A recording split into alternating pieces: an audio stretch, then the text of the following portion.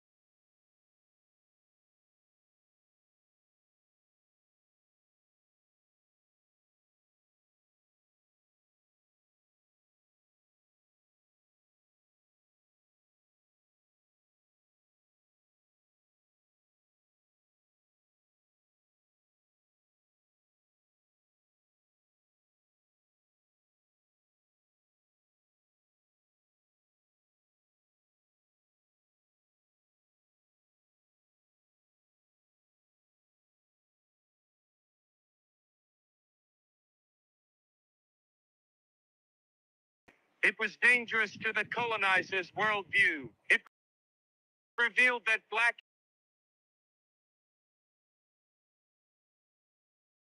they were not just a people, they were a prince. They fought back when others.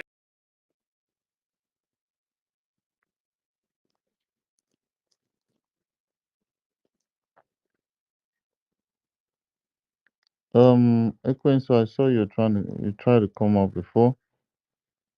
What you call? I'm going to be sending the mic out so that we'll join the space and we say some things as regards this.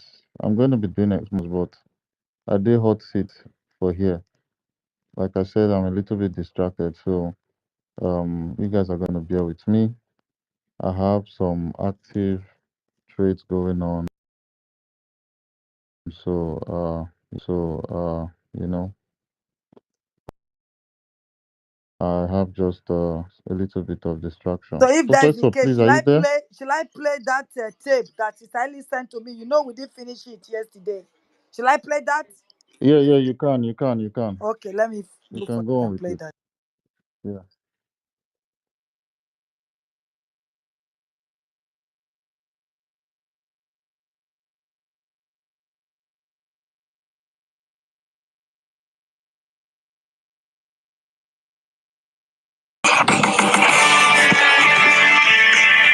There comes a time when truth must rise from the ashes of silence. A time when the voice of the past breaks through the walls of history and shouts into the present. That time is now. That voice is the voice of the Igbo people, a people so powerful in spirit, so unbreakable in will, that even the mighty British Empire trembled at the sound of their name. They didn't fear the Igbo because they were violent. No, they feared the power of their mind, the strength of their unity, and the depth of their culture. The British Empire, with all its guns and global power, was shaken by a tribe that refused to bow, refused to break, refused to be erased. You see, the Igbo were never just another group of people to be colonized. They were a force of resistance, a pillar of self-rule, a threat to imperial lies. The Igbo believed in freedom long before the West defined it. They believed in justice before the colonizer could spell it. They governed themselves with systems so sophisticated that even European scholars were stunned. They didn't need kings appointed by foreigners. They chose their own leaders. They didn't need foreign religion to find God. They walked with him in spirit and in truth. That is what frightened the empire. Not their weapons, but their wisdom. Not their violence, but their vision. So the British tried to rewrite their story. They tried to brand them rebels, savages, pagans, because they feared their truth. But you cannot bury a people whose roots go deeper than any empire's foundation. You cannot silence a voice that carries the thunder of ancestors, the fire of future generations. The Igbo stood tall when others knelt. They fought back to injustice, even when the price was blood. That is why they were sold in chains across the Atlantic, because colonizers feared what would happen if the world saw their strength. That is why the world has been silent about their legacy, because their existence exposes the lies of colonial narratives. But the truth is rising now. The descendants of the Igbo are rising. The world will know that the empire feared the Igbo because the Igbo were never meant to be ruled. They were meant to lead.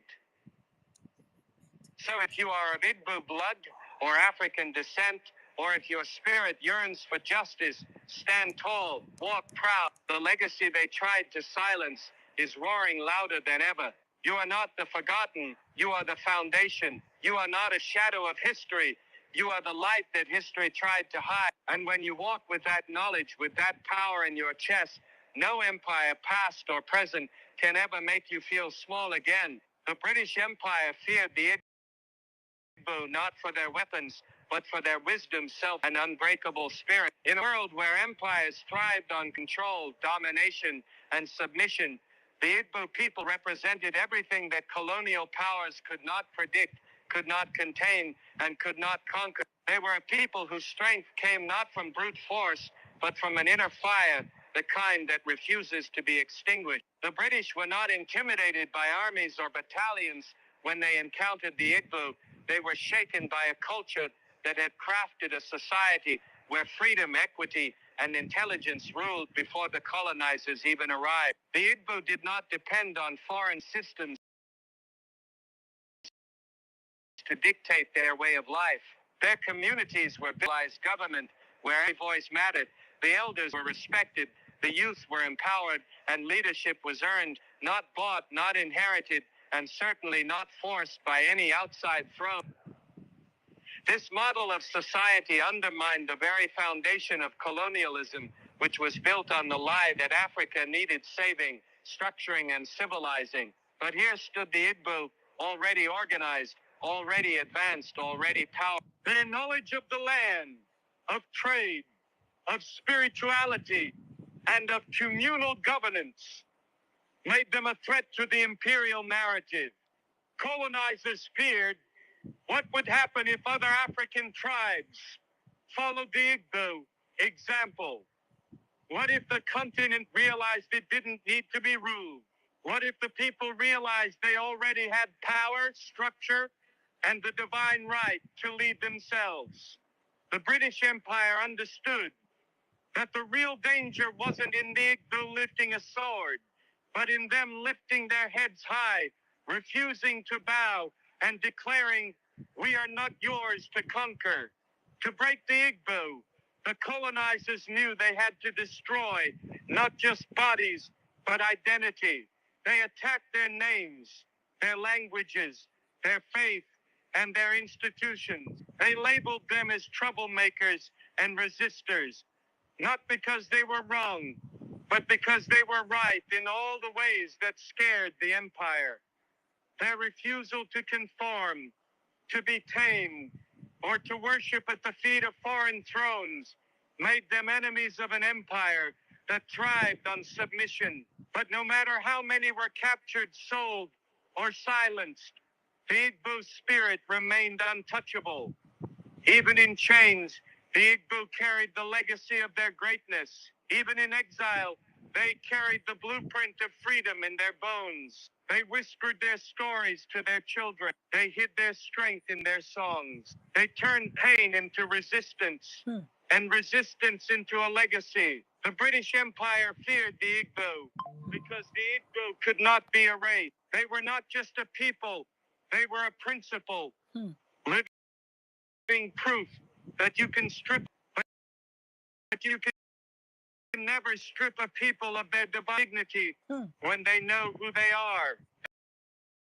Carried the empire, and it still echoes with power. Decentralized leadership and democratic values posed a direct threat to the very foundation of the colonial order, which was built on absolute hierarchy and the submission of indigenous people. At the heart of the British Empire's fear was not just a military confrontation, it was ideological. The Igbo didn't function like the rigid monarchies or centralized governments the British were accustomed to dominate. Instead, they operate on a system that taught communal decision-making, individual responsibility, and collective freedom. Each village governed itself through assemblies of elders, titled men, and community voice. There was no singular king who could be bribed, manipulated, or installed by the British to serve colonial interests.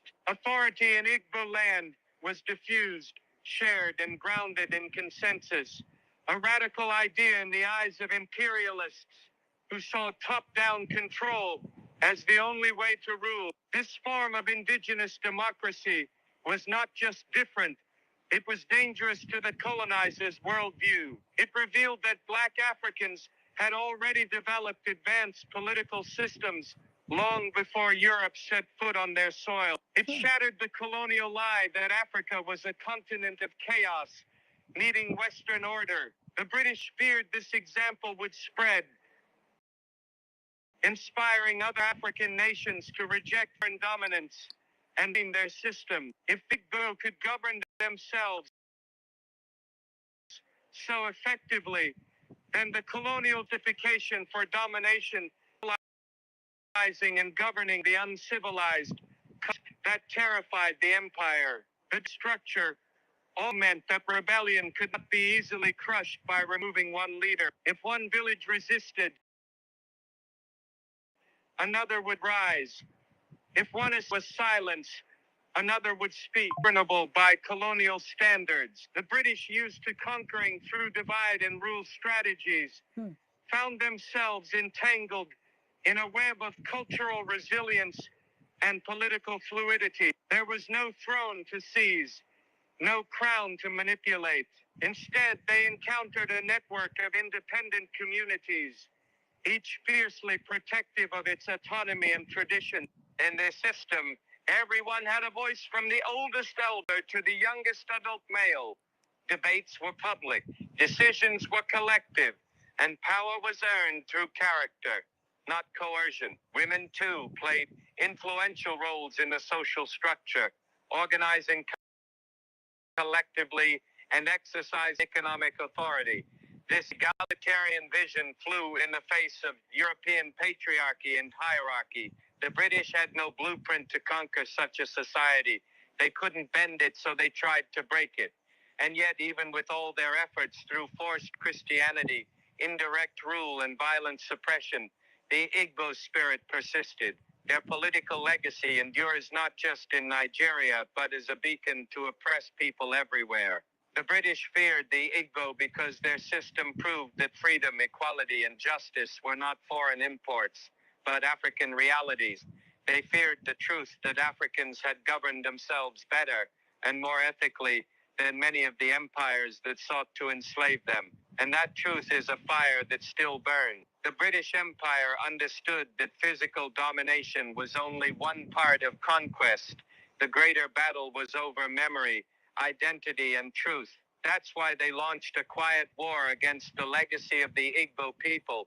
A war not fought with bullets alone, but with ink, lies, and silence. The Igbo, with their strength, intelligence, and defiance, stood as a glaring contradiction to the narrative the empire worked so hard to promote, that Africans were primitive, disorganized, and in need of Western civilization. So, to preserve their illusion of superiority and control, the British didn't just enslave Igbo bodies, they targeted their history, their pride, and their story.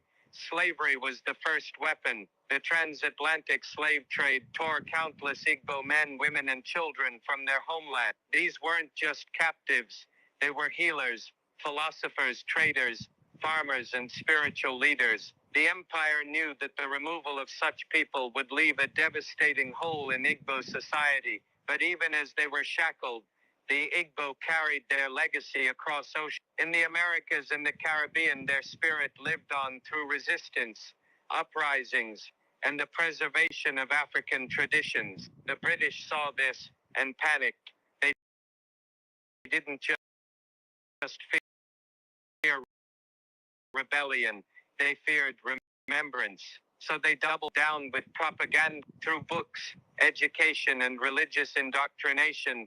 They painted the worth telling. They rebranded centuries of thriving civilization as chaos and erased achievements that rivaled anything seen in Europe. The same people who had developed sophisticated legal systems, advanced farming techniques, and trade networks stretching across the continent were now being described as backward.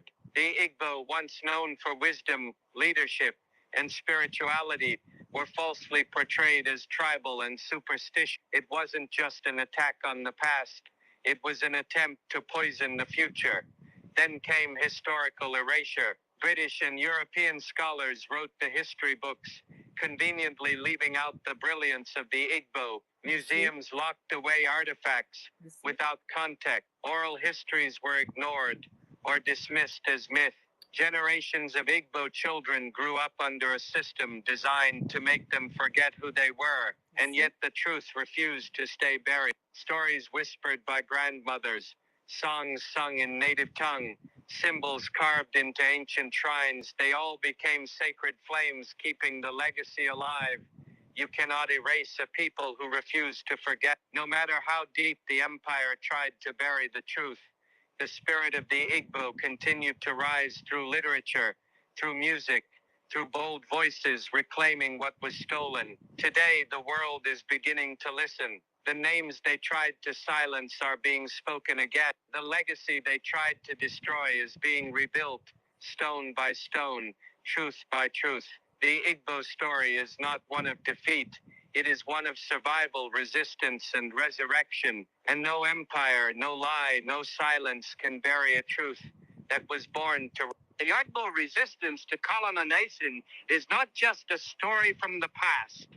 It is a living blueprint of courage, identity, and dignity that continues to echo across generations and continents. In a time when African people were being systematically dehumanized, disempowered, and displaced by colonial powers, the Igbo stood as a fearless testament to the fact that freedom is not given, it is claimed. They refused to be erased. They refused to bow to foreign crowns or adopt the identities forced upon them. They fought not merely with weapons, but with a deep spiritual fire, a communal sense of purpose, and a clear understanding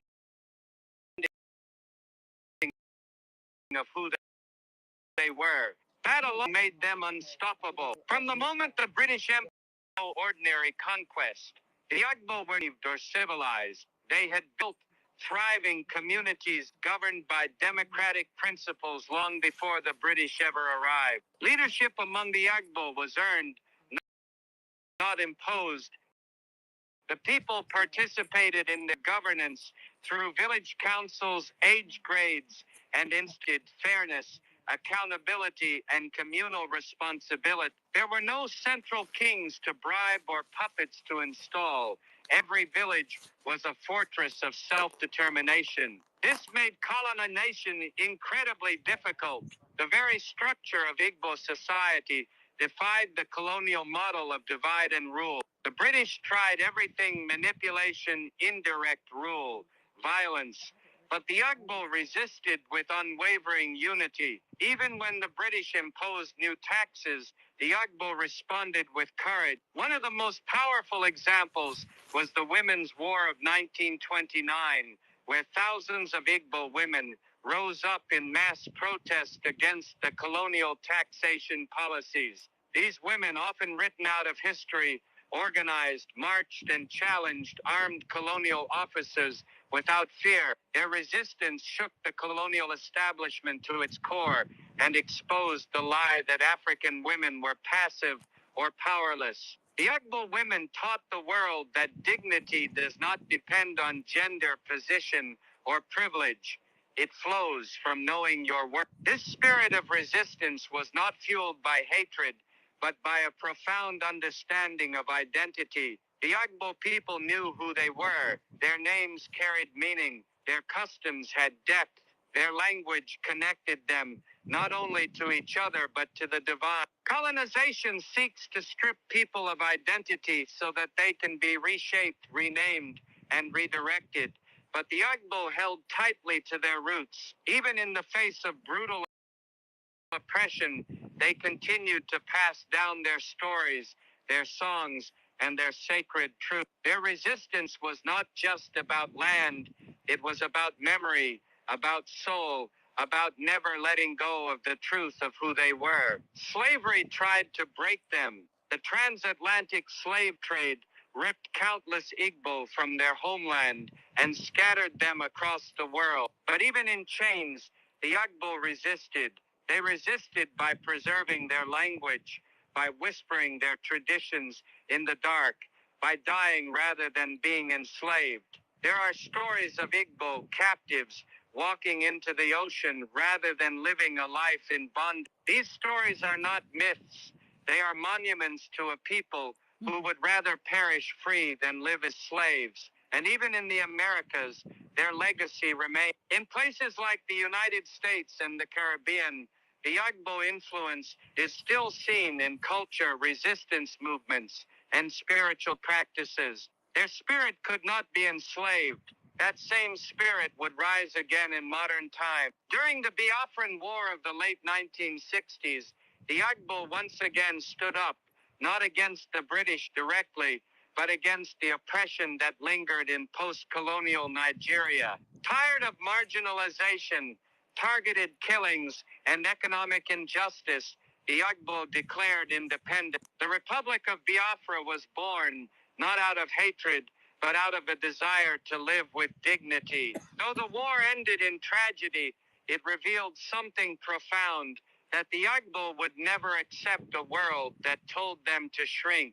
They would rise again and again, even if the world turned against them.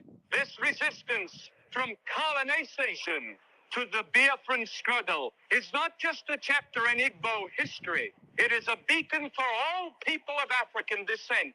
It tells us that we are not defined by our oppression, but by our response to it. That we are not powerless victims, but powerful architects of our destiny. The Igbo story teaches us that true freedom begins in the mind. When you know who you are, when you refuse to accept the identity forced upon you, and when you fight not just for survival, but for honor. In today's world, where the scars of colonization still remain in systems, borders, languages, and minds, the Igbo resistance stands as a guide. It reminds us to reclaim our languages, our stories, our names, and our pride. It reminds us that unity is strength, that leadership is service, and that dignity is non-negotiable. And it reminds the world that Africa was never a blank canvas. It was a masterpiece long before the colonizers arrived. For young Africans across the globe searching for purpose, for descendants of the diaspora longing to reconnect, and for anyone who has been told they are less than, the Igbo legacy offers this truth. You come from greatness. You are not the aftermath of colonization. You are the inheritance of resistance. Your bloodline is royal. Your history is rich, and your future is unstoppable. The Igbo people didn't just resist. They triumphed through survival, through culture, through truth. They showed us that courage is not the absence of fear, but the decision to stand even when fear surrounds you. And that kind of courage is contagious. So when you walk into the world, walk like someone whose ancestors dared to fight empires, like someone whose people could not be silenced. Live like someone whose story is still being written, and make sure it's a story of power, pride, and purpose. Because the Igbo didn't just leave us with a memory, they left us with a mission, and that mission is to rise, always, no matter the cost.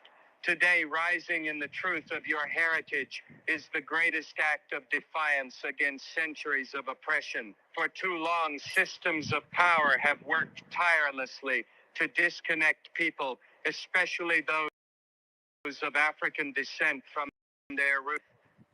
Through colonization, slavery, and forced assimilation, empires didn't just seek to dominate land.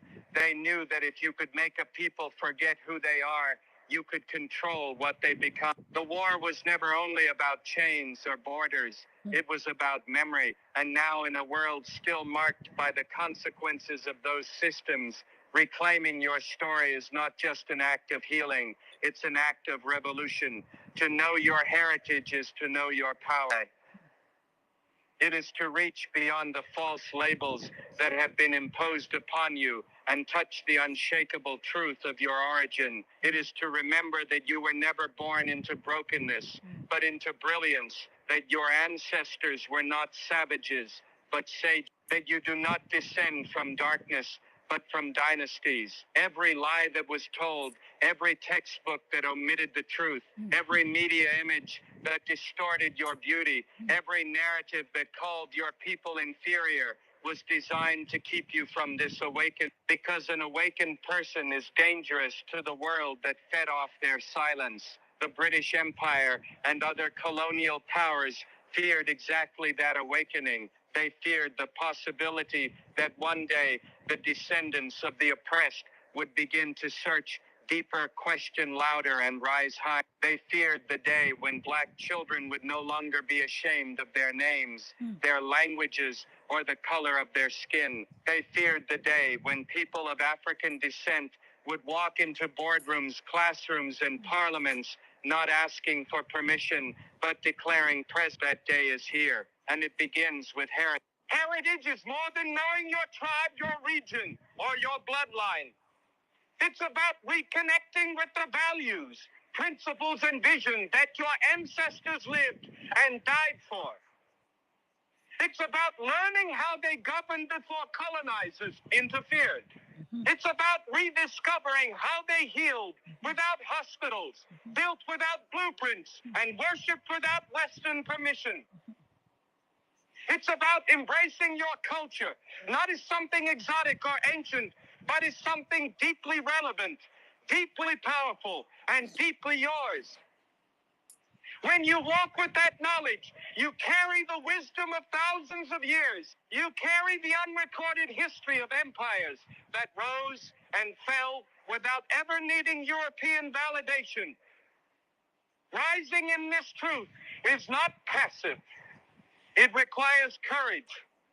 Because everything around you has been built to distract, distort, and deny it. From school systems that barely teach African history, to beauty standards that celebrate everything except African features, to economic structures that sources. There is a machine of erasure, but the power to resist. And that resistance starts the moment you say, I will no longer see myself through their eyes. I will see myself through the eyes of my ancestors.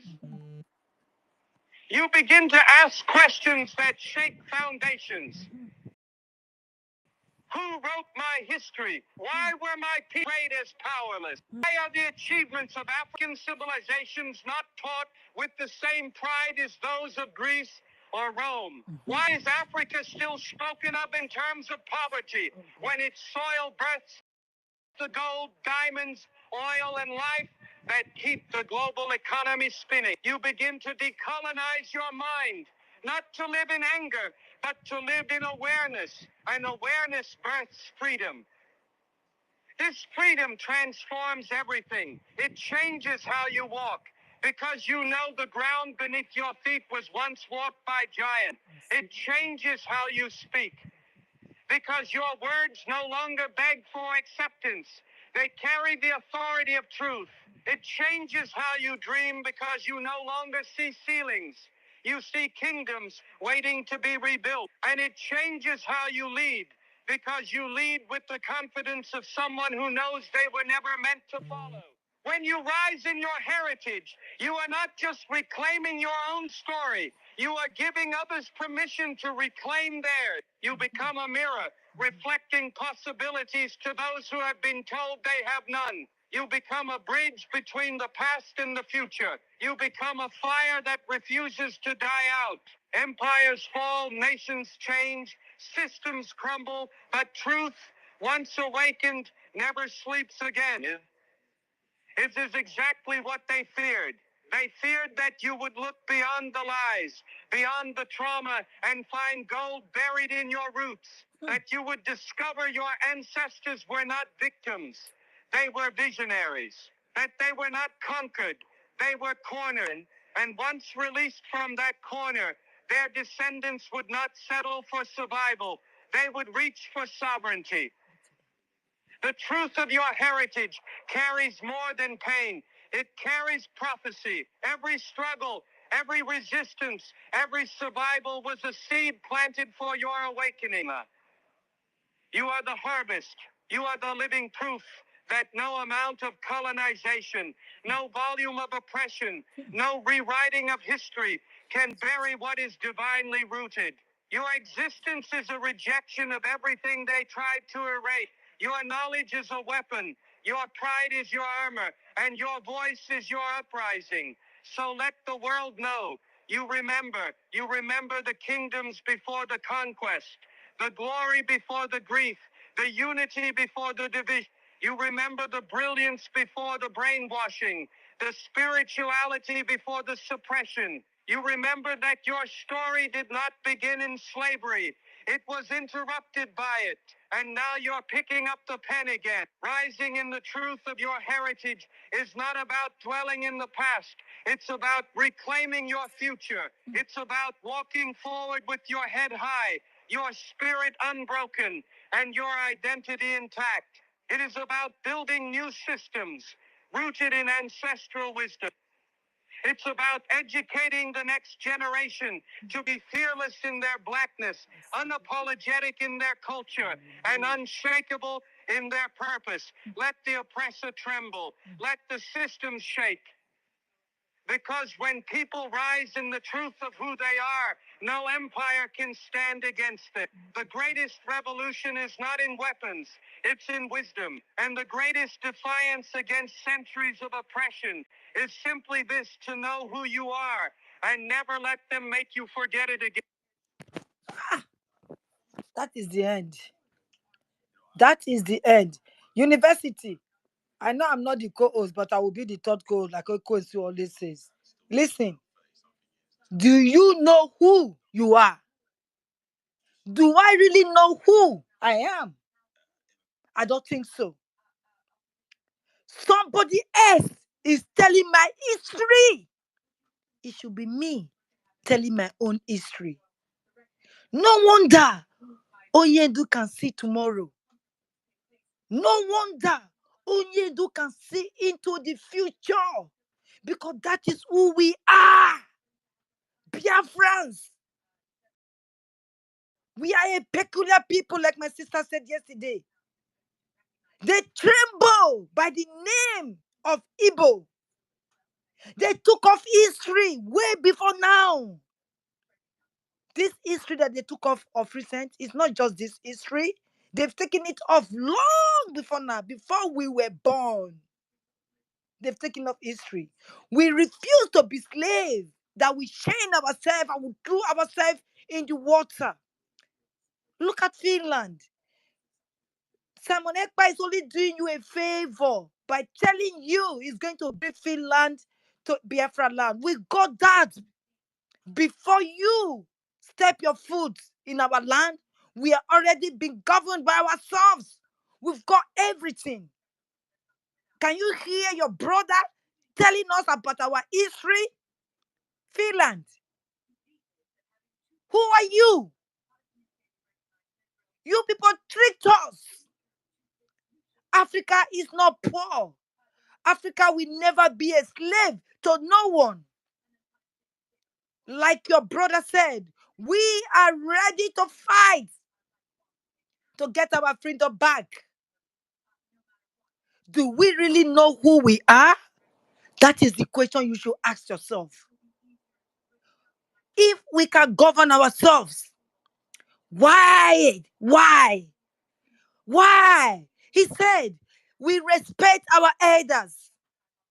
The children are doing work with their hands. What happened now? Why do we listen? Before the Christians and the churches, the Bible came. We gods. And we have respect. We have respect. What is going on now? Money, Christianity, everything. They've used it to blindfold our eyes, that they don't want us to think and to know who we are. Can you see wherever you go to, you are blessed? Can you see that? Wherever you step your feet into, you are blessed because you are born to rule. You are born to rule, not to be ruled. That is who we are. We are so peculiar people. Oyendu came. He came because of this Biafra. He's not supposed to be here. He's supposed to be an angel.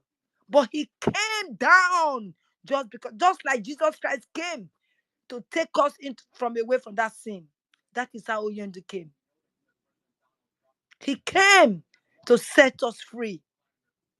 I tell you, we must know who we are.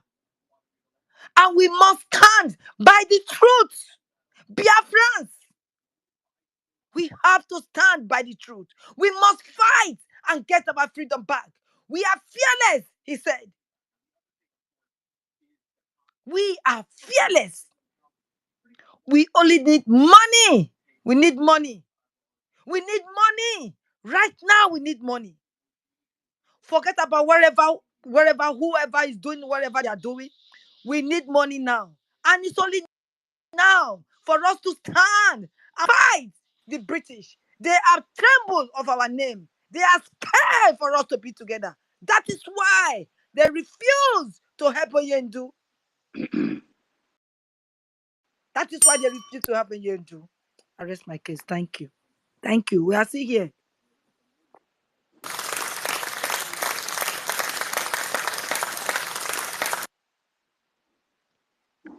Yeah. So thank you so much. I welcome everyone. I see you, our honorable Chai. I hope you're doing good. I see you're muted. You want to say something before we go on with the Yes, all yeah. right. I need to say something fast All and right. quick. I want to say thank you to everybody there. I greet you this evening. I, Professor Engineer, well done. University, I applaud you. Ekwensu, well done. Sister Helen Peters, Uzo, what is sister? You were the one speaking. I want to say thank you, Ife. Eno Horopo, Ngozi, Chuko, Shimon, Blessed, Evan, Adan Neji. I want to say thank you to everybody. It's not just that I want to take off the microphone from us, but there are certain things I want to put straight. I want to really put it straight. Number one, Onyendu did not really come for Biafra.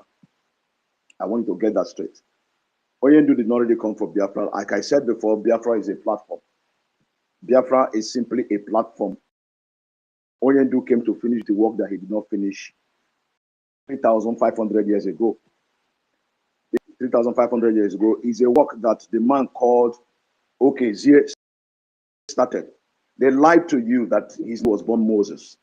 His name is Okezie. He did not finish a work. He stopped by the mountain where in the line of Chukwokikabiam. When he was asked to speak to the rock, he smote the rock out of annoyance and out of anger. And he was the way. And the ancient books that he's going to return each time the children of Israel. When you call Israel, nobody is Israel. That name is a lie. That is where they deceived everybody. That name is 100% lie. There is no word as Israel. Israel does not mean prince. What means prince is Nze, Nzerelu. Nzerelu is the word prince because our forefather's name is Nze Chikobo. So when the Most High asks Okezie himself to do what he asked him to do, Okezie reneged. And he knew that if he continued in this way, this young man will go astray. So what happened? He took him out of the way and asked Ihechiowa, the one he knows, Joshua, to continue with the war and the fight. Now, the children of Israel, which we are the children of Israel. Who is Israel? Israel is the Most High. Ezebinelu, the king of above. That is his name, Israel. Now, we, the children of Israel, the Most High have come back to the season where he wants to deliver us and bring us out of bondage. And the only way he will bring us out of bondage is to use the same prophet that did not finish his work. That is why Onyendu says, I will not leave anybody behind. I will not leave one single person behind, because when he led the people out, he left so many people behind. But in this second missionary journey, he's not leaving anybody behind. Remember, they've asked him to take the 5 eastern states, the 5 Biafran states, Igbo states. He said no, he's not going to leave anybody. Now I'm going to tell you why he refused to leave anybody behind. Can you guys hear me? Yes, you can hear you. Go on. Yes, I'm going to tell you why Onyendu will not leave anybody behind. There is a man you call Esau and Jacob. There is nobody born Esau and Jacob. Their father, Ishiako, and their mother, Erimbako, gave birth to about 5 children, 3 boys and 2 girls. But the people who were prominent is the one that they gave birth to as twins. And who are they? Esau and Chikobo. Who is Esau? Esau is the father of the Ishan people.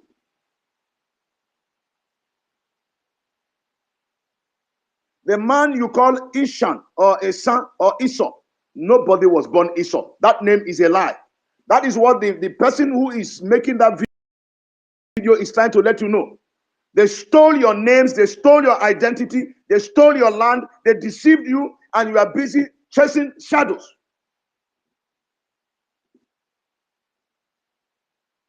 His name is Esau because he was born with hairs. Esau, one born with hairs. And his father also called him Uhie Edom because he was born fair, like an albino. Uhie Edom simply means my orange man. Where are his children? His children are in Edo State. They are there today. Isan are his children.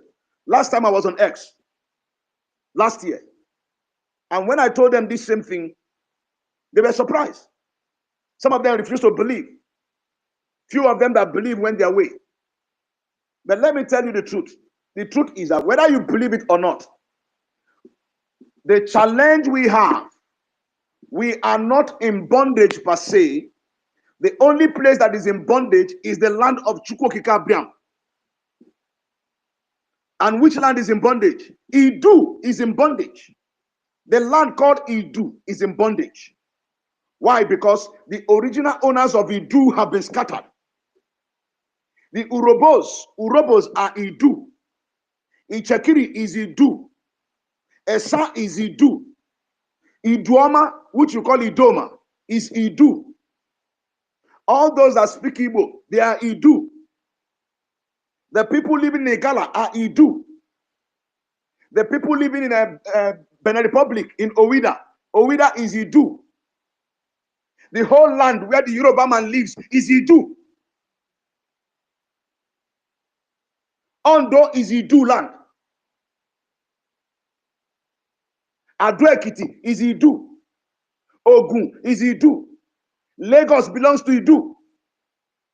Benin Republic, Owida is Idu. Part of Togo is Idu.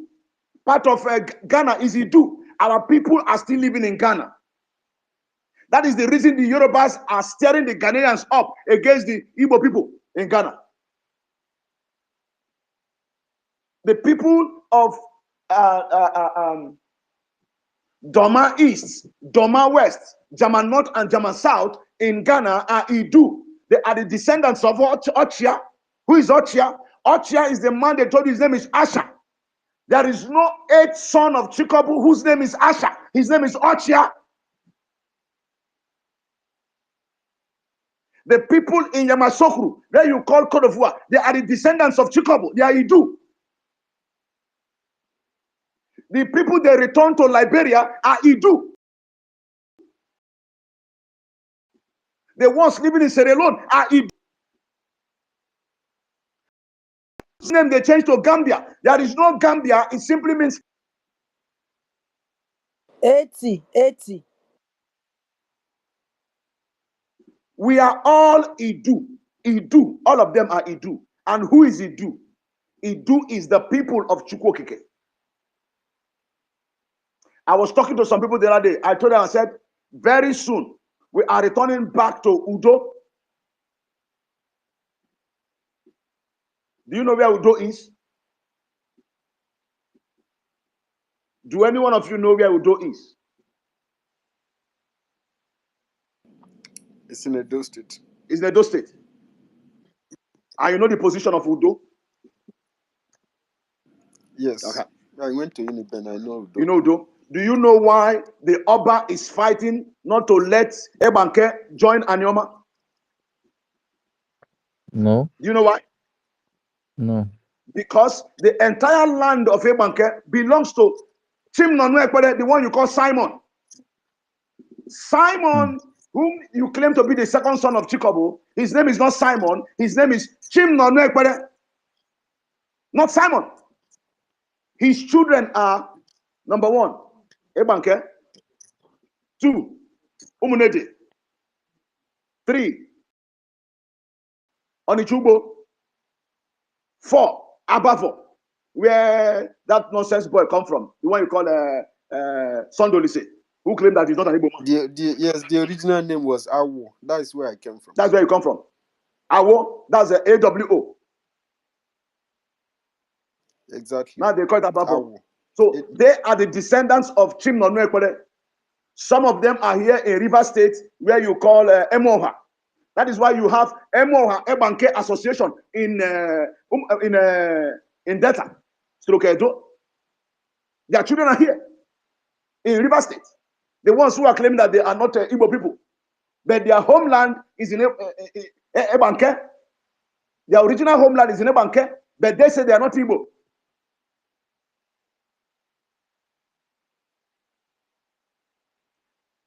Now, this is the reason I took up. I may not even allow anyone of you to talk again till 12 midnight today. I may not allow you to speak till 12 midnight because you have provoked me. The man that you just listened to is not Billy Graham.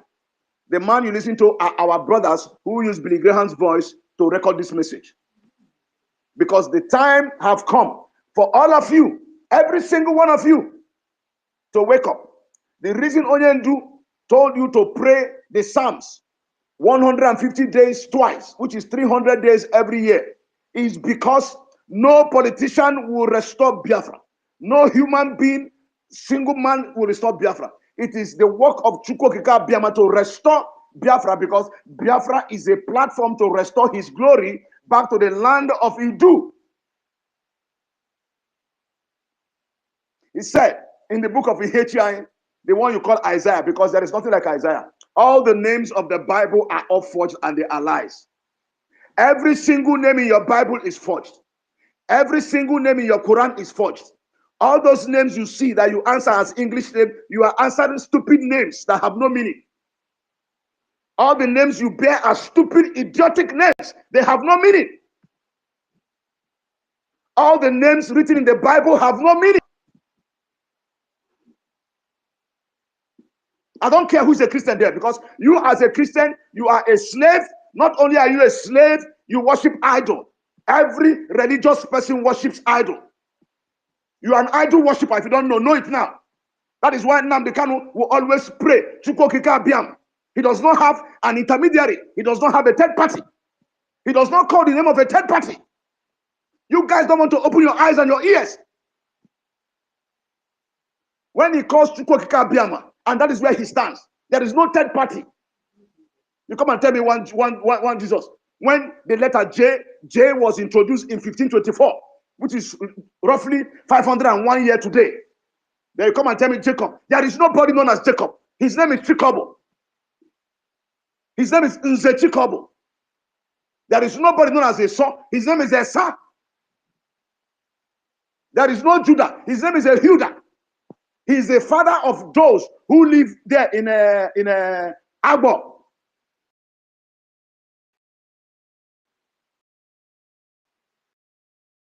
Ehuda's children are living in Agbo. When you get to Duroboland, Ephraim, which you call Ephraim, Boland. The children of Onafutalim, the one you call Naphtali. His name is Onafutalim. Onafutalim Nanka, one name one.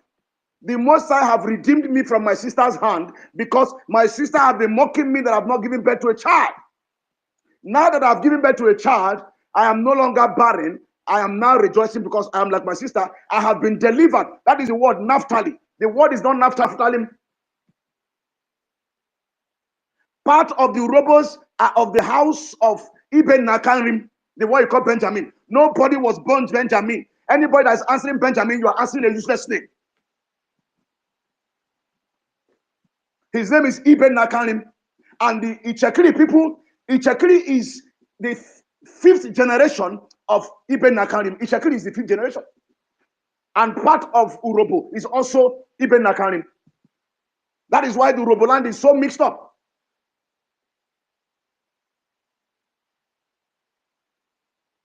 The other people who live there in Enuani, which you, these are the four of them: Ibn Nakarim, Ephraim, Onafutalim, and Ehuda.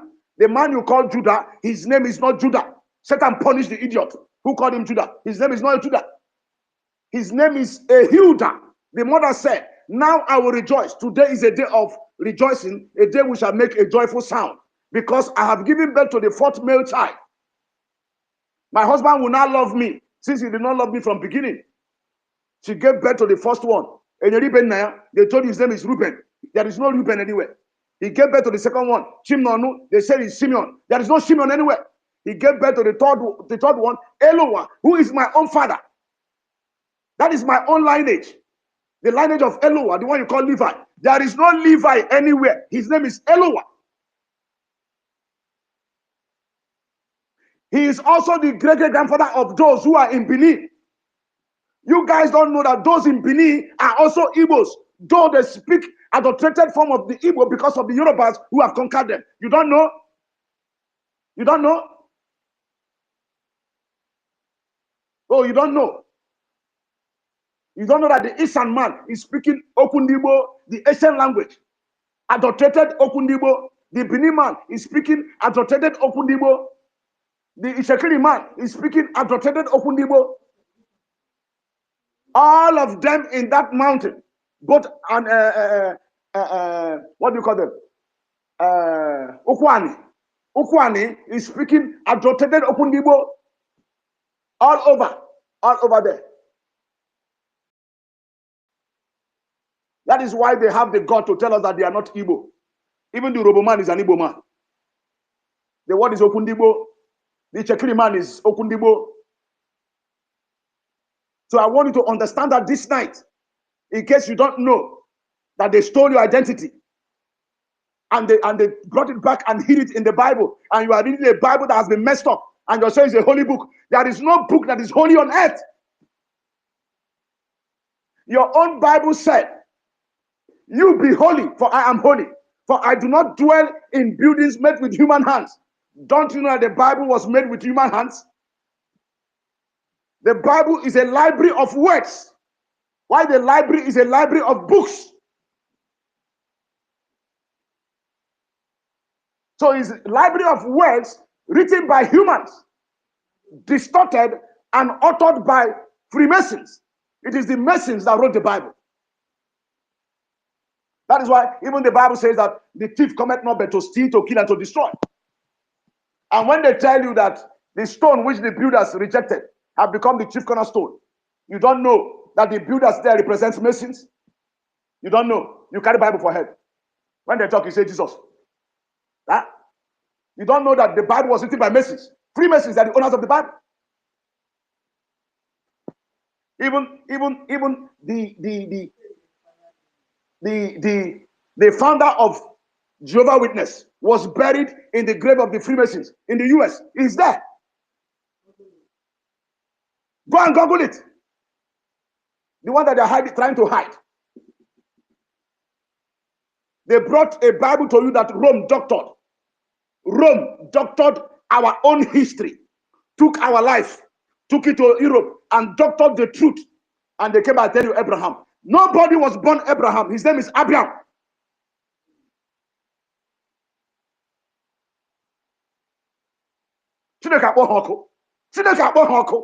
Criminals and idiots. And you are here being enslaved, obsequiously being submissive. When a pastor lies on the pulpit, the church, your church is known as circus. It's a circus where idiots go to clap hand. Yes, now that is why somebody will preach nonsense and you will not clap hand for Jesus. I'm asking you, that your pastor is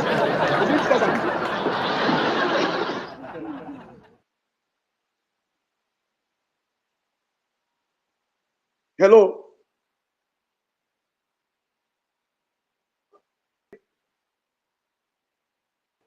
Are we together? Proceed, Professor. Absolutely. We are together. See, Completely. let me tell you, after this night, if you don't Yes, call me yes. again, I don't have any problem.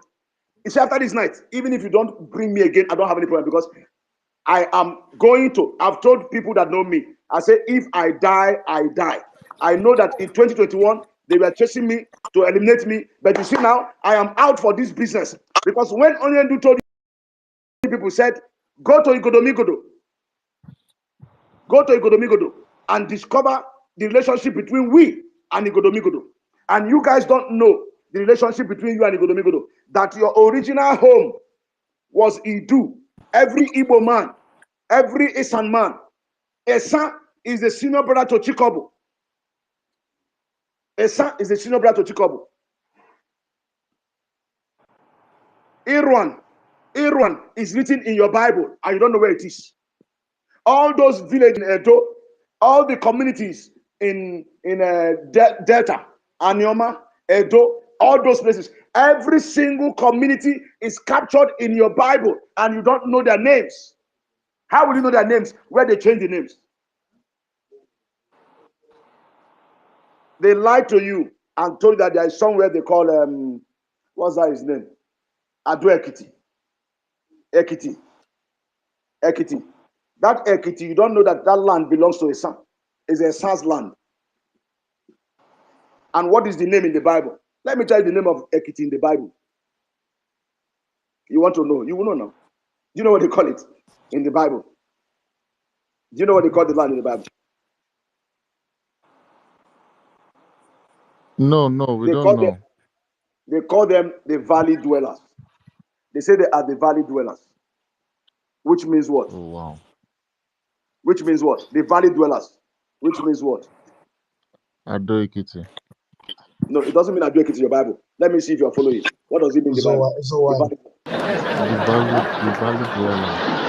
valley dwellers. People that dwell in the valley. The valley dwellers. Do you know what they call them in the Bible? Huh? Galilee. No, it's not Galilee. No, it's not. I think you will just teach us this part. Now, wait. Let me finish first before you start cutting me off. Let me finish because the man that just spoke, that man that just spoke, did not speak politics. He spoke the truth, spiritual truth. That word you just listened to, I've had it in the last 2 months. It has been with me for 2 months. I looked at it, I started laughing. After laughing, I said, well, the Most High has already promised that he's coming. And he's coming with judgment. I told some people, I said, very soon, those who live in Edo State will begin to run. Judgment will start from Edo State. The destruction of Nigeria will start from Edo State. Write it down. The destruction of Nigeria will start from Edo State. Because Edo State is where they harbor all the enemies of our people. All the enemies of our people are being harbored in Edo State. I'm very sorry for those who come from Edo. Nothing will happen to the innocent ones. But you see those ones that want to carry one Nigeria on their head in Edo State. I'm sorry to say this, they are going to suffer, they will die. Because you are not contending with bullets, neither will you be contending with soldiers. You'll be contending with the force of heaven. The forces of heaven is what they'll be contending with. If you are living in Edo State and you are fighting against the restoration of not just Biafra, but the restoration of the house of Abiam, the restoration of the house of Ishaku, and the restoration of the house of Chikobo, heaven will crush you to death. And that is the truth. So anybody who is here now hearing my, if you're go back, tell you that the Most High is returning back to his land. And that place you call Udo is simply known as Jerusalem. That is the original Jerusalem. It is not, Udo simply means peace. You are not asking yourself, if the Benin man say Udo means peace, the Isam man say Udo means peace. and the Igbo man say Udo means peace. Then you now come to the center, you say Bini, Isan, and Igbo, they are not one. How come Udo means peace to everybody? How come Udo is not peace to everybody? And you don't know that when they say Udo, Udo simply means peace, and that is Jerusalem. How is it Jerusalem? No, It is where I our don't have it in hello, sir? 8, 10. Oh, sorry. Hello. That is where Go our on, go on, Emetuchai. Go on, that is please. where our forefathers come together to worship. And from that place, the word Assalamakudo, Assalamakudo, which the Muslims stole from you and say is Assalamu alaikum, alaikum salam. There is no Assalamu alaikum, alaikum salam. It's simply Assalamakudo, Liakam Assalam. I have raised my hand of peace to worship. Look at my hand, I have raised my hand. I have raised my hand of peace to worship. Look at my hand, I have raised my hand. And somebody stole it from you. The person is speaking, Assalamu alaikum, Assalamu alaikum, Assalamu alaikum, and you are busy responding, Assalamu alaikum. You forgot that it is even your own language.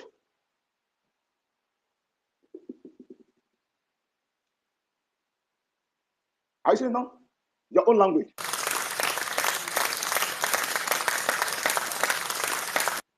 Now, that land, Salam alaikum, alaikum salam. it is Assalamu alaikum, liakam assalam. Assalamu alaikum.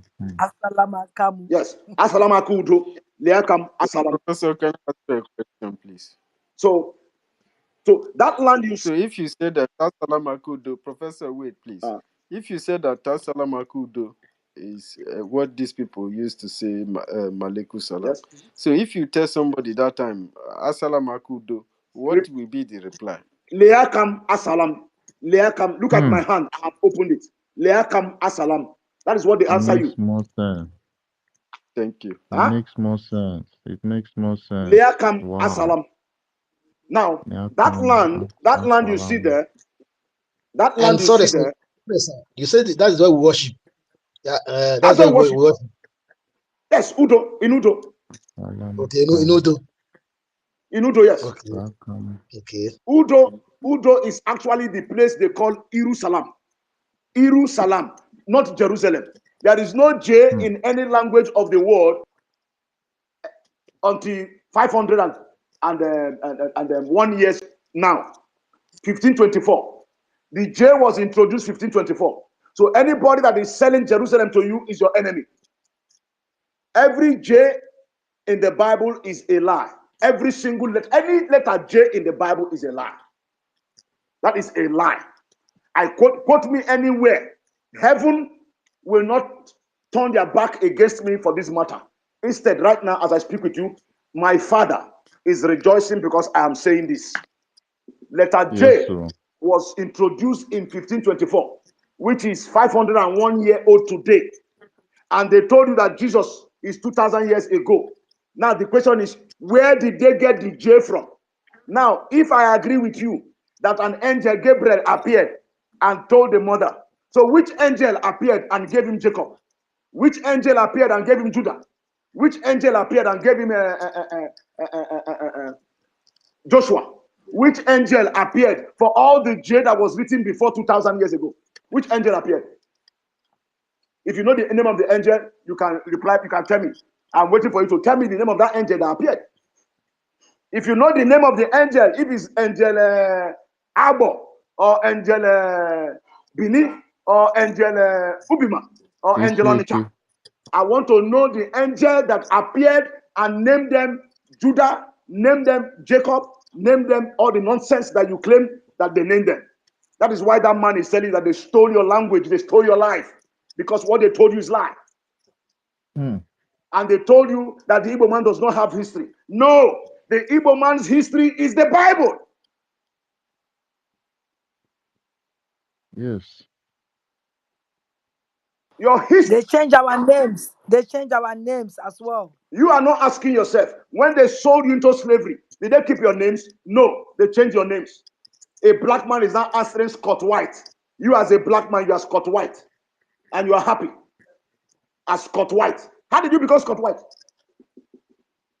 Huh? Baptism. Because you were sold into slavery and they took your name away and gave you a name that is not yours. That is how you got the name. Now, going back to Udo, the first person that lived in Udo, the first priest that dwelled in Udo, do you know the person? No, tell us. I'll tell you. Sorry, sir. Sorry, sir. Before you continue, this name Jehovah. So they throw that nonsense away. It's a nonsense. Go and sit down there. What is Jehovah? Hey! What is Jehovah? Please, can Jehovah? I ask you a question? Can I ask you a question? Go ahead. Are you Jerry. aware that the Bible wasn't written in English at first? It was translated. Are you aware? Okay, it was translated. From which language? Yes. From which language? From which It language? was translated to English. The English you are From using From as your Latin. language, From as the which language language? you are speaking. No, from which language to which language? From The Hebrew. Bible is From not English, originally English. Is I said Hebrew from which? and Greek. I Hebrew said and from which Greek. language? Okay, let me Hebrew explain. and Greek. Now let me explain to you. from Let me explain. Aramaic. From Aramaic. I want you to No, throw not that just nonsense. the What is promise what you know about, please. No, now? this is not the See, freedom we are fighting for. please, listen. The Bible you say is translated from Hebrew. The word J is an English word. The English word is not. Professor, this one is They too deep didn't for this write Bible passage. with English word. It was translated in English because English is the general language everybody is speaking. So Okay, let don't me use ask the you a question. English word Okay, to now refer to anything. now let me ask you a question. Now, Professor see, know how let me to ask you a seated question. here. Please Calmly. allow me to ask that person a question. Huh? Can you hear me? Proceed. Yes. Please, go and ask the Englishman who translated it if in lexicography or lexicology, if they translate people's names, the name of a person, the name of a thing, and the name of a place, they are all nouns, and you have no right whatsoever to translate them. If your name is Ekwensu in Abia State, if you go to China, they must call you what? Ekwensu. If you go to America, you must be what? Ekwensu. If you go to England, you must be Ekwensu. So nobody. So the reason.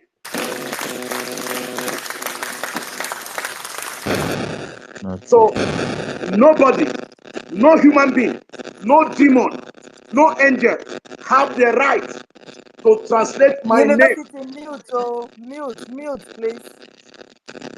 He's muted. Let me just go on. Nobody have any right to remove Ekwensu and not tell you that he has translated Ekwensu into English language. It is a very big lie. And it's very unfortunate that people who call themselves professors in the universities are talking nonsense. Because we know at the level I have or I am in the English language studies, you do not translate a noun, a name of a person, a place, or a thing. It must remain the way it is. If it is 10,000 years old, it must remain like that for 10,000 years. So whoever tells you that they translated a name from ancient Hebrew to English, the person is a criminal. That is why the Bible calls them thieves. The thief cometh not but to steal, to kill, and to destroy. They came to steal. Tell them that I said they are thieves. So don't come back here again and tell me that the translated is a Hebrew word. Do you think there is a language called Hebrew? Do you even think there is a language called Hebrew? There is no language called Hebrew. Go to your Bible. The first language that was spoken on earth by angels, language of creation, by the ancient people, is called the ancient language, the pure language. It's called the ancient language, the pure language. How did the word Hebrew come? The word is not even Hebrew. The word is Hebrew, not Hebrew. That word is Hebrew. Guys, please, we have a topic. Oh, please. We have a topic, please. Can we concentrate? I'll soon round up. Whatever is your topic, I'll soon round Please, up. what is the original name of Jesus? Please, I just want to hear from you. Number one, nobody was born Jesus. The name he was supposed to answer is simple. What is that? Yeshua, the light of the Father to the world. Yeshua Hey, is his Mr. name. Chai, you have a noise coming from your background. No. Maybe it's my hand touching my chair. The word is There's a little Yeshua. bit of a scratchy noise. His name is what? Yeshua. Yeshua simply means the light of the Father to the world. Some of you, Egberu, it's you now. Mute your mic, Egberu. You are the one. He's muted. He's muted. I said, the original name of the person whom you think they called J or whatever you think they called him. The name is supposed to be what? Yeshua. When the Bible says, "This is my beloved Son, in whom I'm well pleased," it simply The means noise is coming from the speaker himself, please. that one moronanya only here machine is, and they change it to Hamashiach. When they tell you Hamashiach, it is simply Mashiach. When they tell you Messiah, the word is not Messiah because Messiah does not mean Savior. Messiah simply means to be pleased with. Mashiach. Messiah means Mashiach. One that is pleased, one that the Most High is pleased with. So when you people speak words that you speak, you don't even know the meaning of what you're saying. Now, the only way you can be delivered and liberated and set free is when you understand the meaning of the words you speak. Until all of you, whether you are a son, you are Itu, you are Bini, you are Robo, everywhere, until all of you come to understand the words you speak, the majority of the words you speak are not true, they are fake and lies. That is when the real liberation will come. How? Because the Most High have said it. He said, in the last days, I will cause them to speak of the pure language. I will cause all of them to speak the pure language in the last days.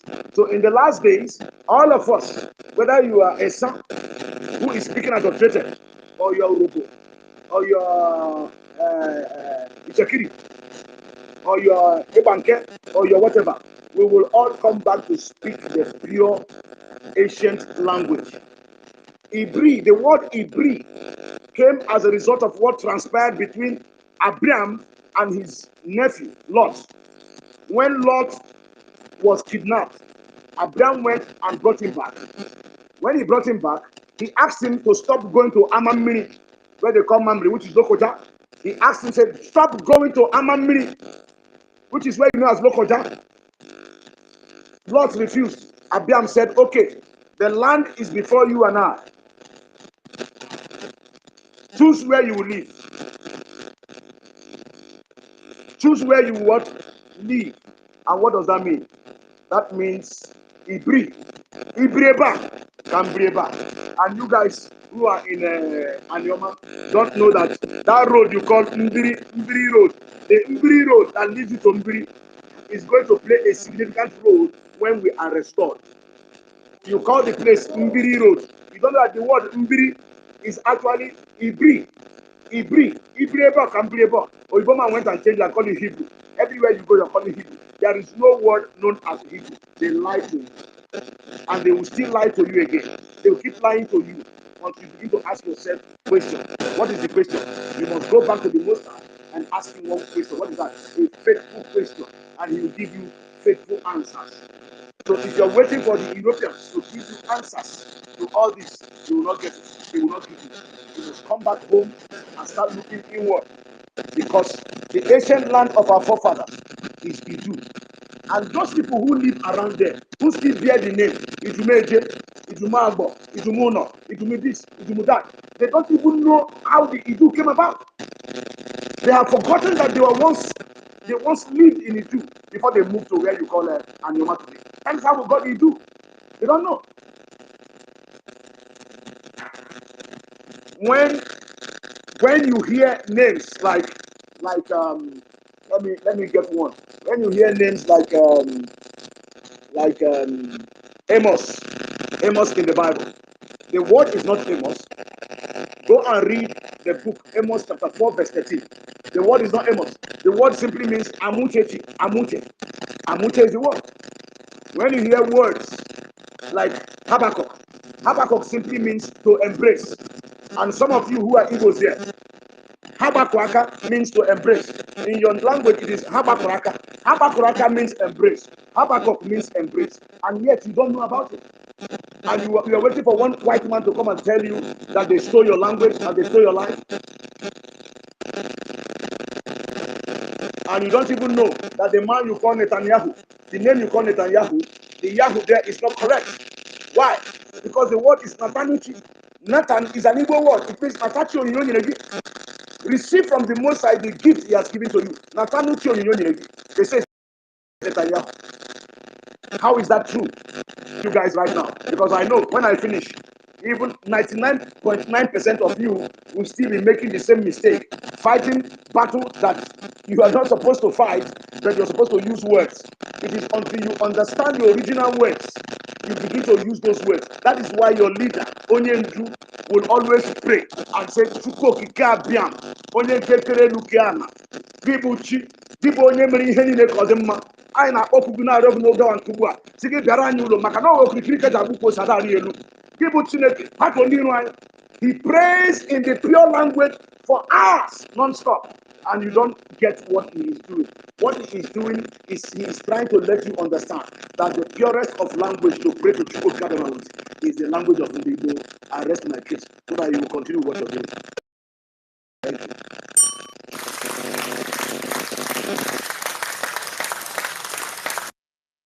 Before you go, Dada, this history you're teaching us need to be enumerated more and elongated more in writing. Community by brain, Yes, because Not yes. only that, Thank you so much. you have taught us so not only much. that, you can come to my Thank you YouTube so channel. much, Go to my Honorable YouTube channel, you will see it. Emetuchai.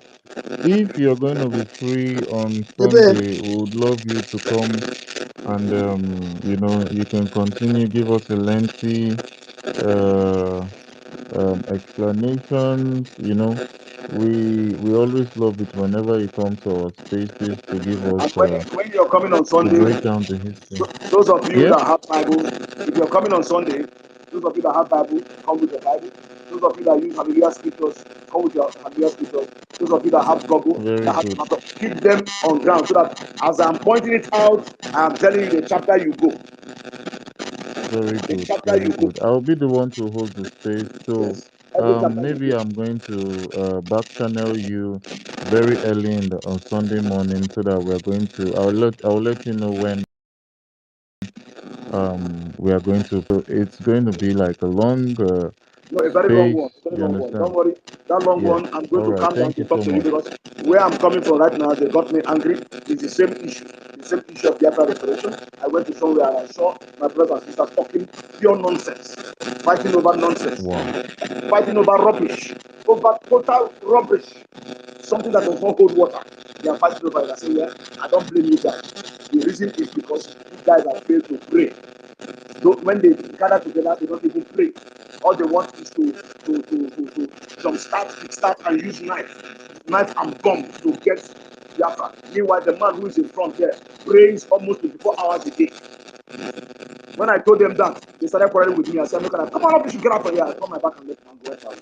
Nonsense. You will not pray. Then you come and talk. What are you talking about? Good night, guys. Thank you, Honorable Emetuchai. Yeah. Let's just go on with where we plan to talk about SWOT analysis because this was literally the main uh, plan that was brought to the table as regards the BRGI moving forward.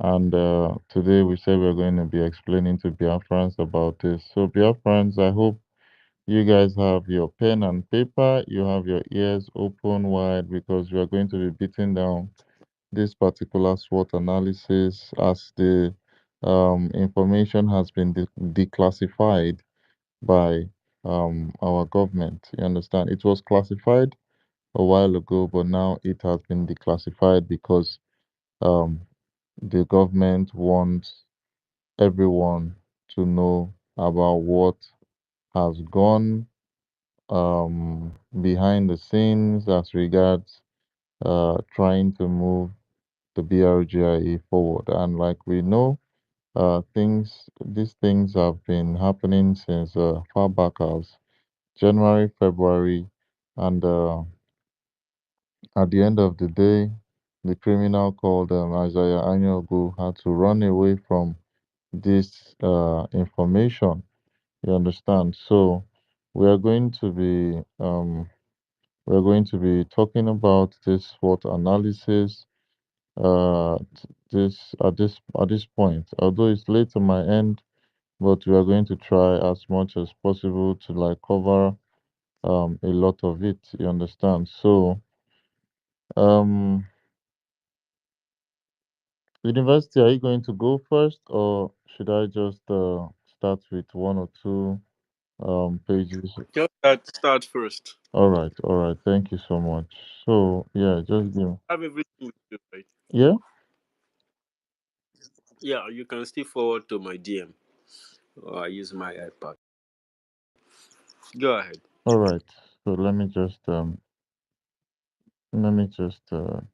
try to have it saved before I send it to your DM because uh while it's declassified, I don't think we are going to be sending it to the general public because of what all these criminals can do with the information, and everything as regards our government is very uh we need to deal with it very carefully. So like I said, everything was prepared far back in February, and this criminal called Isaiah Anyogu, after it was tabled, it was brought to his table, he had to just run away from it. So that's what we'll be treating today. I'm going to be sending it to Mass University now.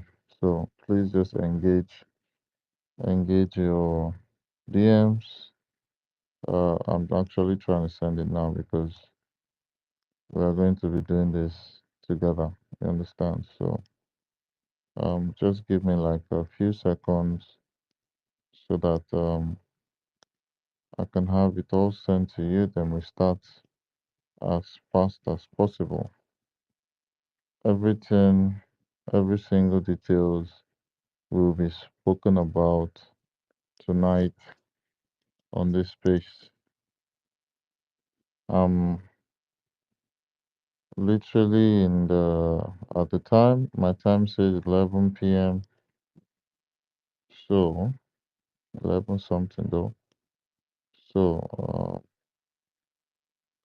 yeah, just give me a second. I'm trying to send the the the information to Honorable University in the Kuwanini. Please just give me a second. Yeah, I'll be done in like less than 10 seconds. So Catch you. university, engage what I sent to you and just try to go through it.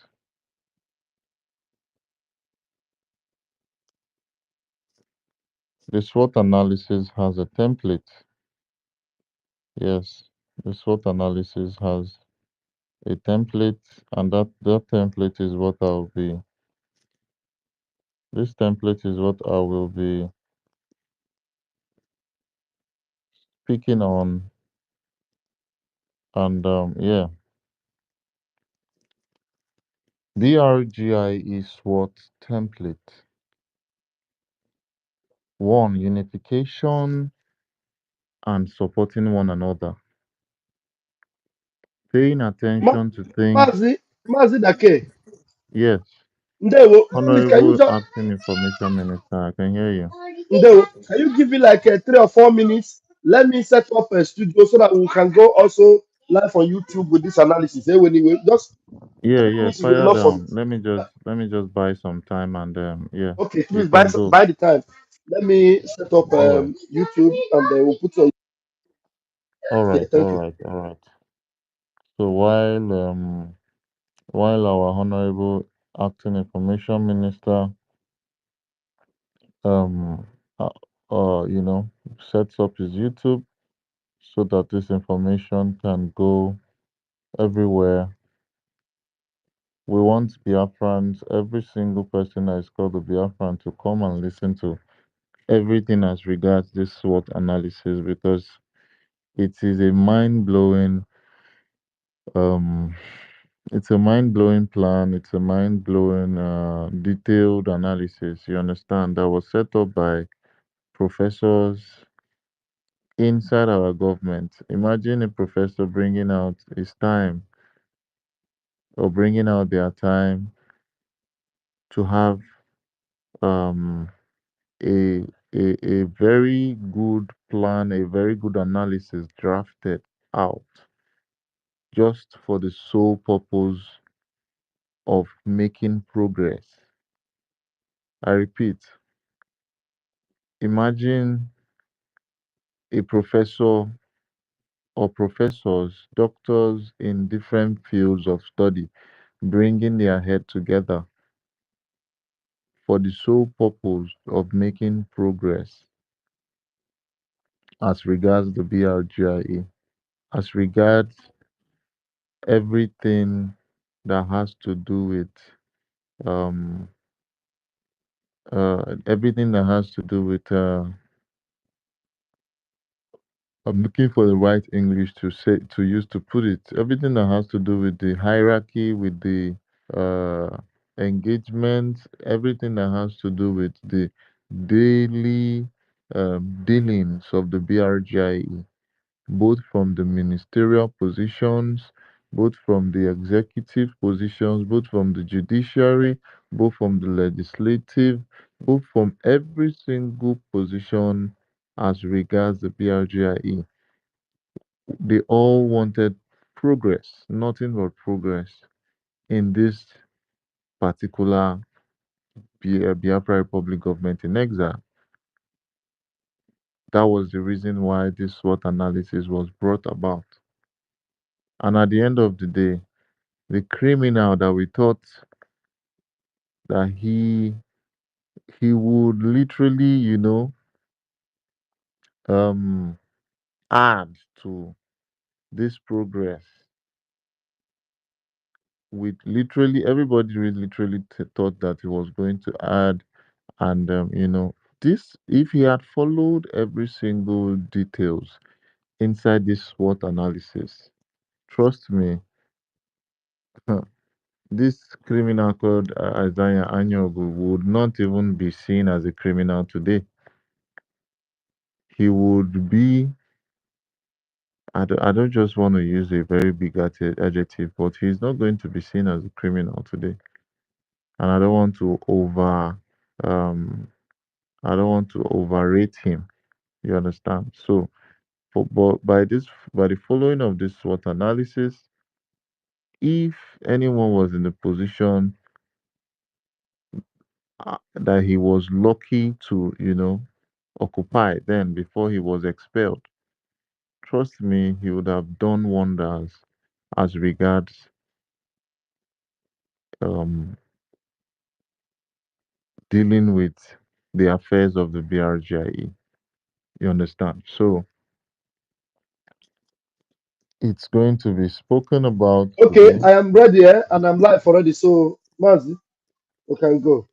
Please, All I right. would also want to, if it's possible, to. Okay, anyway, I I know. don't Are know how you to find. speaking? Yeah, can you? Did you? Okay, I will share it from the website. I would like to be maybe bringing the pictures to our audience. She will start. Okay, you'll be If I can. sharing it on the on your broadcast, right? I would love to do that. Can you leave one of the this thing on our Telegram group? Share it on our Telegram group also. I mean, this what this thing, the link. I can just click and display from there. There. Okay, okay. All right, we are live already, so thank you. Yeah, so Sorry, Professor, I Professor. see you're Professor. still trying to battle. Yeah. There, can't you send it direct to information minister, because I understand what they try to talk. Where you are saying Yes, that I will send it to that him. you shouldn't make it public. So Yes, everybody. yes. Okay, no problem. Just go ahead. I can't even share double screen. I can only share one screen, so the audience will just be listening, and then while you're doing it, just go ahead.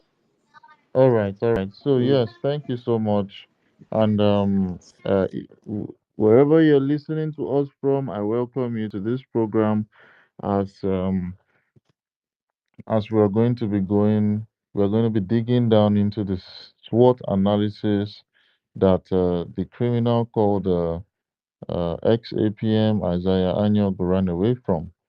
We are going to be beating down on this particular information so that we would know and we are going to understand what went wrong.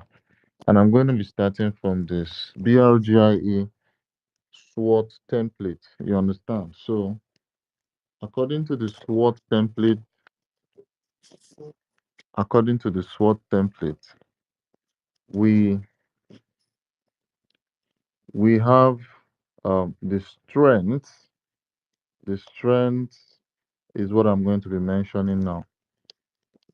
The first one is unification and supporting one another. Unification and supporting one another. Paying attention to things that will make us stronger and unite us more. Paying attention to things that would make us stronger and unite us more. Our resilience and determination to restore our dear nation. Working together with one objective. Deliberating on any project before carrying it out. Working together with and speaking up during any meeting. Having a more cohesive group and working in unison will make it possible for us to achieve things beyond our imagination. BRGIE has established communication with the Prime Minister and his lawyers.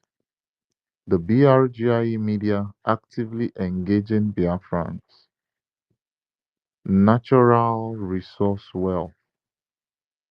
Fundraisings, town hall meetings bring about community engagement.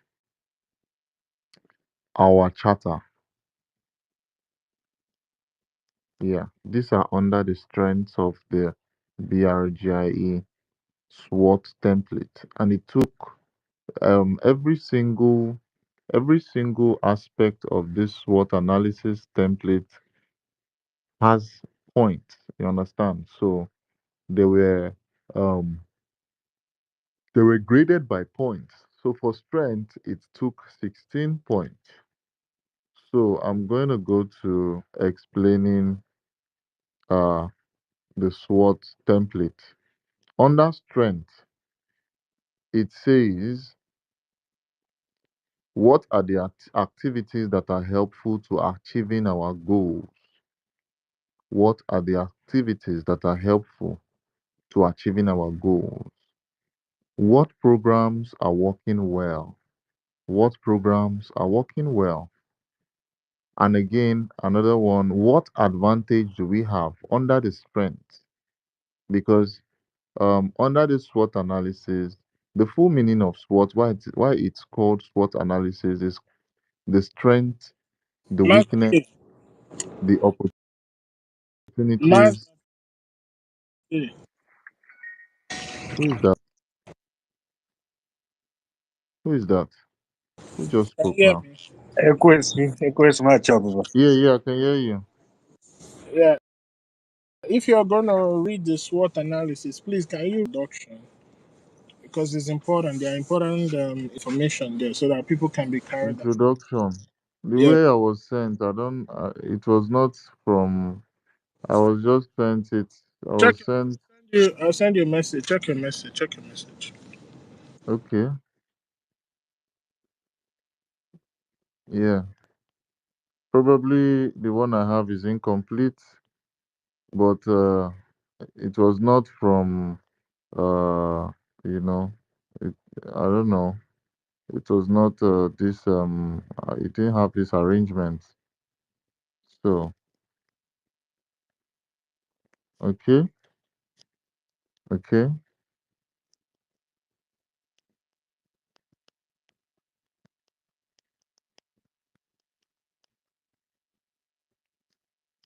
Just give me a second. I'm trying to engage and so I don't make mistakes on this particular. Okay. Please wait the first slide to set the stage. All right, all right, all right, all right. Okay, yeah. So I think yeah, I get what you're trying to say. Thank you so much, Ekwensu. So under BRGI SWOT analysis, I'm going to start from uh the top before I go down. And please let's have our ears glued. We all heard our two leaders rise up to the challenges of our time. Our prophet, His Excellency Mazi Nnamdi Kanu, saw it all more than 10 years ahead of time and preached for us to rise up to the challenges.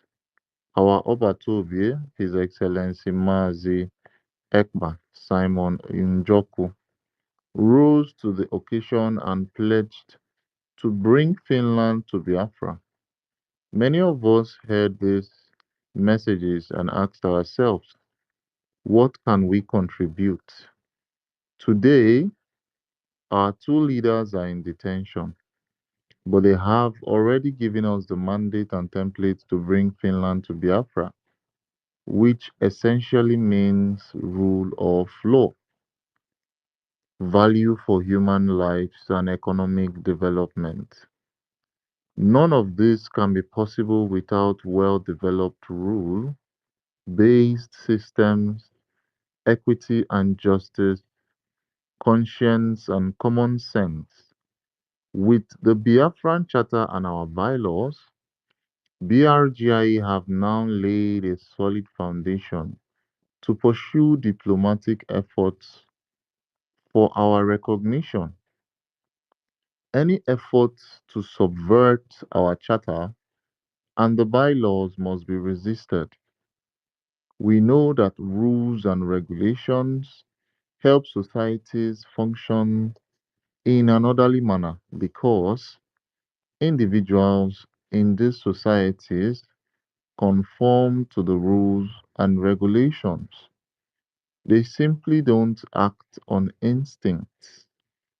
If anyone is left to act on his or her instincts, then you have a mosaic of instincts that will never line up in any purposeful manner. Societies that have been unable to evolve, societies that have been unable to evolve a system of laws and order have become the ones left in the doldrums of poverty. I repeat, societies that have been unable to evolve a system of laws and order have become the ones left in the doldrums of poverty. Perpetual conflict, war, and hunger. As a result, have remained underdeveloped. Biafra nation must be a nation founded on the rule of law, with BRGIE taking steps to ensure the sanctity of our charter and bylaws and laying the foundation for good governance. BRGIE shows the world that Biafrans are law abiding and can govern themselves. We have also heard that a sovereign Biafra Republic will be a knowledge economy. We have also heard that a sovereign Biafra Republic will be a knowledge economy. Critical to a knowledge economy is a database which we have already created and still undergoing redevelopment. BRGIE will employ all strategies known as work in developed countries as we strategize in the actualization of our freedom and building our new nation. One of those strategies is the SWOT, a tool for identifying strengths, weaknesses, opportunities, and threats, and ultimately using the data generated to improve efficiency. But instead of embracing it, Isaiah Anyogu, aka Ogechukwu Nkiri, saw the SWOT as a witch hunt against him, tagged it accountability, and he ran away. BRGIE deployed the SWOT in February 2025, and if Isaiah Anyogu, aka Ogechukwu Nkiri, wanted to be successful, BRGIE Advisory Council provided him with every help he needed to be successful. As a BRGIE official curiously questioned during one of our meetings, do we know if his priorities are the same as ours? It is important to mention that members of BAC, that is uh, Biafra Advisory Council, participated in generating the data analyzed, except Isaiah Anyogu, aka Ogechukwu Nkere, and also Anibiet Sonny Achibong, aka Sonny Akparawa. One can say Isaiah Anyogu, aka Ogechukwu Nkere, was not intellectually situated to be anywhere around BRGIE leadership. Biafrans of goodwill, here is the SWOT Isaiah Anyogu, aka Ogechukwu Nkere, could not embrace. You be the judge because of Isaiah Anyogu, aka Ogechukwu Nkere, and Anibiet Sonny Achibong, aka Sonny Akbarawa. Sabotage of February's edition. The next edition that was due in May 2025 was not done. This is from the BRGIE Governing Council internal communication. So BRGIE post convention quarterly evaluation, the SWOT model, BRGIE advisory committee internal performance review for February 23rd, 2025. Please return the completed SWOT to security at biafrarepublic.org by February 28, 2025. Data would be anonymized before representation. So we go to the SWOT model. The SWOT model or SWOT analysis. Please, am I being heard? I need someone to just tell me, yes, I am. Yes, loud and clear. All right, thank you so much. So the SWOT model. The SWOT model or SWOT analysis is a strategic planning tool that helps identify an organization's strengths, Weaknesses, opportunities, and threats. The SWOT model or SWOT analysis is a strategic planning tool that helps identify an organization's strengths, weaknesses, opportunities, and threats. It is a framework that helps organizations make decisions. It is a framework that helps organizations make decisions. SWOT analysis will help BRGIE evaluate our challenges and adopt strategies to optimize our outcomes. SWOT analysis will help BRGIE evaluate our challenges and adopt strategies to optimize our outcomes. BRGIE SWOT template, and I'm talking about strength under the S. What are the activities that are helpful to achieving our goals? What programs are working well? What advantage do we have? This is under S, and this signifies the strength under the BRGI SWOT template. The W, which stands for weakness. One, what are the issues we can identify that are harmful to achieving our goals? What are the issues we can identify that are harmful to achieving our goals? Two, what activities do we lack? What abilities do we lack? What abilities do we lack?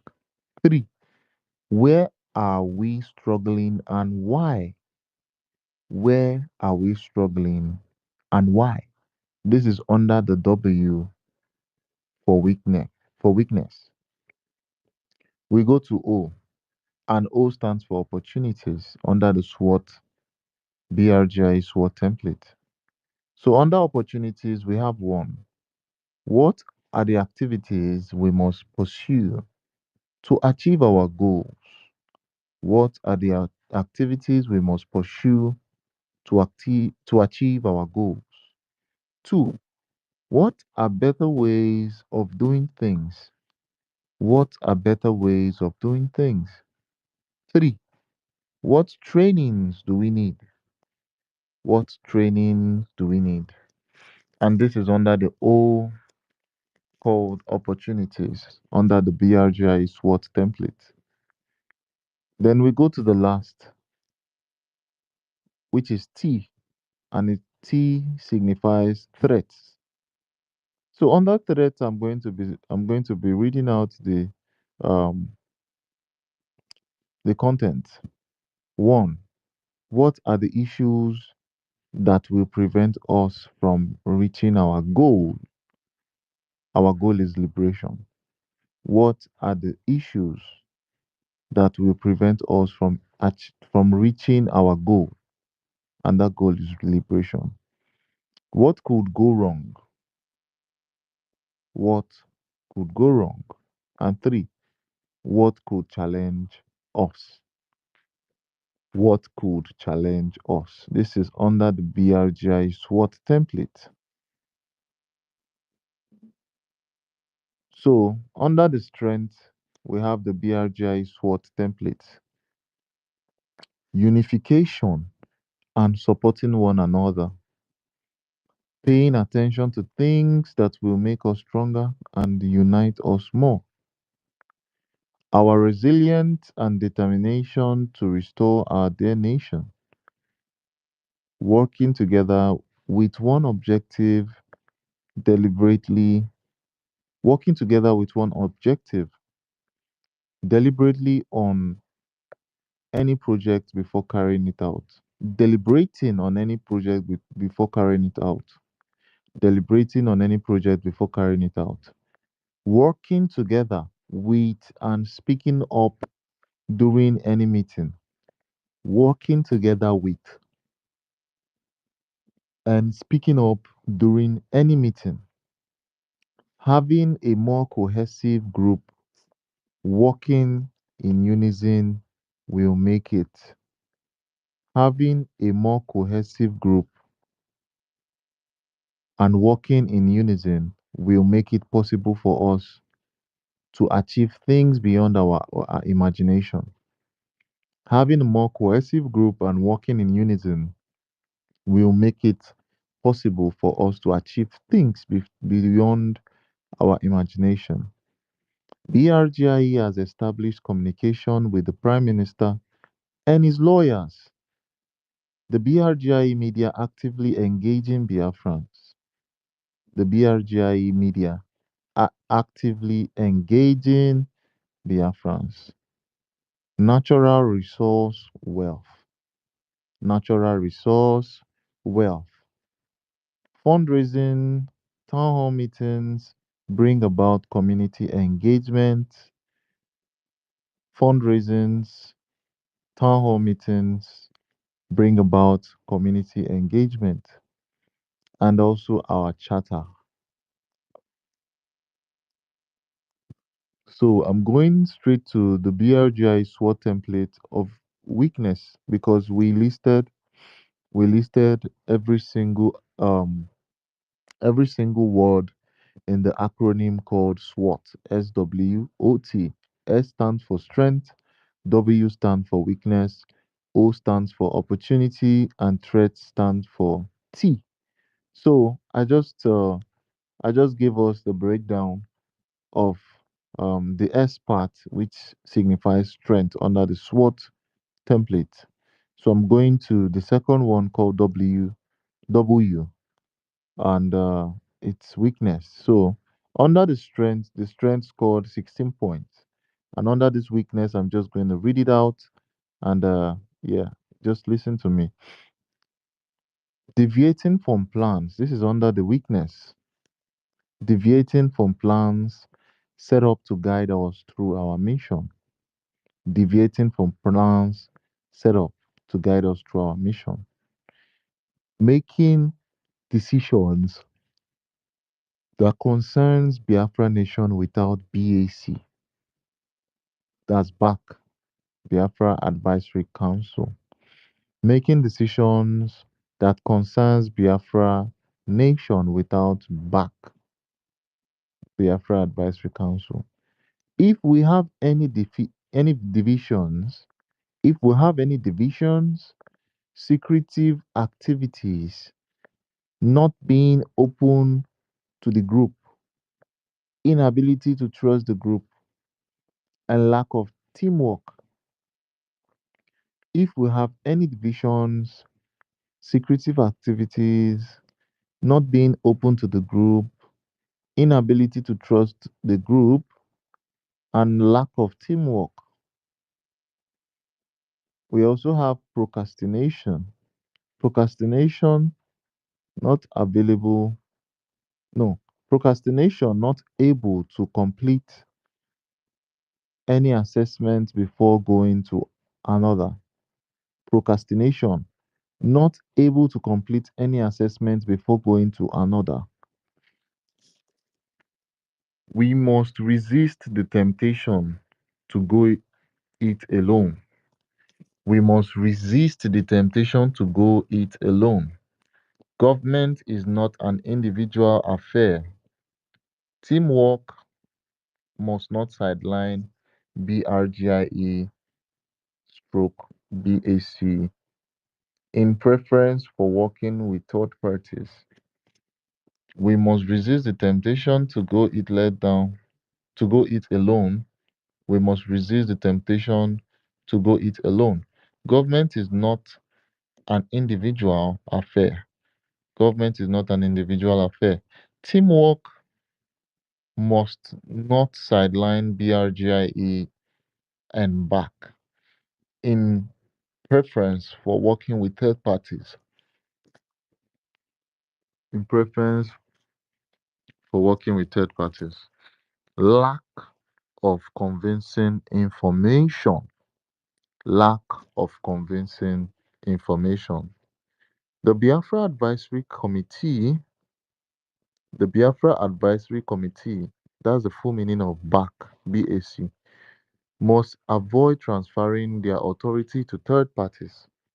The Biafra Advisory Committee must avoid transferring their authority to third parties. Financial transparency. Yeah, Mazi, Yeah, Mazi, okay. Please, yeah. I don't know. That thing, I'm sure there's a mistake. It wasn't updated. Where you have back, it should now read BGC, Biafra Governing Council, because back is no, it's no longer back. It is now Biafra Governing Council. Yes, sir. Okay. Because yeah. So in case if you forget, but let it be known that when you have back, where you have back before, it is now called Biafra Back Governing anymore. Council. It's now Yeah, called Biafra because Governing when Council. Isaiah Anyogu was expelled and removed, back C2P back, it became the governing council Okay. because we no longer have the office of APM. So what we now have is the governing council and the CRC. So which is the office that now took over from APM. You understand what I mean? So it is now called the governing council, so that we will not have what we call APM. We have the PM, and at return of PM will meet his governing council that would hand over to him as the PM. So it was done so that we wouldn't have anybody having a temporary position, and they will begin to drag it like their life depends on it, as if it is no longer a service to the people. So with the Biafra Governing Council, it consists of Biafrans, as it were, if you understand what I mean. Yeah, I understand. Uh, Please, Mazi, Minister of Information, is it a Biafra Governing Council or BRGIE Governing Council? What I saw in the website is BRGIE Governing Council. That's what you're correct. So BRGI is representing Biafra. It's the government of Biafra. That's what I say. That's why it is called. But what they write there is BRGIE Governing Council, Okay, not Biafra okay, Governing Council. Yes. all right, yeah. But it's called BGC in for short. It's BGC. All right. For short, it is BGC. In there. All right. Can I go on? Yes, please go on. Sorry for interrupting. It just Yeah, you are doing it well, but just that back. I It's will. I will substitute all right. back now for Yeah. Biafra Just Governing Council. Biafra Governing Council is the right word. Yeah, or Yeah. BGC. No. Yeah. I stopped at lack of convincing information. Then the Biafran Governing Council must avoid transferring their authority to third parties. Financial transparency, education and skills gap. Education and skills gap. Lack of proper communication. Lack of proper communication. Lack of funds hinders execution of projects and enforcement of rules and laws. Lack of funds hinders execution of projects. Lack of funds hinders execution of projects and enforcement of rules and laws. So I'm going to the that's all under the weakness of the SWOT, and like I said, under the SWOT, W stands for weakness. So now I'm going to opportunities under the BRGI SWOT template. So under opportunities, we have independent media platforms and digital activism can amplify our liberations message and counter government propaganda. Independent media platforms and digital activism can amplify our liberations message and counter government propaganda. Geopolitical shifts on global political dynamics. Geopolitical shifts on global political dynamics, such as growing concerns over self-determination, such as growing concerns over self-determination.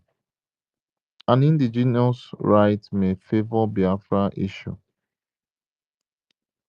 Geopolitical shifts on global political dynamics, such as growing concerns over self-determination and indigenous rights may favor Biafra issue.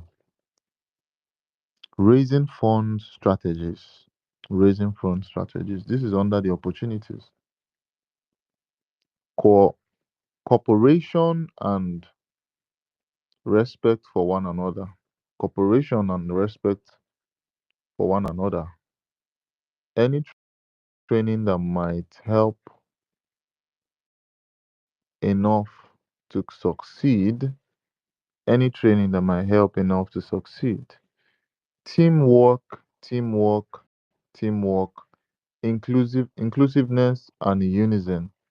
We can achieve a lot working together, just like ants can haul a log of wood by working together in synergy. Develop a comprehensive strategy to increase BRGIE funds. Develop a comprehensive strategy to increase the BRGIE funds. Attracting foreign investment. Develop a comprehensive strategy to increase BRGIE funds. Attracting foreign investment. Very good. Trade agreements. This is under opportunities, like I said before. Trade agreement. The Biafran Governing Council BGC can implement defined agenda, feedback meetings with the BRGIA lobbying and legal team to refine strategies. I repeat, the Biafran Governing Council can implement defined agenda, feedback meetings with the lobbying and legal, creating a radio or FM for homeland, communicating as a body before going out to the public, communicating as a body before going out to the public, media stroke time management, media stroke time management. Any conflict can immediately reduce revenue by 50% or more. Any conflict can immediately reduce revenue by 50% or more. Establishment of BRGI in own businesses, e.g., putting efforts in advertising the shop. For example, putting effort in advertising the shop. Advance Biafran coin. Advance Biafra coin. List it on a crypto exchange. Cryptocurrency has been the net positive. Cryptocurrency has been a net positive addition to our government, and advancing it will bring more revenue. Cryptocurrency has been a net positive addition to our government, and advancing it will bring more revenue. Our currency is a form of recognition, many more opportunities.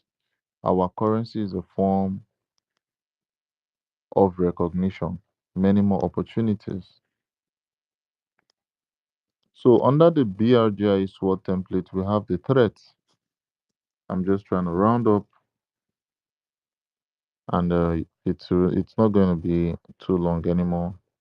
So this is under the T part called threat. Political sabotage, like internal divisions, infiltrators or betrayals from within, could weaken our effectiveness.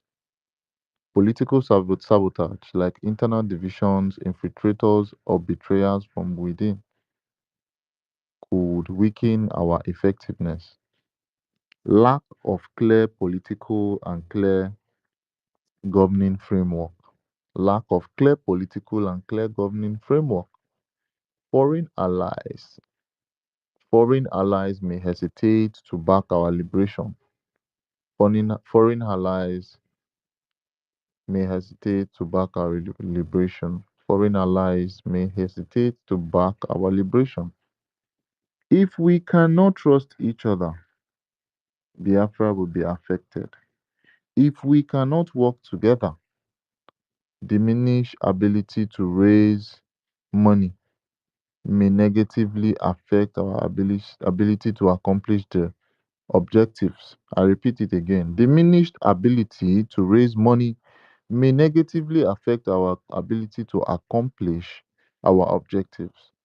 Failure of which may force the failure of which may force more people to leave the struggle, which will further diminish our fundraising and further diminish our ability to get things done.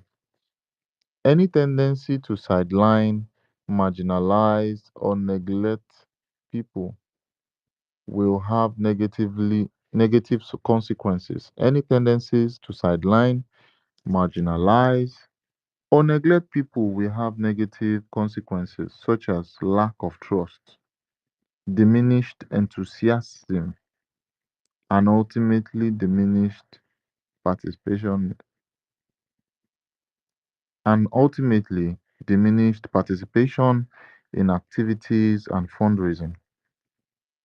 Funding challenges, internal and external sabotage. The core Biafran Governing Council should receive monthly financial reports detailing government budget, expenses to maintain transparency and oversight. The core Biafran Governing Council should receive monthly financial reports detailing government budget expenses to maintain transparency and oversight. Brain drain and health risks. Brain drain and health risks. Not working together, lack of communication. Not working together, lack of communication. The people might see the disconnect and that could weaken them too. The people might see the disconnect and that could weaken them too. There's need to be a cleaner separation between the APM and finances. There is need to be a cleaner separation between the APM and finances. I suggest that a financial committee be formed to manage the government finances. Revenue sharing, revenue requiring activities should be submitted in a Biafran Governing Council meeting and approval by the committee. And approval by the committee needs to be given.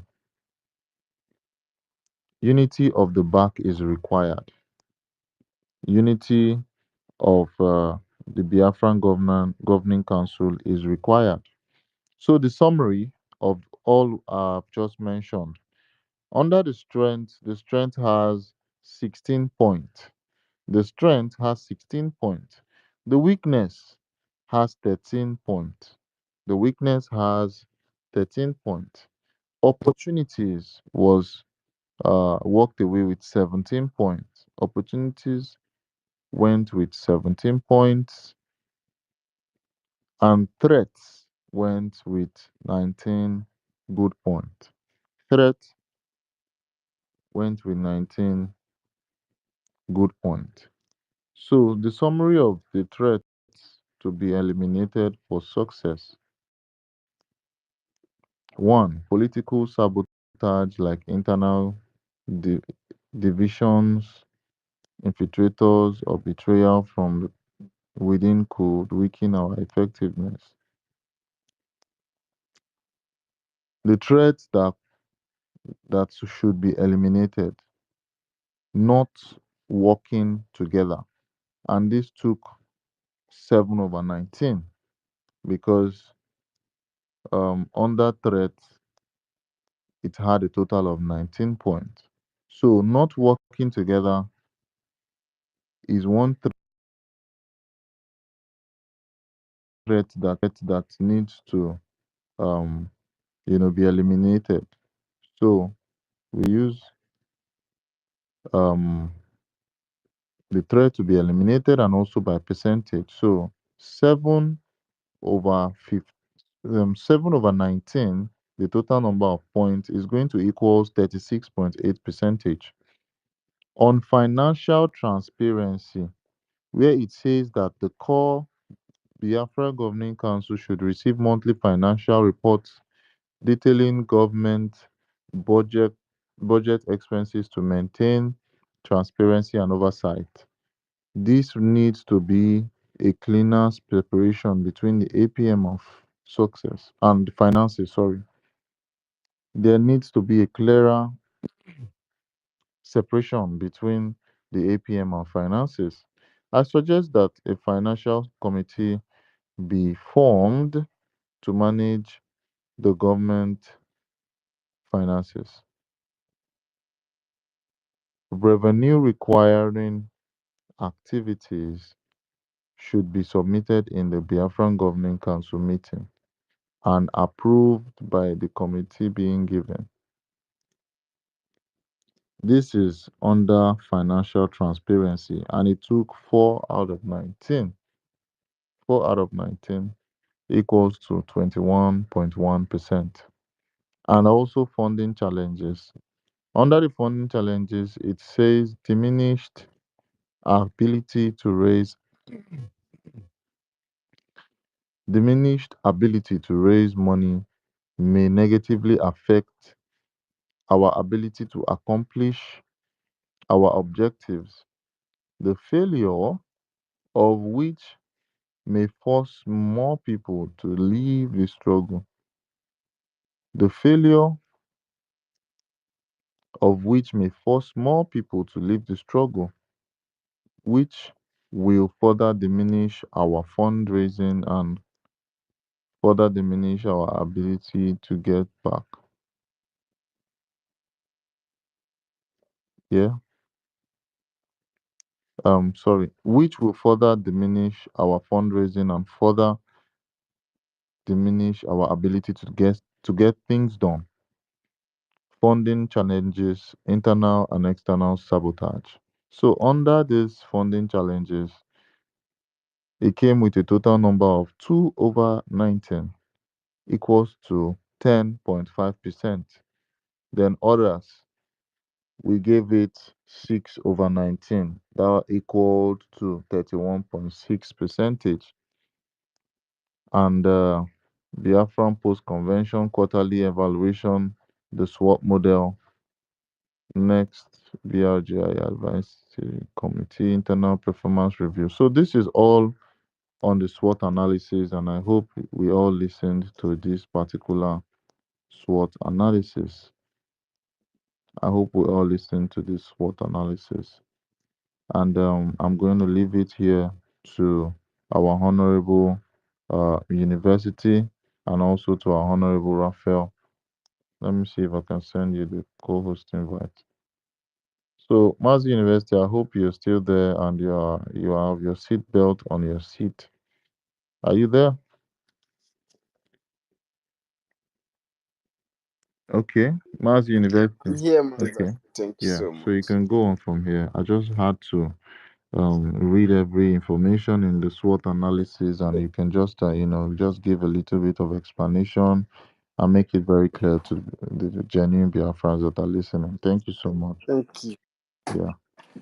Thank you so much. Thank you so much, Master Professor, for reading this water analysis.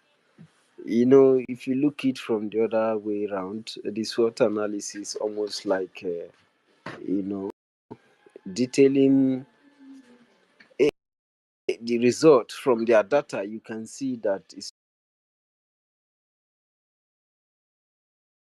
trying to determine the strength of the system of the government, and excuse me. Yeah, look at the determination from the threats to be eliminated and the percentage scores. You see that not working together score almost 36.8%, almost 37% from the strength of the system, and financial transparency scored 21.1%. That is a lot of values. And funding challenges scored 10.5%. So if scored 10.5%, it means that this is, first of all, it's because it's not working together. First of all, because it's not working together, the funding range is very limited in value. And why the funded in value could be because of financial transparency, which scored 21.1%. And other things, other challenges, other, connecting challenges. And you see that one scored 31.6%.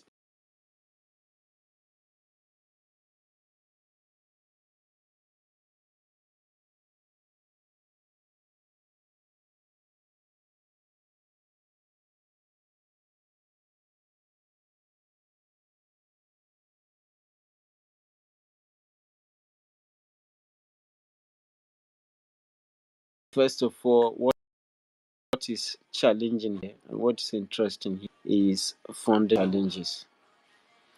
And what this score is trying to tell is that enough funding, enough finances, because, and it's also identify problems. This threat to be eliminated for success.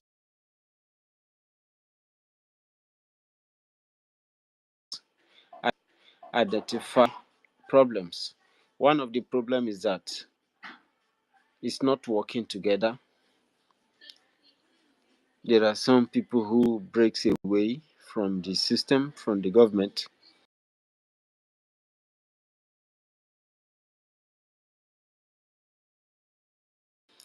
and unable to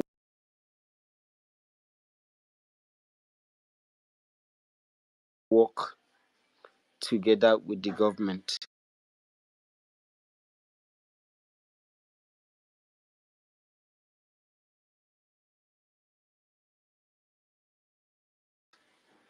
And this challenge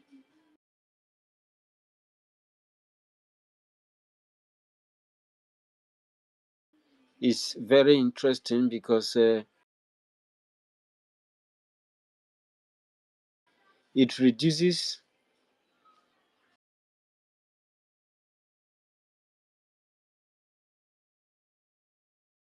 the fund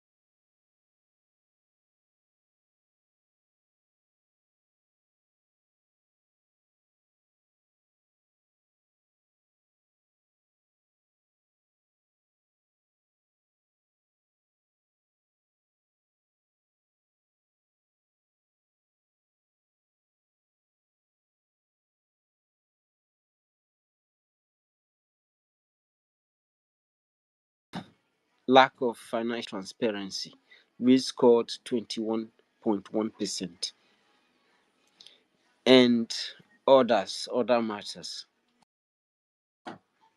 other things, other challenges, other connecting challenges, and you see that one scored 31.6%, in the range of 100% of every other challenges, influential challenges. Others scored 31.6%, and that anything can be under this very particular part. But you, first of all, what is challenging here and what is interesting here is funding challenges. And what this score is trying to tell is that the system needs enough funding, enough finances, because, and it's also identify problems. These threats to be eliminated for success, identify problems. One of the problem is that it's not working together. There are some people who breaks away from the system, from the government, and unable to work together with the government. And this challenge is very interesting because it reduces the funding range, and that brings the challenge in the funding.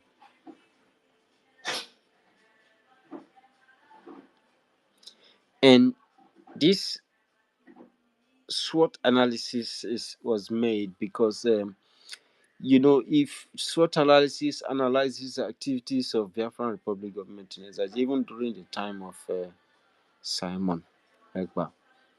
For example, when we had challenges with the Nigerian army and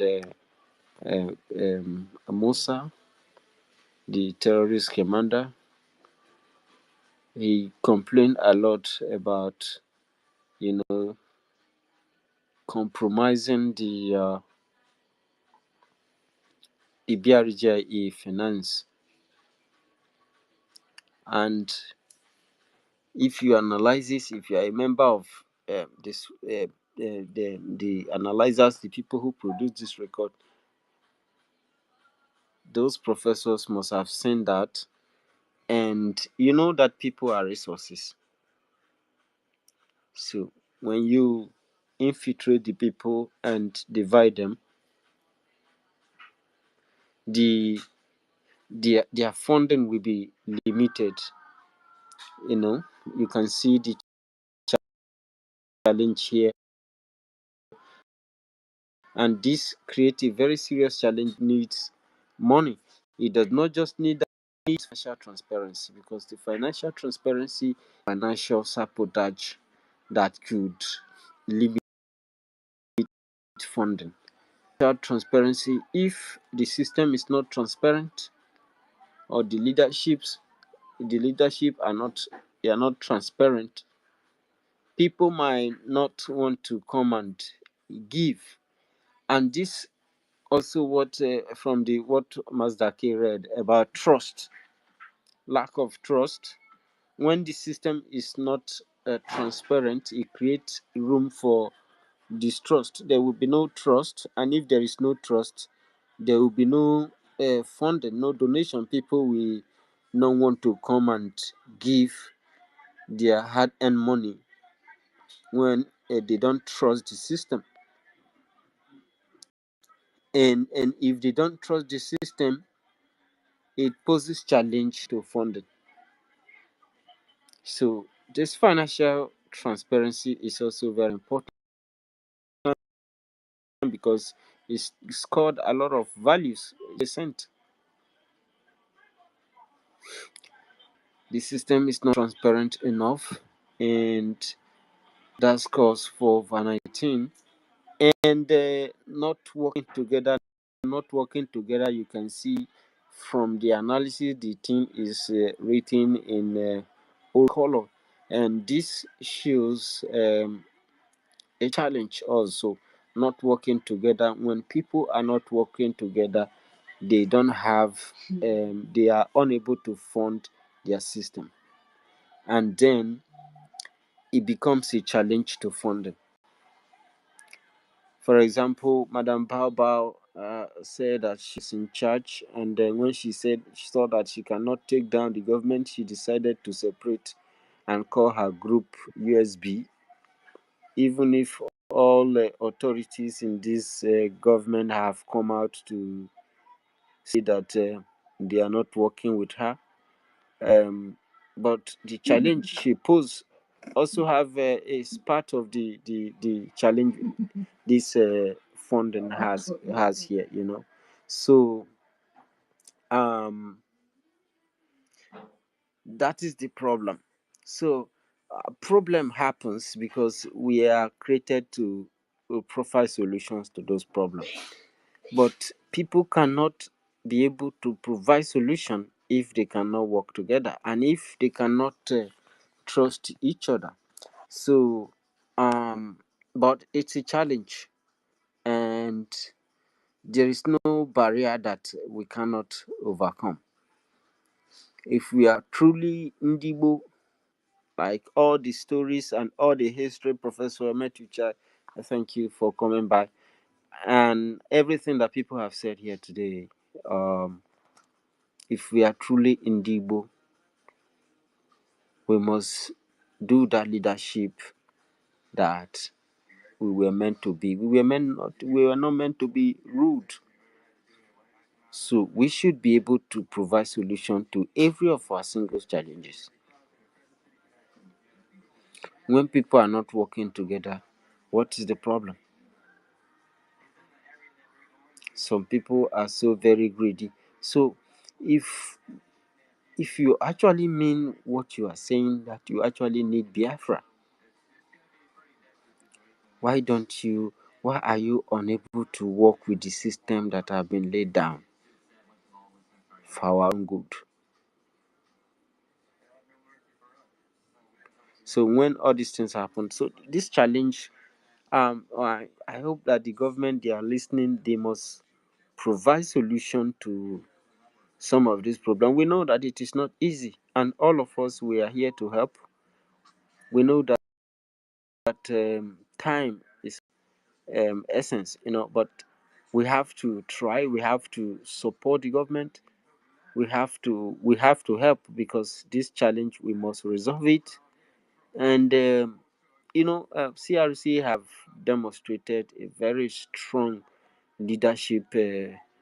I mean, the strength, the way they have always rescued this government whenever it's been attacked. Brgie have been through a lot, and it keeps surviving. So we have to support the CRC. We have to support the government, so that we are able to manage ourselves and provide solution to all these challenges. These challenges must be looked into seriously, because it's called a very poor value here at 10.5%,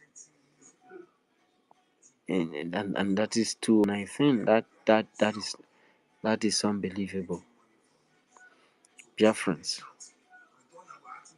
So the SWOT analysis has a lot to explain, analyzing the. I mean, if you look at the summary, where Mazda K read the summary, and the strength of the system's got 16 points, and weakness 13 points, and opportunities 17 points, and that those opportunities are some of the advantage that needs to be exploited, and threats 19 points, and threat scores the highest point, and it must be eliminated. How do we eliminate threats? This is why we have all these professors and doctors that are inside this government.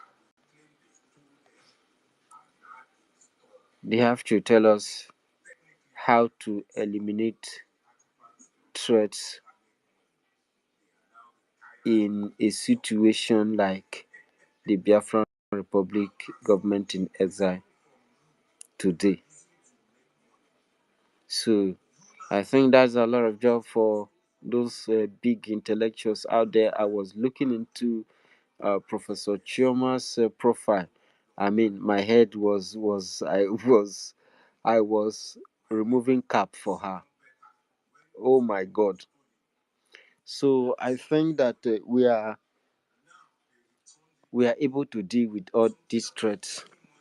Nothing is too big for God to do, and the SWOT analysis templates about these very threats and the political sabotage, like internal division, infiltrators. Infiltrators must always come if you are fighting for freedom as a government. That's why the government is there, to be able to manage infiltration, to be able to manage people with divisive mandate to compromise system.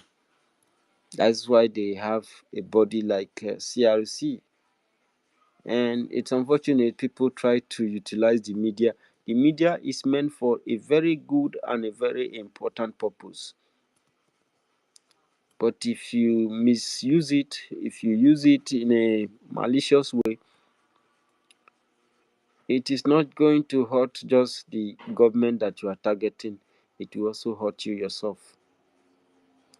This SWOT analysis is like a bedrock. Even somebody who doesn't know anything before can be able to use this to work together with your government, with the people, and make sure that all the ideas and all the policies, they are implemented and things are moving quite good.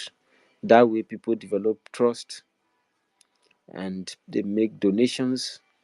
From there, as time goes on, people are leaving Madam Bao, and they will see that the government is intact. They can still contribute, they can come back, and the unity will now be restored.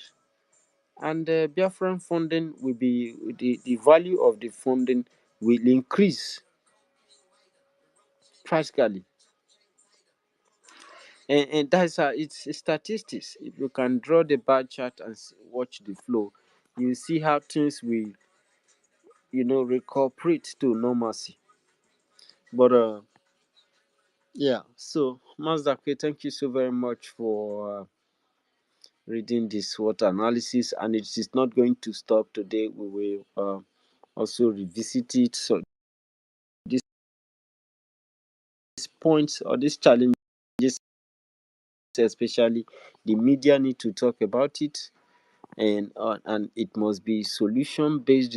They have identified the challenge they have identified is it's a very interesting one, and it must be looked into, and immediate solution is required on the funding. The challenges that the funding face must be fixed.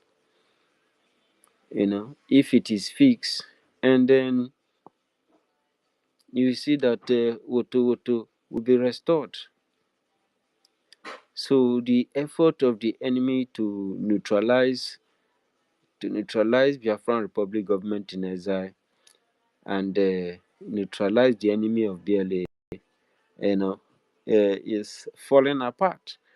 So France, it is not enough shouting Biafrans. We know that times are very good, but we must do our best for our fatherland. We are all in exile, and people, thank God, Metucha have said it all. And the man, the pastor that was talking about the strength and the value of the Igbos and as the ancient people, and how their history was rewritten, and their states and their kingdom was taken off from history.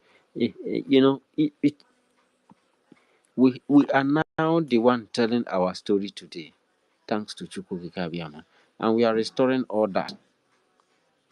So If you believe in a better future, you believe in a good land, you believe you can build this better future in our land without living in exile. Many of our people are suffering, they want to come back home, but they cannot come back because the land is still under colonial occupation forces. All these people you see, politicians, governors, all these presidents, all these people, Nigerian army, these are just slaves for the colonials. They transfer the power to them and use them to hold Africa down. If you rely on them, you will not see the future.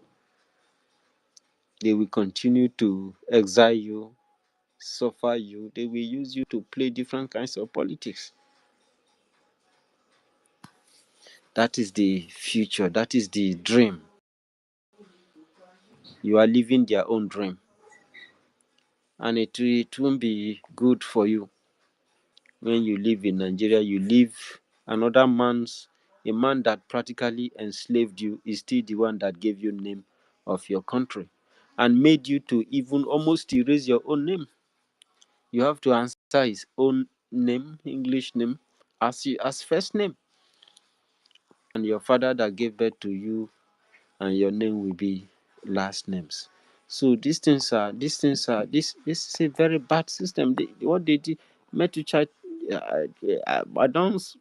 People get worried when a Metucha is speaking. I don't, because the truth doesn't make you feel comfortable.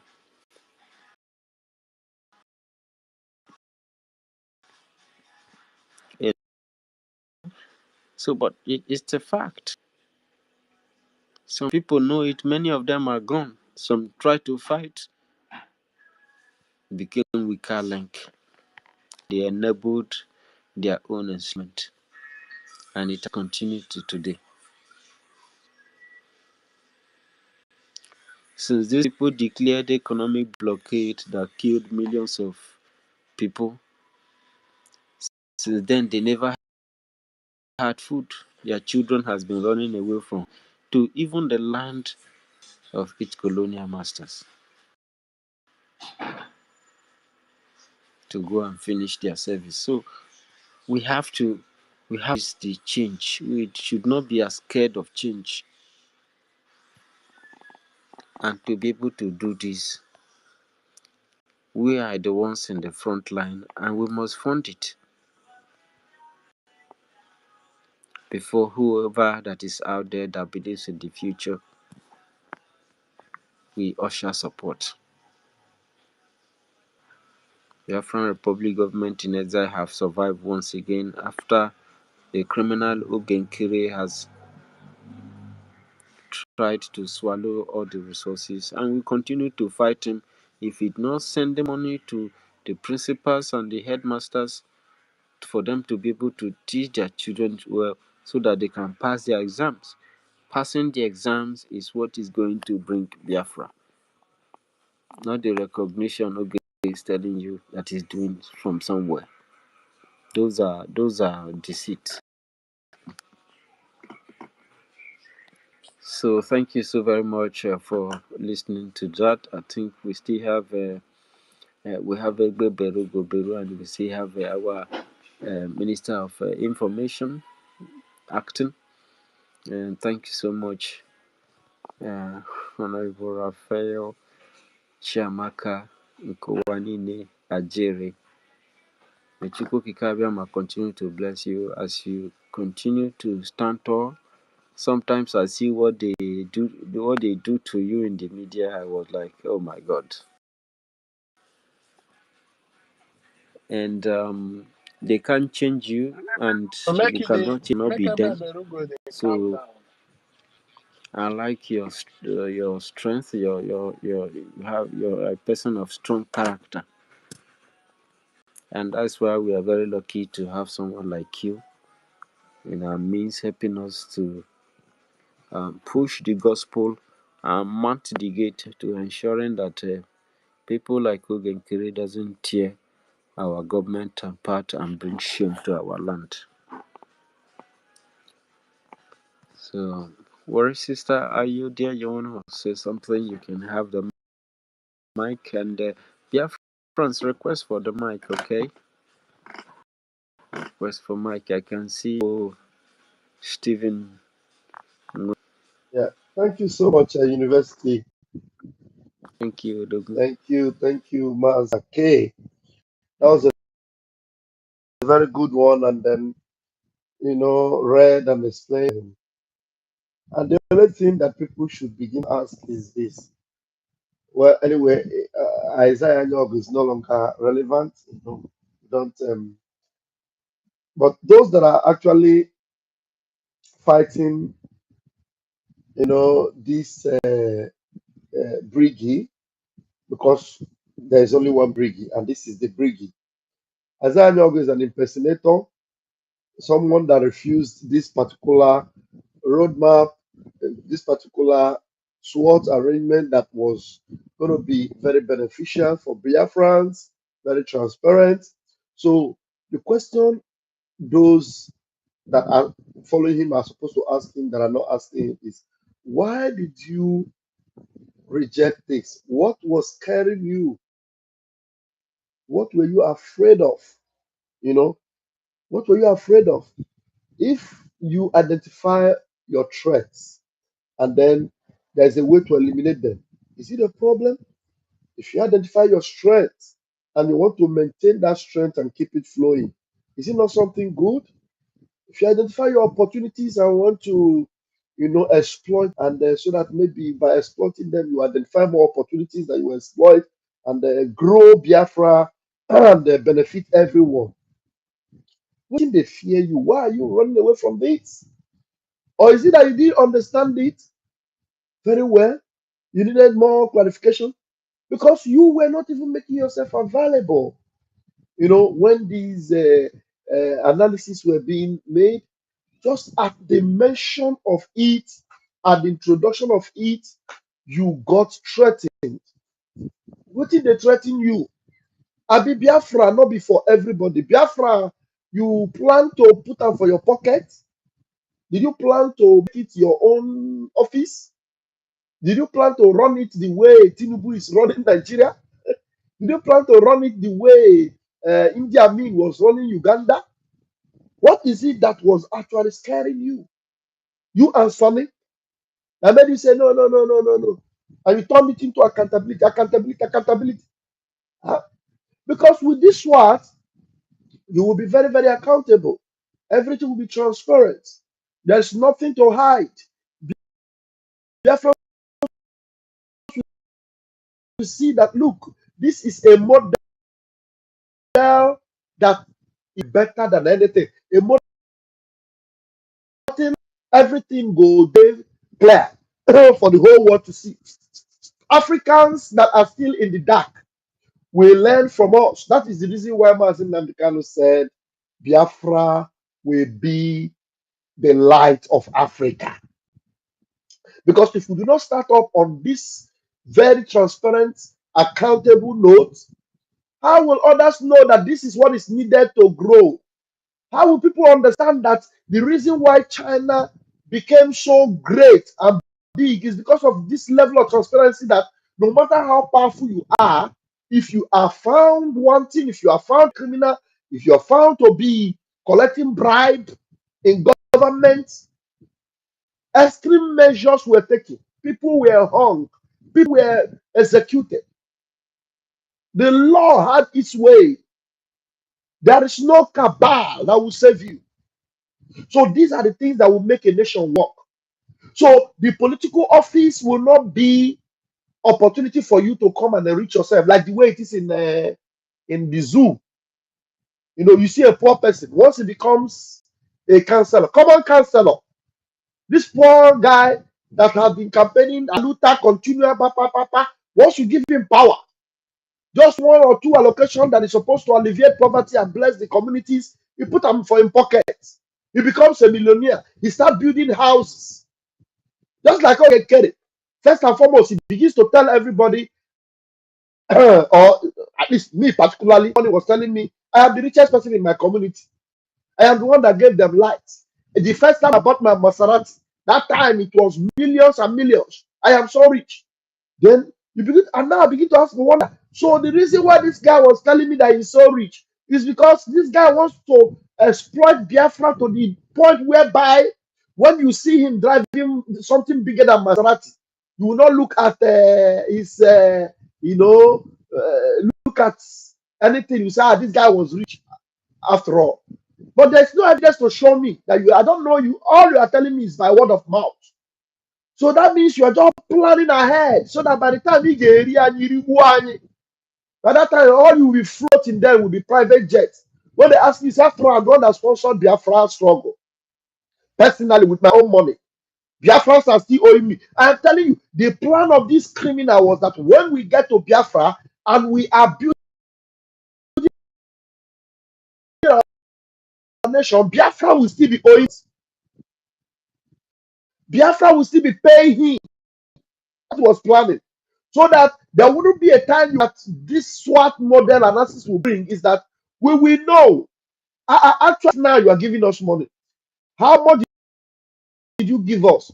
The financial office is separated from the office. You as APN, you finance is different. So if you APN, you get money, we need money, you give us. Finance department will see, the account, somebody, people in the account will know that Ayanyogo, aka Ogechukere, gave us $50,000. We will see it in the account. Not that you are the only one that will see that you gave us money, and then you are the one that will take it whenever you want. And you will not tell us that I have taken it, I take 40,000. Even the money there in the account is not even up to the money you are owing me. And things will still be happening. You say, I'm spending money, I'm spending money. It's my own money. If I don't do it, who will do it? My friend, shut up. How can you tell us that everything going on is your own money? How about the money that Biafrans are giving? That is why this model is very important. But this guy, he wants to continue to live in the dark. He wants to be NEPA. You know, that time, you live in the zoo. Everybody knows that. Even when they change it from NEPA to PHCN, everybody still remember NEPA. You know, everything is darkness. When little light come, everybody shout up NEPA. So you want to be the up NEPA of Biafra? I would say no way. It has to be transparent. Everything has to work out with the same model you see in Maryland. Why the people in Maryland are happy is because there is a model like that of SWOT whereby they identify their threats, they eliminate it, they identify their opportunities, they exploit it, they identify their strength and they keep it. So if Biafra is like that, everybody will be better off. Not be only you. Where we say monkey they chop, monkey they walk, now bamboo they chop. Thank you very much, Master Dake. We'll continue to go through this. You know, those of us that are eloquent enough to read and to explain, will continue to open the eyes of Biafrans to see. And then they will say, how will somebody who claimed that he wants the betterment of a nation be running away from such a beautiful idea? What a wonderful, idea that will make us a great people and a more acceptable nation in the community of nations worldwide. Thank you. If there's anyone that wants to speak, please, we are here to take on every. If there's anybody here that have not shared this, that have not retweeted this particular space, please make sure you do retweet. Yesterday was awesome. A lot of people came on because we were retweeting, and then the algorithms got where it got. Right now, we have 92 people in the space, and then those that are watching from the window are increasing by the hour. 52 right now that are just hiding and watching is okay, but at least let's continue to retweet so that Biafrans will know that we are here. At least Biafrans now know that the criminals are being exposed, and this is where transparency is being upheld. We will never cover any unrighteousness. We will never try to get and pamper cancer. We will cut it off. Anywhere we identify cancer, anywhere, we will strip it off, cut it off. They will.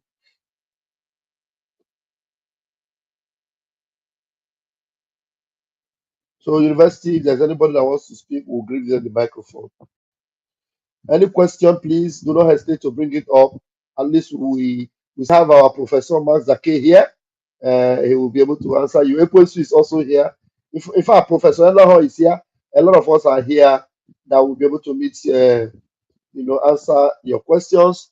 Even Wari sister is here. Helen, our beloved sister, is also here. Shimon is here. Evan is here. We have a full house. Any question I cannot answer, at least Ada is here. She will be able to help us. Ada, you never posted that thing we played yesterday. You didn't post it to Telegram. Please do us well. Drop it in the Telegram so that we're going to hear the voice of all these sabos sometimes, so that Biafrans will know who their sabos were in 2025. They would.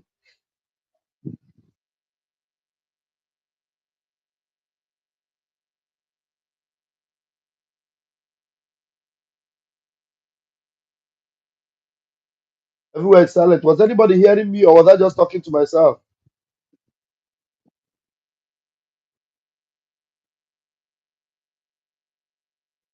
Okay, only thumbs up. Please, somebody should take the microphone. I can't hear anybody. If anybody is talking, maybe I can't hear. We can hear If you, anybody is sir. We talking, can hear you. We can hear yeah, you. I'm done talking. Somebody else should go take off from me, please. Yeah, yeah. University. So, Okay, you put okay. But I just brought you up. Please, if you have questions, just come on the speaker, raise up your hands. Your questions are going to be very, very well answered. You understand? So, um, I see that we are much on the space, almost 100 people. If you have anything as regards this SWOT analysis, questions, contributions, and any other thing, Yeah, and any other topic, any other question can also come up. Yeah, at least what if the questions for SWOT doesn't come, we can take other questions. And then if there's even need to, add up to the topic or change a little bit is okay. But at least for some time now, let's deal on the SWOT. If there is other things, we can also go there. We know the fear question, just like PM know the fear to answer question. And we know go verse for you. We no go throw away you if you ask us question. No, we dey here. I make I ask question about uh it will go 247. Now when Yeah, now when engage. now when it don't rebrand, so say they say forgiveness. I don't know. If he come make they forgive him, make he come back to Biggie. And I go forgive him because He many say him people no one many come back. people He say him no they come back. He say him no they come anywhere. He no they fall back. So that means he is still in the wilderness or wilderness of sin. The thing we say, me, I talk say to resign. And something he said that his letter of resignation, he has given it to them that if they make it public, fine. If they don't make it public, one time or the other, make it public. And now I dare him to make it try to understand what will be the reason when make you resign. Abi, you go thief Ngozi Rabbeze pants, they come catch you. You come say, okay, you can not expose me. Oh, I want resign. Abi, you thief money, what will be the problem? When make you resign? At least if that thing will make you resign, not to save yourself. And many people get that same problem. You need to help them too. So how can you save yourself and leave others in hell? You understand? So I want to believe that there is a fire on the mountain, and then you begin running. Then the question now is, why are you running? So people should, as I'm still asking Sonny, the day they kidnap you, who will be the person who kidnap you, Sonny? Abi, now you kidnap yourself? So there are questions that are still begging for answers today. So that is it. I don't know. For me, coming back is not the issue because he already said he's not falling back. So where in resign go? Now him within God, Sabi. No. thank you very And much. sir, thank you Maybe very much. So maybe let me still say something.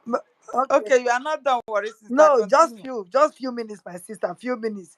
Which means maybe he might be waiting for Obatobie to come out before he will fall back. Maybe we don't know yet. But like I said, many people have died because they believed in them. So what will not happen to those people that so much believe in the USD, I mean a USB, whichever way it be? So what will come happen now? Because now I'm sorry, that is what they will say because they believe in them. People did believe in them. So if they come back now, if those people can't hold them responsible for their people when they don't pay, they go and tell them why they believe in this person at that time instead of sit back and watch and see where to go. So I don't know whether they go hold them responsible because so many things happen because they believed in that woman in the homeland so much. So maybe not that shame or fear that go make another one fall back. I hear my mic. Yes, yes. The thing we say, many things will happen to people like Ugo 247, Ugo 419, because the guy they will pay for the crimes they committed. Ugo have a lot of questions to answer.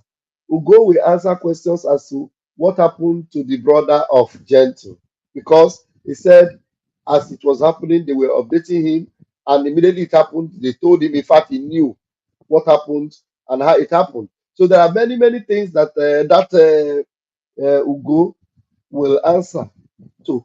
And this one, waiting for PM to come to join. These people don't have anything to do with PM anymore because they already follow the regime of Ngozi Fulani, and then they made a mess of the PM, ridiculing him, looking down on him, calling him all manner of names, and then destroying the office of the PM. And then when the PM shows up, PM knows Brgie, PM understands those that have maintained the legacy of Brgie. At least we are the gatekeepers. So we know those that are outside the gate and those that are within the gate. So don't think that we're going to just go to welcome some criminals to come in and begin to spoil the house again. Someone like will go accuse me that I used juju to attack him, and he did not bring evidence. So you need to talk. So how can he come out? Is he coming back to meet Bam Bam Bam, who is using juju to attack him? And then so many things that he will need to answer. But that's why what he's actually doing now, he's just trying to save his ass because he knows that a lot is going to happen to him. A lot. So it's because already going back to Biafra land was already a thing of the past for him. I thought he concluded he was never going to go back to Biafra land. But now he's thinking that maybe at the end of the day, maybe Biafra will be the most important nation in the world. Oh. And when they are pursuing us from here, what will I do? So he's not thinking about Biafra. That's why he's saying he is resigning from the fake USB charger. You can see where he was even answering and saying and making a caricature of what he was saying about the USB government, or what was he calling it. The guy is just a clown, and then such things will never be tolerated in Biafra land. They will their hand up after Henry. Thank you, my minister, the host and the co-host. I appreciate every one of you. Worry sister, my sister. I know everybody here present. With you all. Oh. Mhm. There are so many topics on board right now that we have to look into. But in contribution to that of Ugo 247, my people, Ugo 247 committed a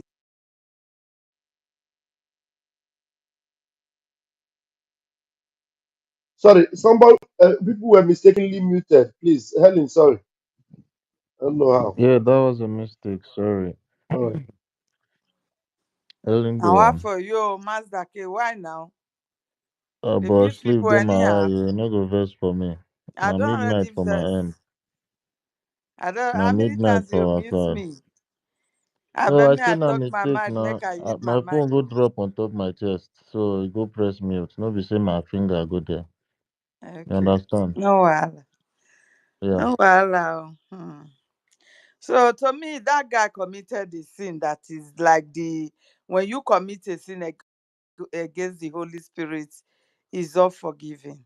You understand? To me, that is the type of sin that Ugo 247. Ugo 247 went too far. He went too far with his platform. You understand? So for him to say, oh, I have resigned from USB.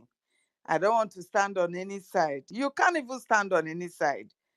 No side will welcome you, even the falling side, the reef, coup plotters and all.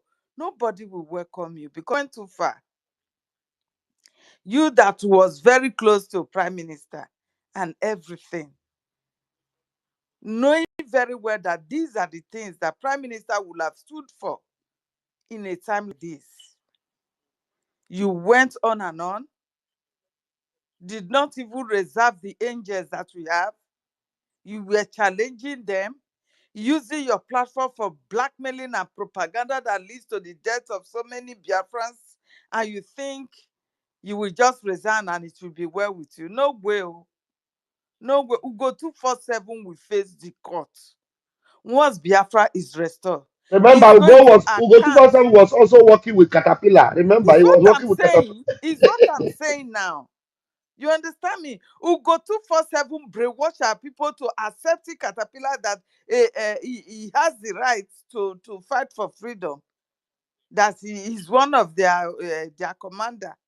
He accepted everything, knowing very well that Caterpillar is one of the worst enemy of our Pope number 2.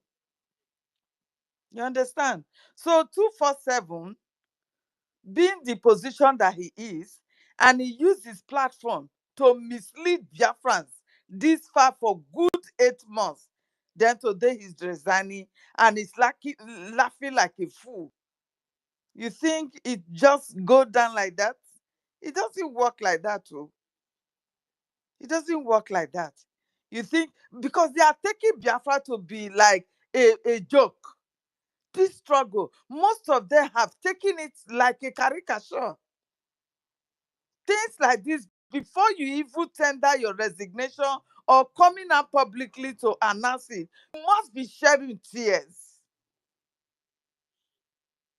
You must be shedding tears that you never knew that things like this that you were thinking it is true. It wasn't. Seeing your actions that led to the death of so many Biafrans back at home. Now you are resigning. Those that you call names before, those that you blackmailed before, you want to turn back and started praising them. You challenge Gentle that he should come and swear. Now he has sworn. That swear, do you know what he's going to do in your own family? So things like this, me, I don't joke with it. Oh. I don't joke with it at all. And him himself should not joke with it. Don't. He should know that he has soiled his hand and is being punished for his sins. He will always pray for the spirit of Biafrans that he uses his platform to send to early grave for forgiveness. Else, it's going to be something else on him. And that is just the truth.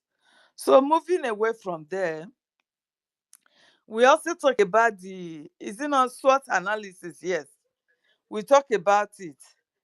And my minister was asking if Ogenkere did not understand this or he do, and he felt that will expose him more. And I believe so. I believe so. You know, in everything that we are doing, some of them that are supposed to know better, they will feel that maybe people did not know. We should just be dancing in the dark. Do you understand? That people will not be able to dig out what is on board, because that is exactly what he felt. So coming up with the SWOT analysis, he knows that that is going to expose every plan that he have. You understand? He knows that because it's just something that even if he did not go to school, with ordinary research or Google, he will know what it is. He will know what it is. But he tried to just run away with it. that he does not want to understand. He does not want to at least listen to how important it is that it will help every organization. It has helped organizations to grow, to rectify situation at different areas to improvement and develop. But this man, he shunned everything, as criminal as he is, that right now, after us, he has have a Sonny Akpakarawa to himself. Because we just follow like Mugu. Oh, but it doesn't work like that, too. It doesn't work like that. You see how long it has taken them, Ugo 247, to turn back from their evil ways. Same thing is going to happen to those people over there, because they know that they are doing the wrong thing. To start with, somebody that has been fired and expelled out of the government is still saying that same person you are following, knowing very well that he's not doing anything to improve anything that concerns our liberation. He's not doing anything. But yet they will come with lies, with propaganda, misinformation, and everybody will just swallow it. So there are things that you will be doing and you will think you are doing the right thing, because then 247 was boasting. When you talk to him, he will like block you and all that bullshit. He felt he was doing the right thing, because so many people called him to order, but he never take it. You know, when we say stop fighting this struggle, like fighting with sentiments, having, oh, this person is very close to me, this person has helped me, I would not want to betray the person's trust. Oh, I know the person is doing the wrong thing, but for the fact that he has helped me now, how can I just disappoint him like that? Freedom will never come. If you are that type that reason this way, your freedom will never come, because all the enemies know is how to tear us apart. And then coming to tear us apart, they know that we are people that are very sentimental. They know this. So it is time for you to just ignore that sentiment. That is the only way you can conquer the enemy. They know that the strength, our strength lies on our unity. They know this more than you do. They know your history more than you do. So therefore, they will continue to plan. Those who are going to sabotage tomorrow, they have planned them like 3 years back. They will be among us. They will even be the one to contribute most. They will be the one to be on the social media 24 hours. So when it happens, you'll be thinking, oh, we've been with this person for long now. He has been donating 30,000, 1,000 before now. Oh, don't tell me this person is not doing the right thing. This is what our people are doing, which is very bad. If you should continue that way, we will never get this freedom. In this freedom, there is no permanent friend, no permanent enemy. Move on with the truth. Always search for where the truth lies. That is the only way you can fight it. No matter the numbers of those who are standing on the truth, don't look at the number, because the sun must surely shine. No matter how dark the sky is, after the rain, it will come sunshine. Always remember this. If by now we were all united after the redeclaration, that mad woman did not bring that confusion, we wouldn't even have this Ogenkere, the criminal of a thing. We wouldn't even have him. You understand? But today she has succeeded in the house. And those who uses their platform in supporting her, look at what is happening today now. It is too late. And we still have some Biafrans. So on the comment section, you will see some saying, oh, USB on the move. And I will ask a question. Are you really normal? Are you normal? Can you come out to tell us what your USB has done for you? How are you USB when your land is still under the occupiers of your enemies? How are you USB? You don't have a nation, not until you liberate the enemies out of your land. You don't have it. Which our Pope number 2 explain to every one of us how he's going to everything will come to pass. He explained everything stage by stage before we go back to homeland and everything will be fixed and it will become USB. He explained everything, which means most of you were not just listening, you were not following. You were not following. Today, the woman has fallen yakata to the ground, but yet we are still crying, shouting, USB on the move. Where is it moving to hell? It has crashed. USB has crashed. You know, she told you that you are going to board the plane. So that plane has landed and crashed. That's just the truth. So, my people, lies, it will only tarry, but it doesn't stand. It has no weight. It can never stand. It's just like a trap. It goes away with the wind. It blew away with the wind. So this is the reason why we are telling you. If every one of them, you can see their methodology. Once they are coming up, they will first attack the account. Just to weaken the struggle, they go straight to the account. They will start dragging it. And that honorable and sincere man that God brought in right from the time of our leader, that has been rescuing it, is always there. This is the reason why they wanted to tear him, to weaken him, so he will take off his hand, that they can easily have their way in. But I tell you, my brother, wherever you are, please stand strong. Stand strong, because if that one is kidnapped, it is finished. It is finished. You have been the one that has been rescuing it right from the time of our leader, from one person to another, from one person. Even Baba, the same thing. Baba came to space and told us that, oh, they deny me access to Ito. Biafrans, we don't have access to Ito. It is no longer there. Oh. They have changed everything, so I have no choice. I have to open a new one. They are the coup plotters.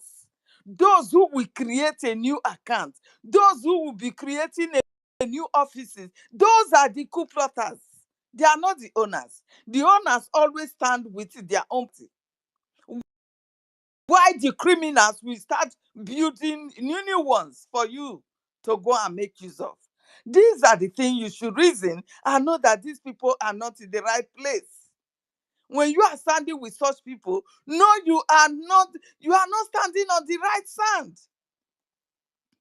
You are building on the sinking sand. You understand me? The channel that you have, that link, that website that you have been using, nothing changes there. Straight there.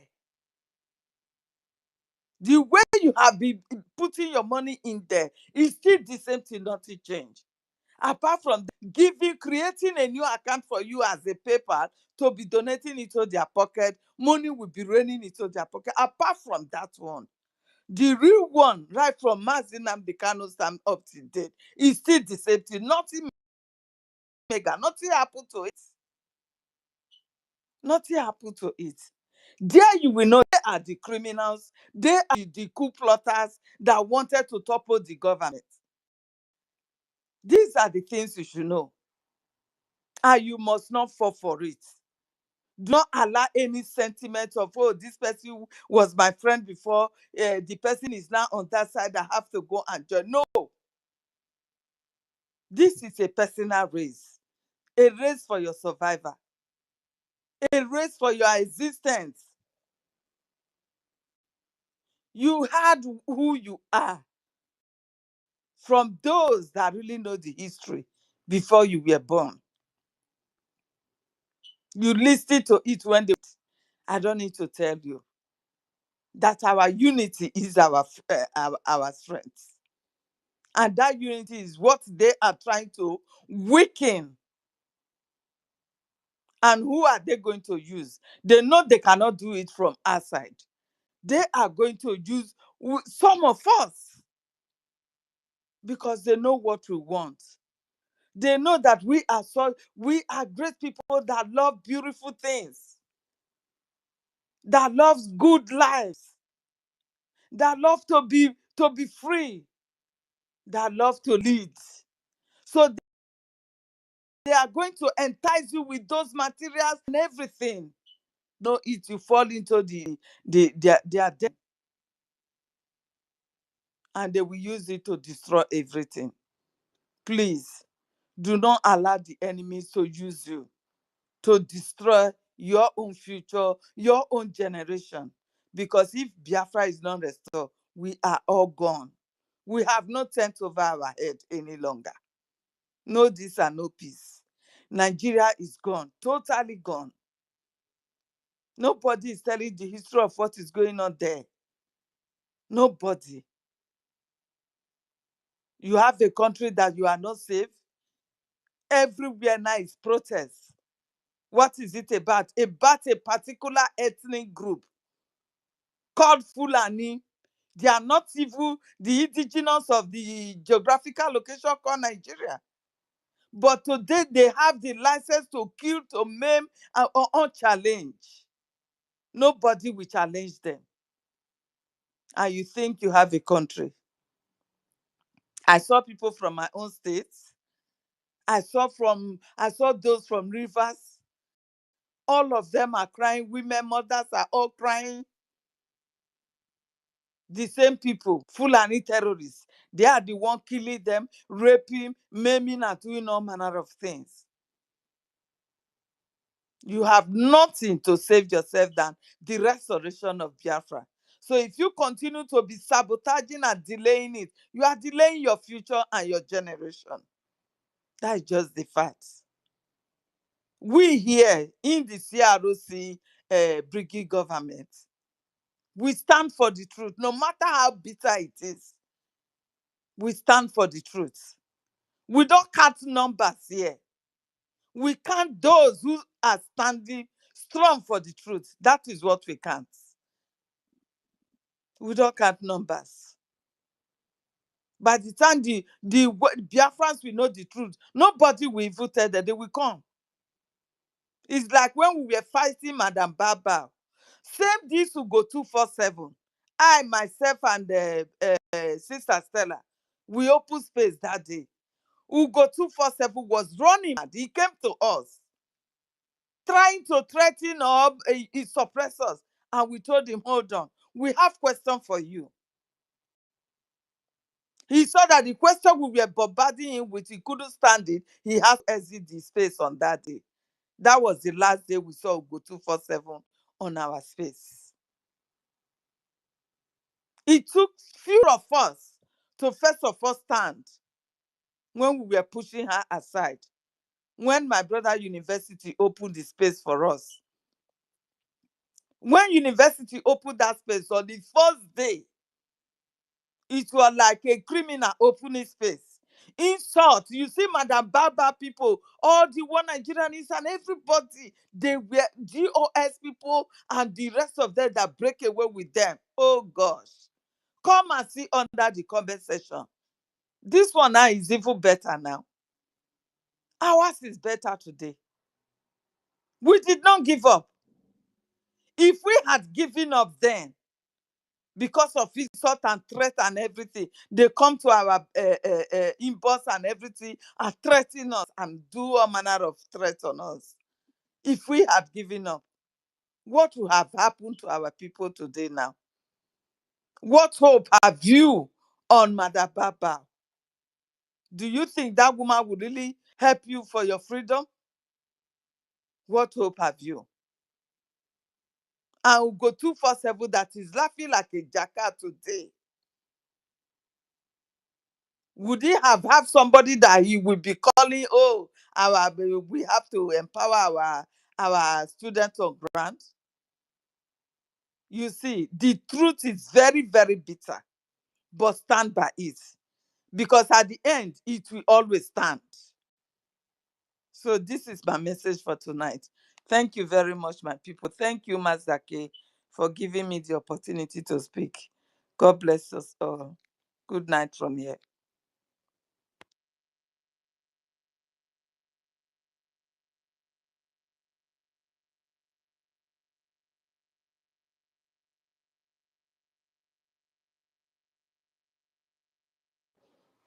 Was that being heard at all? Everywhere is silent too. Yeah, you are being Yes, heard. my sister, you've been heard. Oh, You've been okay. heard very, very well. Thank you, Matthew, for the contribution that you just gave. I don't know if you told them that our land is under siege now.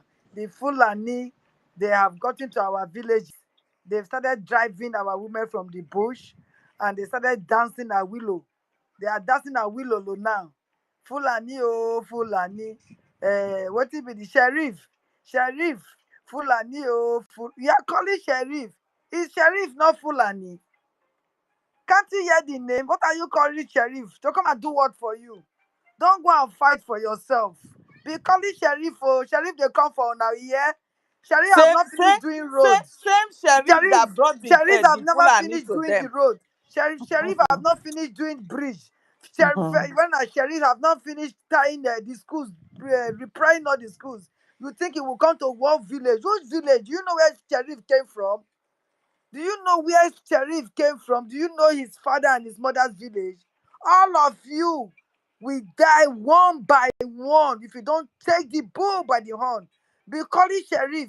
Let me tell you, Sheriff, Oma Gege, whosoever that will come cannot help you. They cannot help you.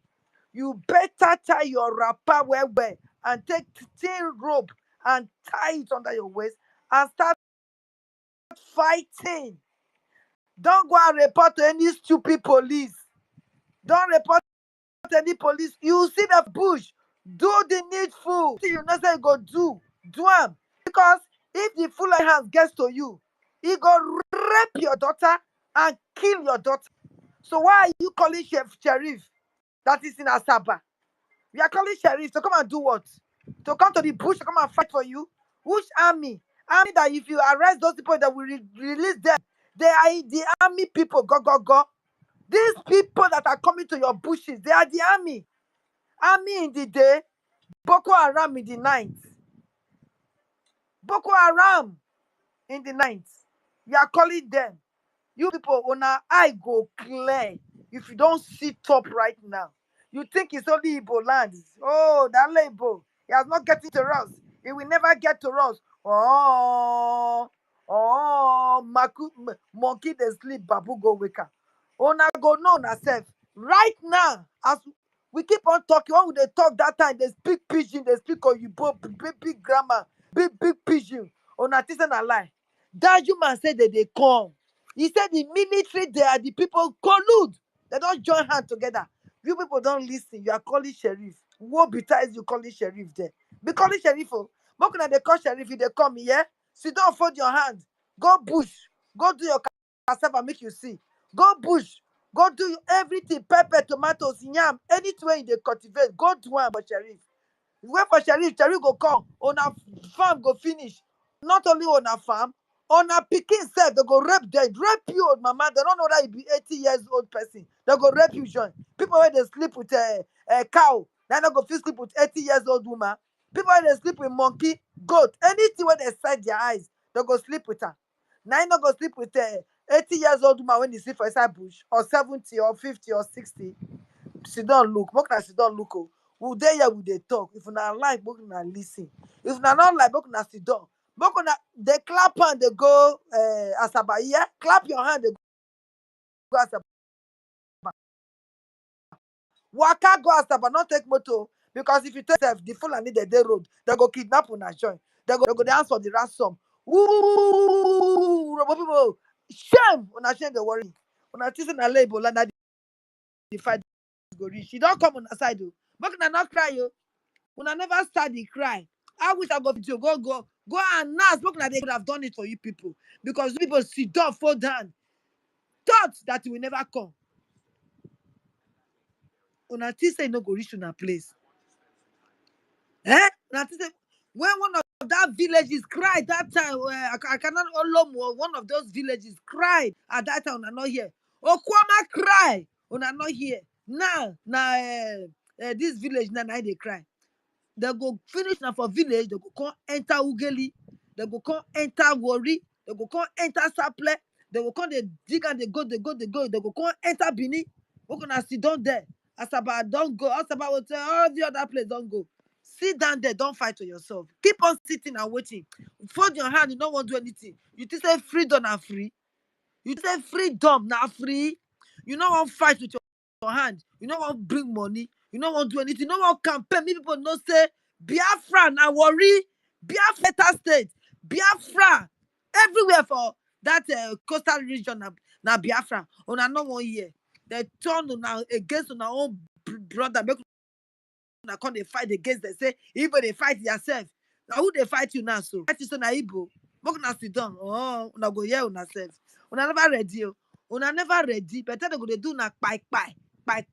The whole of Goris Hausa quarter is full of Hausa. You cannot enter there. You cannot penetrate there. Sit down. Be waiting for Sheriff. He's coming. I've told Sheriff to come and rescue you people from the bush. Okay? Sit down. Fold your hand. Oh. Can you go to the bush now? The answer is no. Waiting for Sheriff. Wait for Sheriff. Make it come deliver on. Ewu. Una no go drop money. Una no go do nothing. Una think say no go reach una place. When the Dajima tell una say they come. Say the military, the army, they don't join hand together to fight with this Boko Haram. Anyone when they catch, if una catch this Boko Haram today now, if una carry the go police station, they go release them the next minute. The minute una turn on a bag, they don't release them. Una do the needful. Anyone when they come your farm, send them to judgment. Not spare them, not call police. Police not go help you. Will they tell you now? They don't do it for Igbo land. They don't do it for yonder. Police not go help you. Send them to judgment. Anywhere the judgment they send them go. If now Kanu, now the judgment they send them go. If now Kaduna, send them go Kaduna. Judgment between you and them, not police.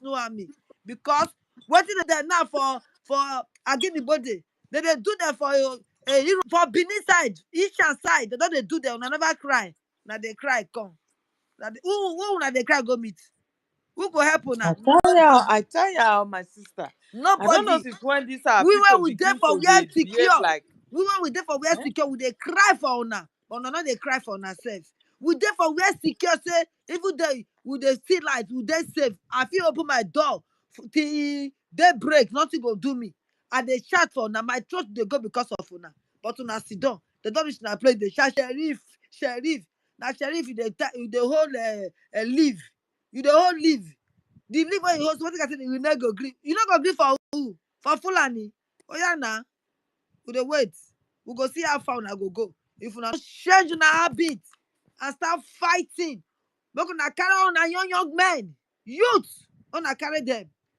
make una carry if not all of una go run comot for una house IDP camp na dey call una so Benue dem no dey stay house again dem don run dem no dey nobody dey for their house for villages for Benue again dem don go throway dem for open field na dem throway dem put na dem dey call una so dem don start o dem no go stop o dem don start with una and dem will not stop if una no stand and fight dem That idiot parana where he make leg like sugarcane leg. You know go see this one make you go talk.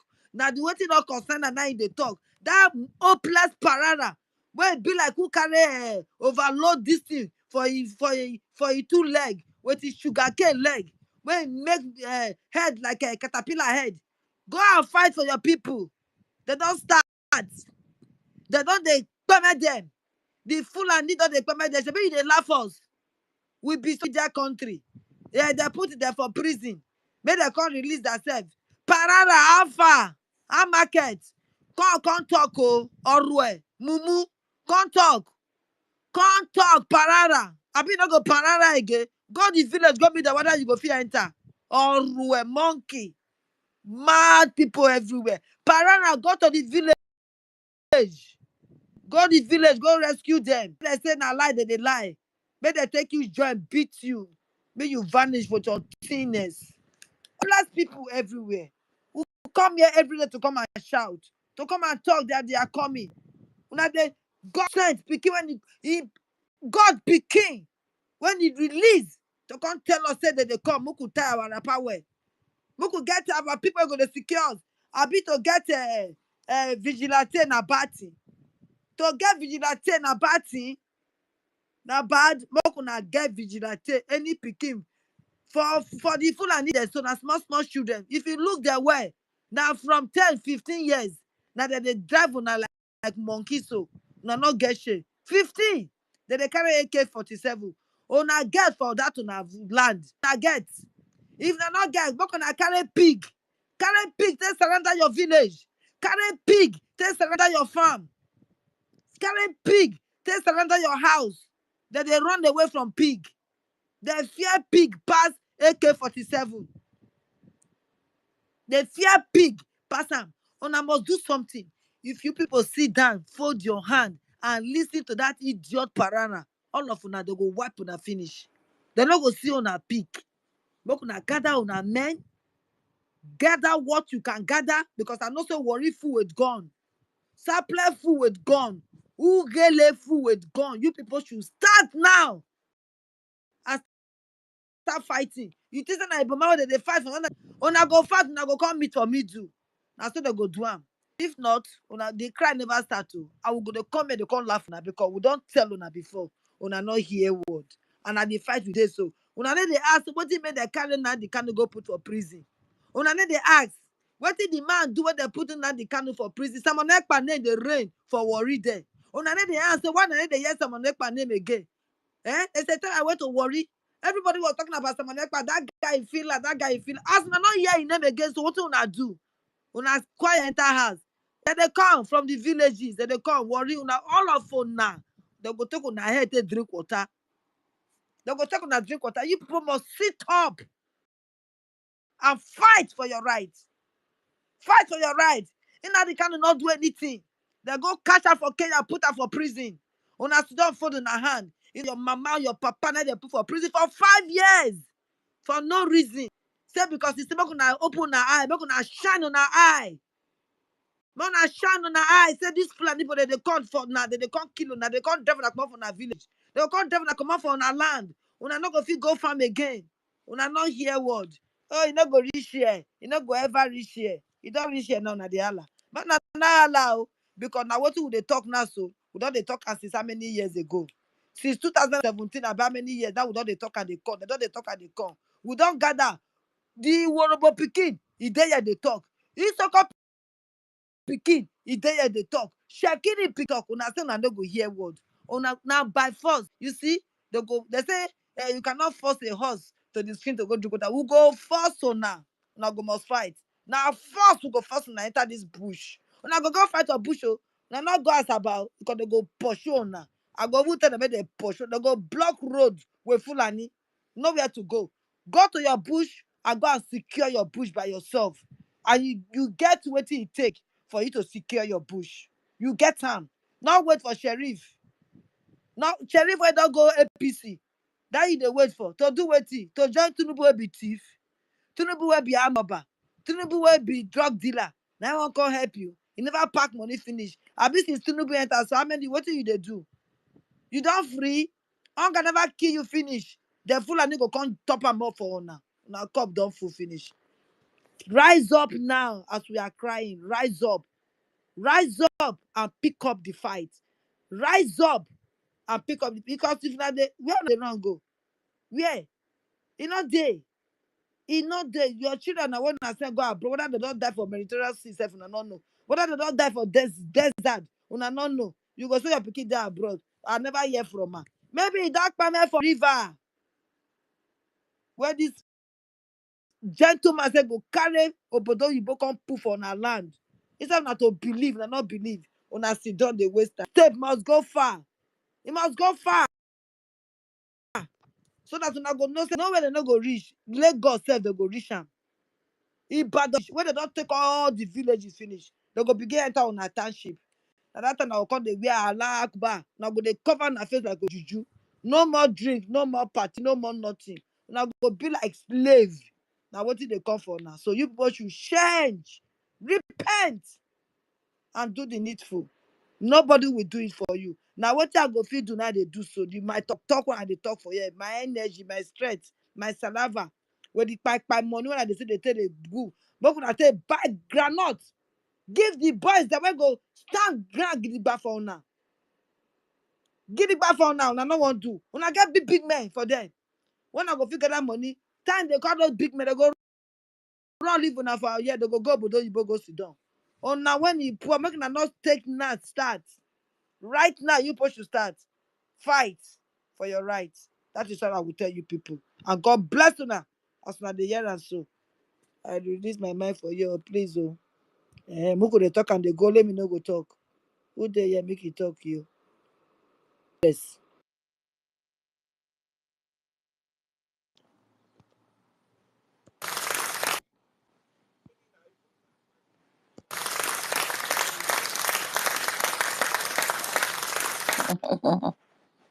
Mhm. We all our co-hosts and hosts, all of them don't run that. They don't sleep, leave us. Mhm. You know, Wari sister, thank you very much for that wonderful submission. You know, our people, I don't know when they have become like this. You understand? Men, we have men, not that they travel too much. So what is it about that Fulani that are not even your neighbors? We don't know where these people are coming from. Fulani terrorists everywhere, jihadists. They are coming to kill your wives. They are coming to kill your children. You don't go to farm again. Now you are even the one running from them. Are you not ashamed? Are you not ashamed? You are allowing our women and children and all of them be protesting. Meanwhile, you call yourself a man. At the end of the day dark, you go lock door, they pursue the woman up and down. Are you not ashamed? Are you if you cannot protect them, why are you a man? You are calling on the government that are sending them to come and kill you and take over your land. How will that one work? Or are they telling us that they are not hearing the news of how the Nigeria terrorist military have colluded? That they have no power to do them anything? Are they not hearing the news? Yeah? They get lights that Any go take small your thing. news. Sister Ellie, they get Imagine lights. any small thing They they will be get lights that go take protesting. your Who news. you they In protest they darkness. give? Eh? Now get the bushes. The bushes belongs to us. You know the hideout of the bushes. You know where you will pass, and if they pass the other side, you will pass the other backyard to catch them. You cannot circle them and do the needful, clean your mouth and come back out. By the time you do it 2 to 3 times, they will run away from your bushes.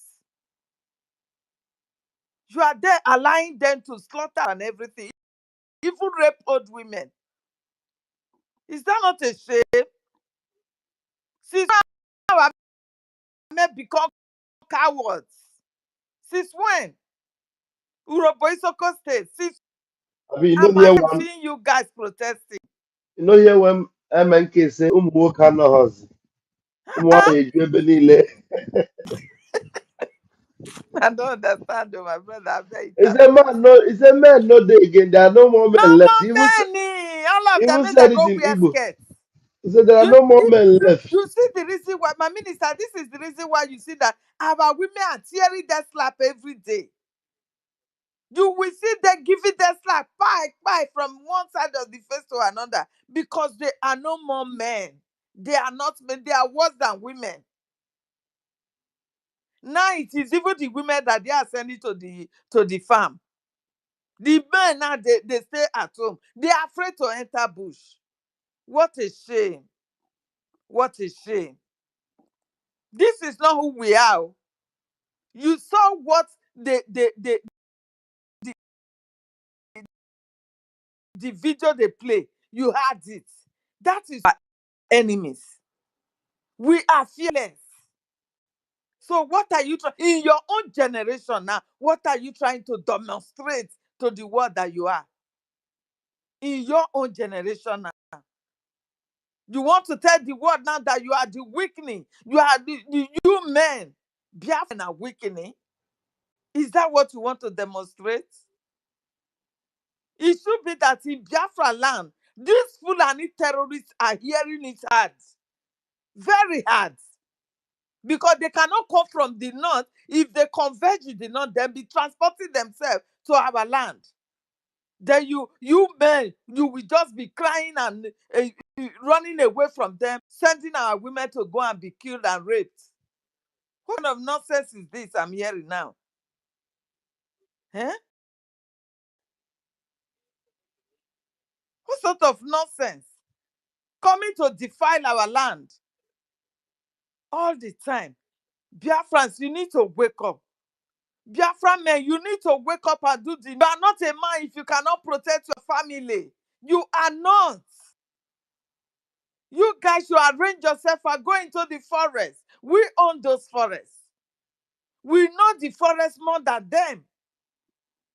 They cannot just kidnap people and be passing them from one forest to another. They will pass from Edo State, Igodoland, and bust out in Urobo State. Eh? Please go and do the needful. Don't bring this shame upon us. This is not who we are. We are not weakening. We are not weakening. Be a do or die affair. Because this is your life in threatening. Our existence is under threat now. If these people conquer us, they will take over our land, name it to themselves, like they have already started it in the north. Eh? If our women are coming out to cry like this, it means very soon IDP camp will full everywhere. Is this what you want? Biafrans, you need to wake up. Biafra men, you need to wake. You need to wake up. Don't listen to the deceivers. Those who have come to divide us. You see all of them joining space. As we are talking now, the ATM criminal is in the space. Akpakarawa is in the space. Success is in the space because they are fighting for their pockets. They know that our words are penetrating. The truth that we are revealing against them of their criminality is penetrating the hearts of Biafrans, and they are running helter-skelter. They are on the space as we are speaking right now. Tell me what they are doing there. Tell me. They want to continue to use that platform to brainwash you and continue to be donating to the new account that they created for you. And they will come and tell you that we are the people that are toppling the government. Meanwhile, they have nothing of the government property that they can lay hands on, apart from this new world that they are creating for you to enrich their own pockets. Eh? Don't be fooled, Biafrans. Let them come to space and be telling you nonsense. But at the end of the day, use that link and donate to, you know where the money will go now, that they can liberate our land for us. Don't be fooled. Don't obey them. Don't listen to them and go and put your money in their pocket. That money is for their own use. You can imagine how they are fooling themselves there. ATM is there, criminal. Akpakarawa is there. Success is there. Very soon, this, what do you call the leg? We still join them. Eh? Spending your money for nothing's sake. Meanwhile, our land is on. Fulanis are taking over our land. Our people are being driven out of their homes. Kill is everywhere. Or you think somebody is coming to help you, or Donald Trump is coming to help you. If Donald Trump will help, he should have been able to help the Benue people. But up to now, nothing. So you are on your own. If somebody to deceive you and the killings continue, you are on. This is what for you. God forbid the Fulani conquered us today. The rest of the world for them. Because lands are being owned by conquest. That is what they said. It is only Biafra land that is ordained by God. Because we are the first creature. It is only us that owns our land. And now they want to fight and conquer and take it over from us. What they could not do during the time of our parents, our ancestors, they want to start doing it now. And you are given that chance. You are afraid to die and you must surely still die. The Fulanis, they must surely still trace you. Why not get yourself prepared for the fight and let us call it do or die? You call it do or die. Declare the war against them also. And let one bastard soldier come to say he wants to come and kill you. Every one of you will come out. Eh? So Anyway. my hands up. Yeah, I can't see Because them. Please, sir. Let them continue. Thank you okay. very much. There, well, thank you so very much.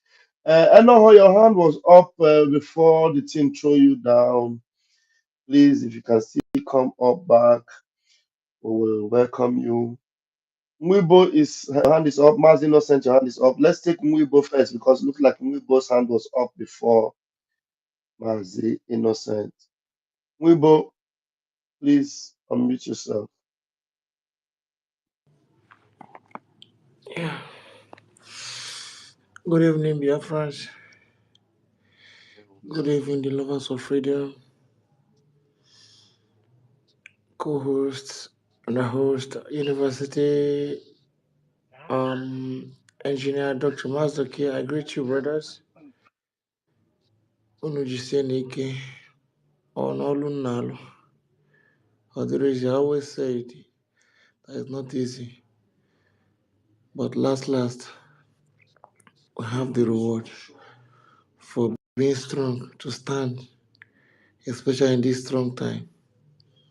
Last, Biafra is where all of us will enjoy. So, I want to ask question about this guy called Ugo 247 that said that he have resigned from Ngozi Oraveze. If Ugo 247 say that he have resigned from Ngozi Oraveze, then good and fine. Then if he knows that he resigned, that means something might be going wrong that he did not like, or he goes against what they are doing. So, but as they come out now to resign, shows that something is wrong. And that thing that is very wrong to him that made him to come out, I think Ugo 247 have to be open to anyone to tell people, because for an elderly man like Ugo 247, who many people believed in, while many allegations have also been going to him since, and many blood have been wasting because of this man, and now he come out to say that he resigned. We people the truth, telling Biafrans the reason of him resigning.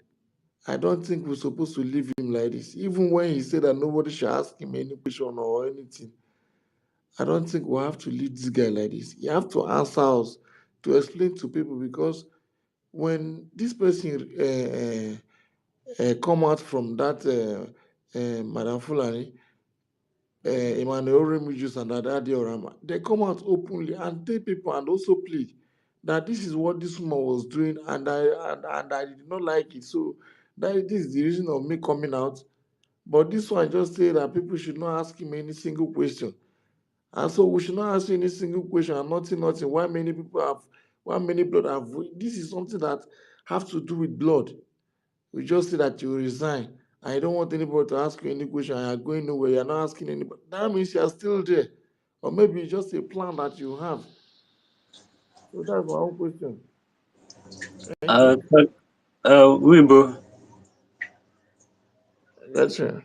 uh, did you, I think since you watched his broadcast, you also hear him when he said that he's not coming back to any Biafra, as in any group of Biafra for any agitation. That is, he is on his own. I think he heard that. Yes, I had it. So that tells you everything. Please, He, our minister is here. Who push you are lying he, to? he knows what he's doing, Oyinbo, and Oyinbo, you know they hear me. he hear you. I've been a that. Yes, Ebeberu. Please, our minister of agriculture is here. Let him speak, please. Yeah, you will speak. I'm not making submission. Okay, go on, sir. Um, so he knows what he is doing, and he knows that all the atrocities he No, committed. Benu. Yeah. Wait, What they allow him to finish? We'll hand over to but he's Greek. here now. He's here with us. This one, once he finish talking, now he will go. Because sometimes you Somebody, will Allow lose your line somebody of asked thought. question. Somebody asked question. I'm trying to clear the person. what they allow everybody to finish. You will hand over to Greek. Greek is Uh, here. maybe you did not hear Weibo. It's like you did not hear Weibo. Sorry, our Yeah, minister. quickly, You quickly, quickly. Everybody just sum it up so that Greek will take the microphone. so Weibo.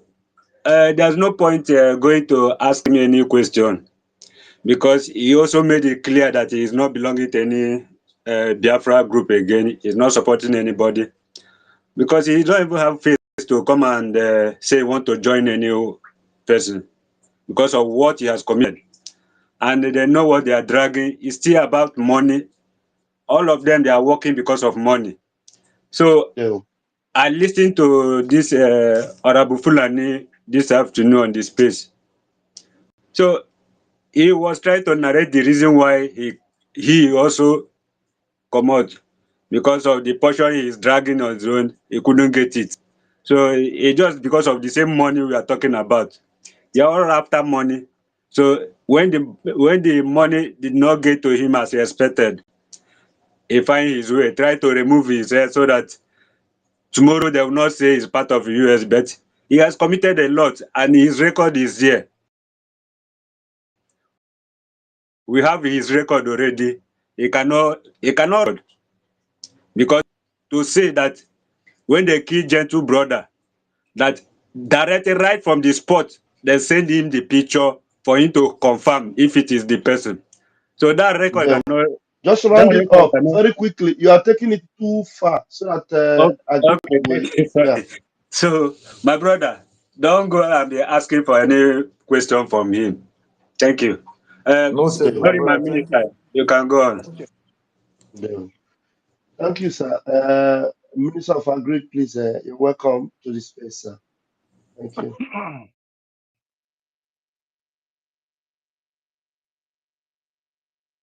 Hello, am I coming loud? Yes, I sir. Yeah. think I have. If I'm not coming loud, I have to take my earphone off. I've You are been coming glad listening for to. now. Yeah, you are coming loud, but when you take your earphone off, I think it's always better most of the time. Okay, give me just a second. Let me take it off because the topic is tough. Very, very tough. It's not a light topic. Thank you. While he's taking off his mic, is let have already discussed about the Am I coming now? SWOT. Yes, which Am is I talking about coming the good SWOT. now? If you have any Yes, question, you will also yes, bring it up. Okay, go ahead. yes. Go ahead. This is a very, very tough, interesting discussion. And before I start, I will say thank you and great work to Prof. Engineer um, mm, K.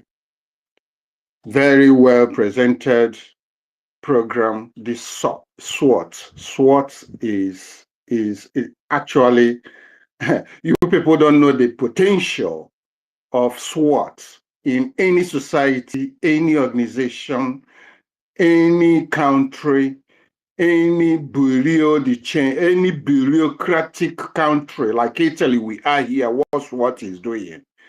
And as well, individuals. People don't know that SWOT works on individuals. I will leave that apart, and I'm coming to analyze and state that. And thank you, Ralph, the acting prime minister. I said prime minister, the acting information minister. Well done Thank for you. Thank being you for around. correcting it immediately before they will grab it too.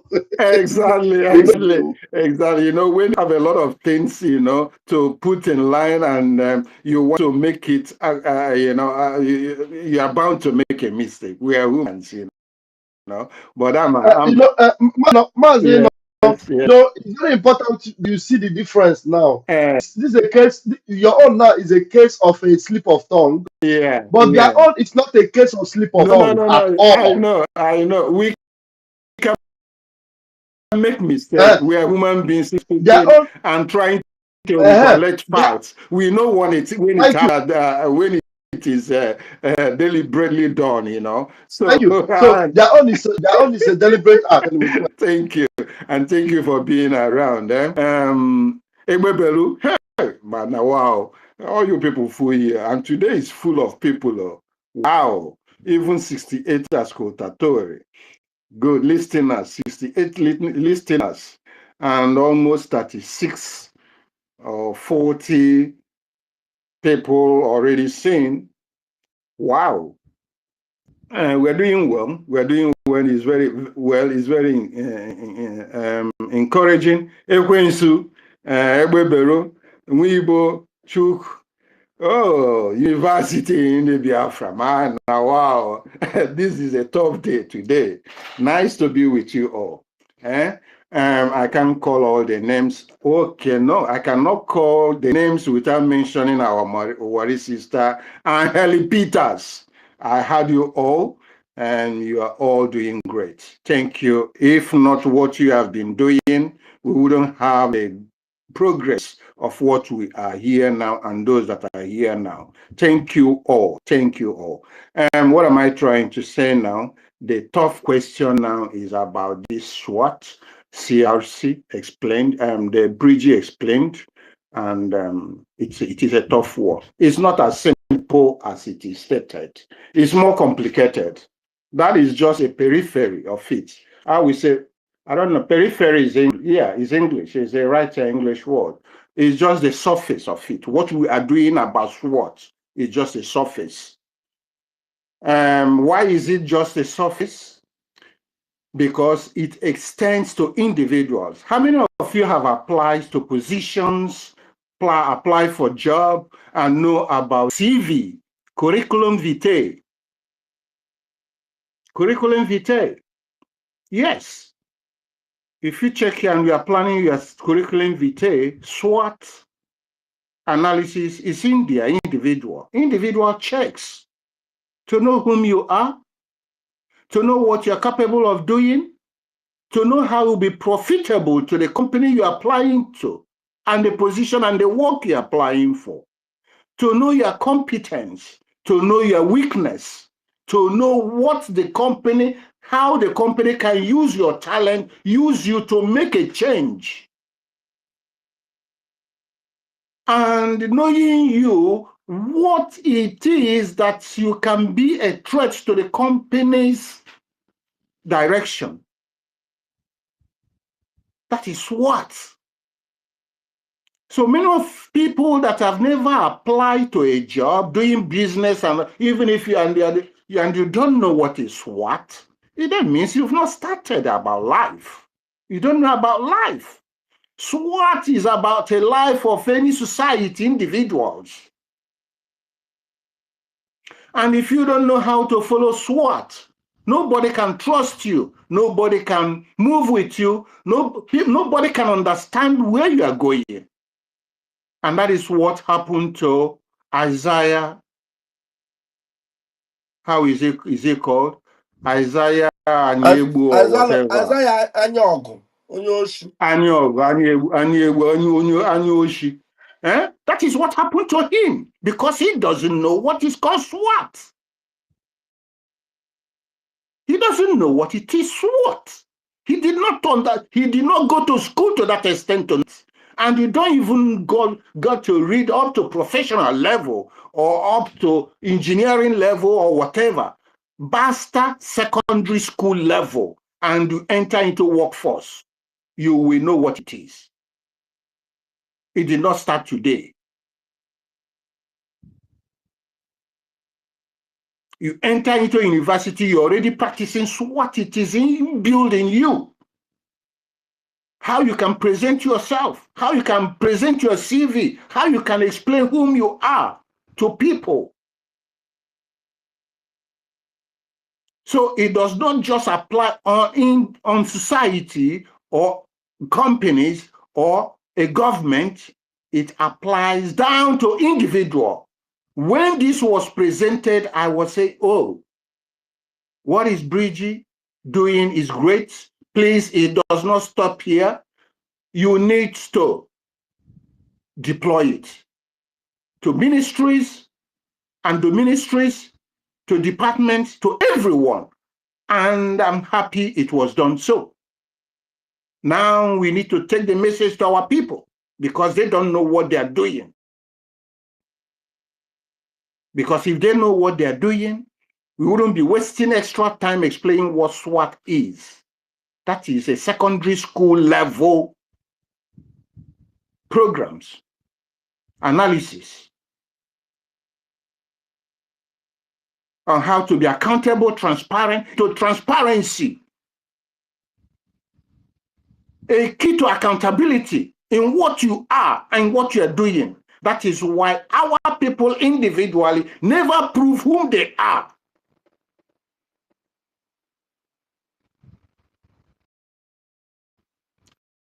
And now Brgie has discovered it and said, who never prove whom they are or know whom they are. What that will direct them to know they are and what they are.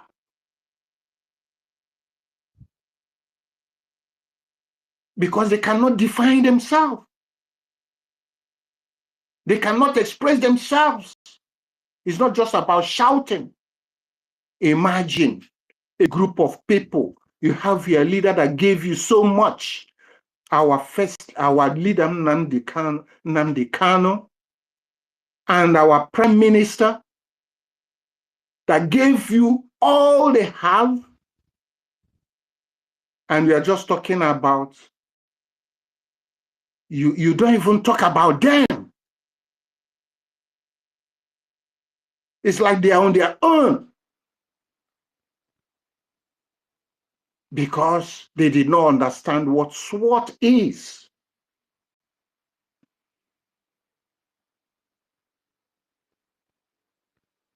So my people, because our people did not understand what it is, that is why these gentlemen, then to Biafrans, are staying years, still talking about the same point, talking about the same thing to the world. The world are not looking at them or what they are saying or whatever. The world are looking about you as an individual, as a group of people. These people have sacrificed themselves to do something, to know yourself and discover yourself, and they are there doing nothing. Nothing. Killing themselves and sabotaging themselves and talking about themselves individually. How many of you have gone to, please raise up your hand, have seen what is going on in MOA platform? Please be sincere with me. Raise up your hand, a thumb up, so that I will know. How many of you have gone there and see presently these 2-3 weeks what I've been doing? And I've never expected it. I've never had one single question, why are you doing this? What use is it for what we are doing? What is it to pursue? I had any question. Just putting information to people, world that don't reason. Please, anybody that has gone there and seen what is happening in MOA Brgie Solution for Agriculture. I don't see any hands raised up. We are just talking and talking and talking and talking. Look, I'm an engineer in agriculture. I'm not an engineer that goes and stay in office and wear tie. I'm a practical engineer, well furnished with knowledge, and I don't force myself to people. I give a highlight, then people interested should follow me. Good food sells itself. Good product sells itself. You like it, you come. I'm not begging, I'm not a beggar. Up till now, I've never realized 20 people that have registered. And that is why we are not making progress, because people don't know how things work, how things should be moved, how to unify and take a priority and say, oh, this can help to improve. This is an alternative. Let's give it a trial. And people don't want to try anything. They just want something already done, and then they fly with it. Oh, good, good, good, good, good. No, the life we are living is experimental life. Nowadays, even Donald Trump is experimenting. If he works with his idea, fine. If it doesn't work, oh, I've tried. That is it. And that is why he's pumping Dazi to every nation's foot, because he had the opportunity to do that. He's placed to do that. And no more and no more minding the protocols in economics and the standards of business. I'm sorry to say this. There are ways things work. There are protocols. And at the same time, you don't just treat people, you don't treat the whole nation evenly if you know what you're doing. You impose this and that, skyrocketing. You come, Biafrans die for you. You've never opened mouth one day and say, oh, these people, that's something happening like this. You pretend and want to tell us you don't know what is going on, or you don't know what Biafra is for. I don't cherish that. He's wrong. He is totally wrong. How many Biafrans should die before you talk, before he talks about what is going on? We are not begging him. We are not begging anybody, America. But it's our people that is left for them to do the needful. They are the ones I'm angry with. It is until you know what you do, then the world will know you are serious, and then they will come. And that is why they say, get 80% of your territory. If we get our 80% of our territory, do we even have any damn about them? We don't need to beg them. We don't even need to ask them to support us or not. You like it or not, that is your problem. If we have 80% of our territory defeated by the Nigerians, government, our enemies, we wouldn't even be needing them or coming to beg. We will not come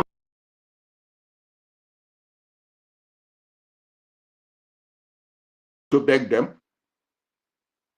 It's paid. So what? They are taken to too extreme. That you see something wrong, you keep quiet because it's not of your interest. And we have what is called global economy, global system. The world government, UN, they go where money goes. Where money doesn't go, they shrink. Is that the way we should be living and building our future?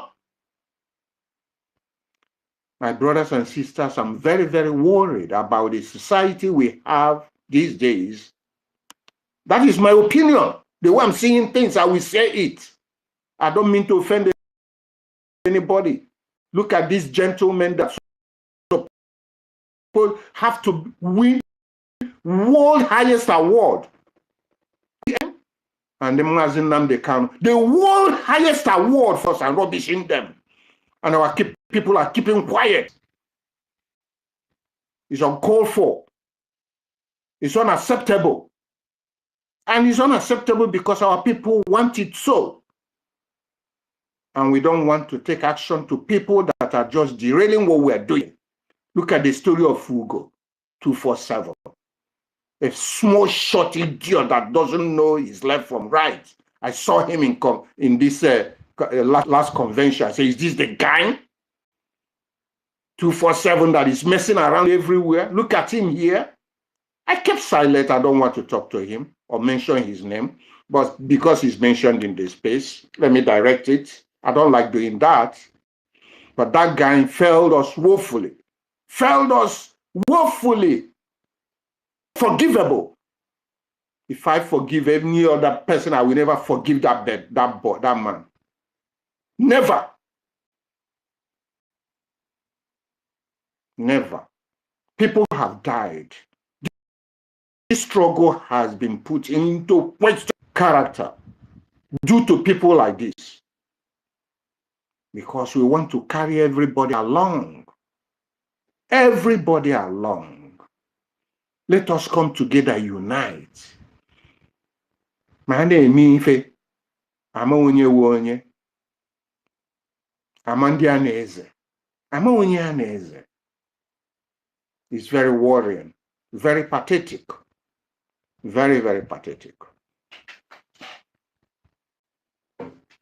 Very, very pathetic. So I'm glad with Brgie, with this SWOT analysis.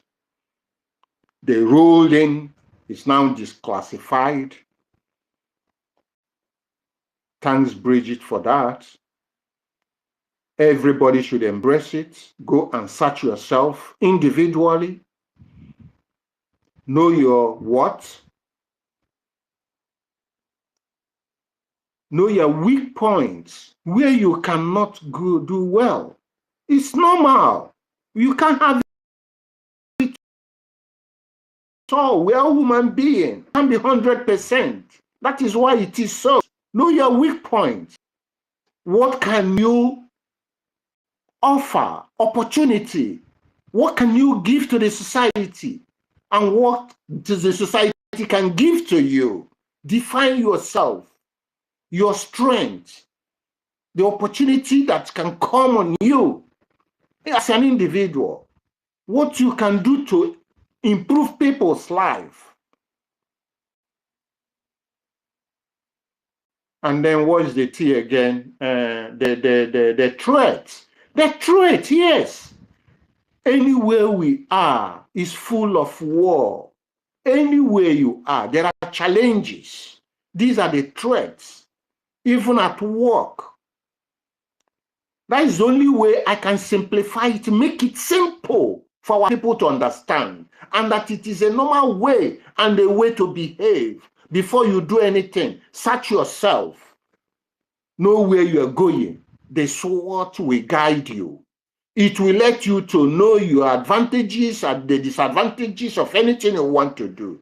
If the advantages is overlapping the disadvantages, go on. If the disadvantages are overlapping the advantages, please be cautioned, because you don't know all these things.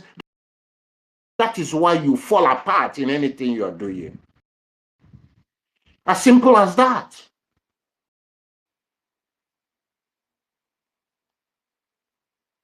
As simple as that. That is the simplest way I can describe it. So it doesn't just end up in a big organization or government or anything. It's a very heavy tool. We are just touching the surface. And even the surface, I'm seeing that our people don't have this idea what it is about. Because Ogenkere is all about money, fraudulent money, and doesn't know how to work hard for the money he's making. It's about duping, about forgery, about manipulation, about destruction.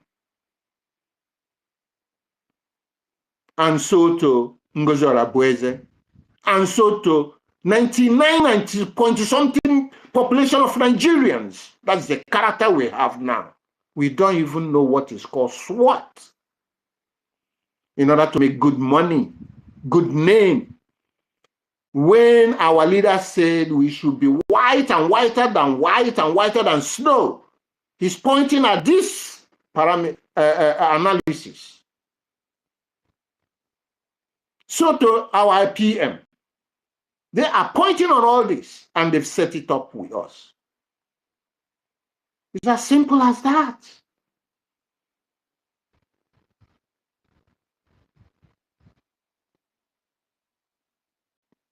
Yeah.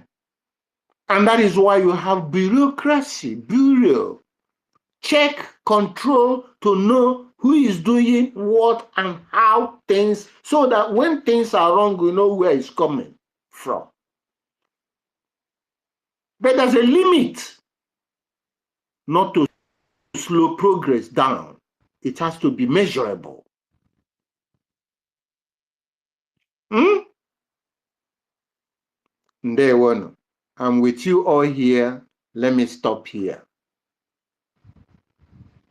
Thank you, thank you, thank you.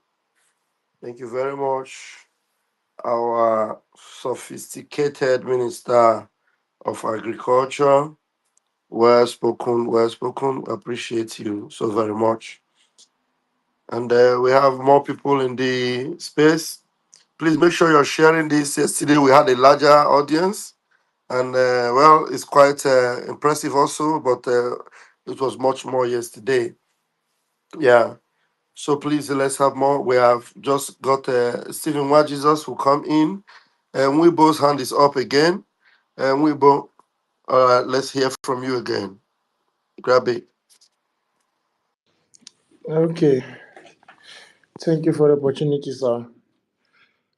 Please, I will still want to ask this question because I have this guy called Jojo.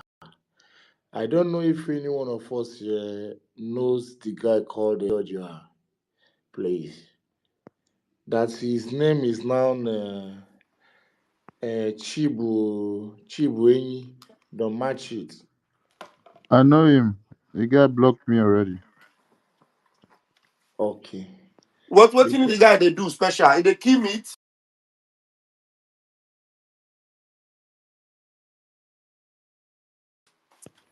I don't really know my boss, The but guy that but agent, the zoo agent. Na because na be, butcher. I don't really know because, but he was Ah. acting because when Madame Orabezi started nonsense that she started, he was the part of the people who were denying us to leave Madame the Brigade that Madame Orabezi is not getting it right. And back then, I just said, okay, good and fine, because not only him saying it, and when Eugen Kere said that he's going to sue Madame Orabezi, and everything about that, he was engineering that good and fine that Madame Orabezi is going to answer to her sin. Then good.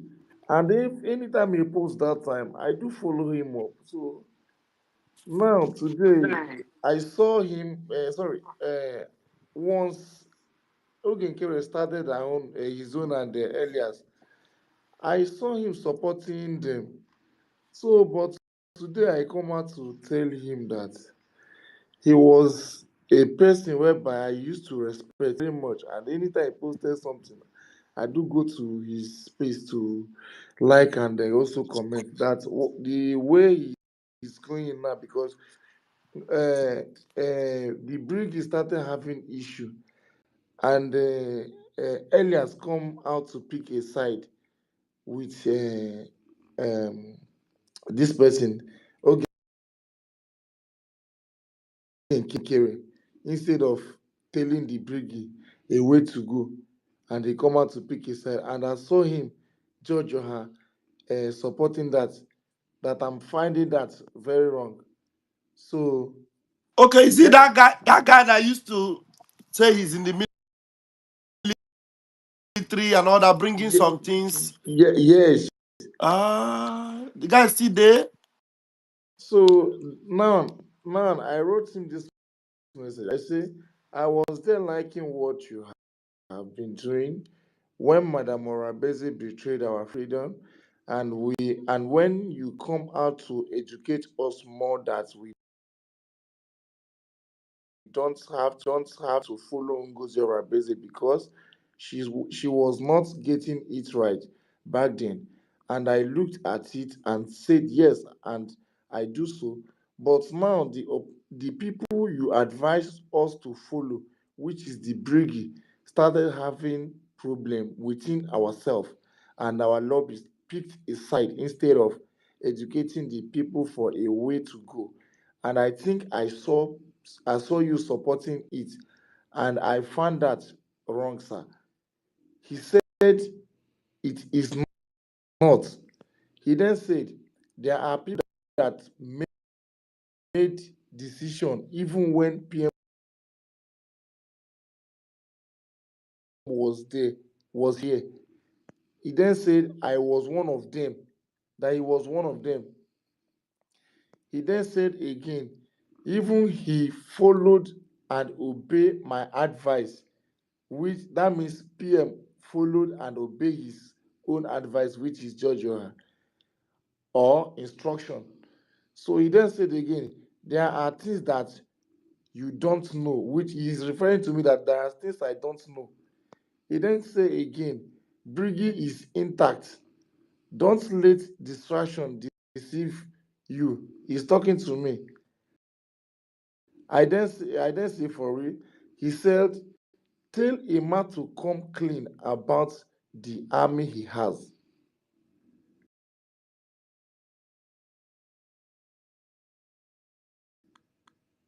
Are you guys hearing me? He said, tell a man to come clean about the army he has. I then shocked.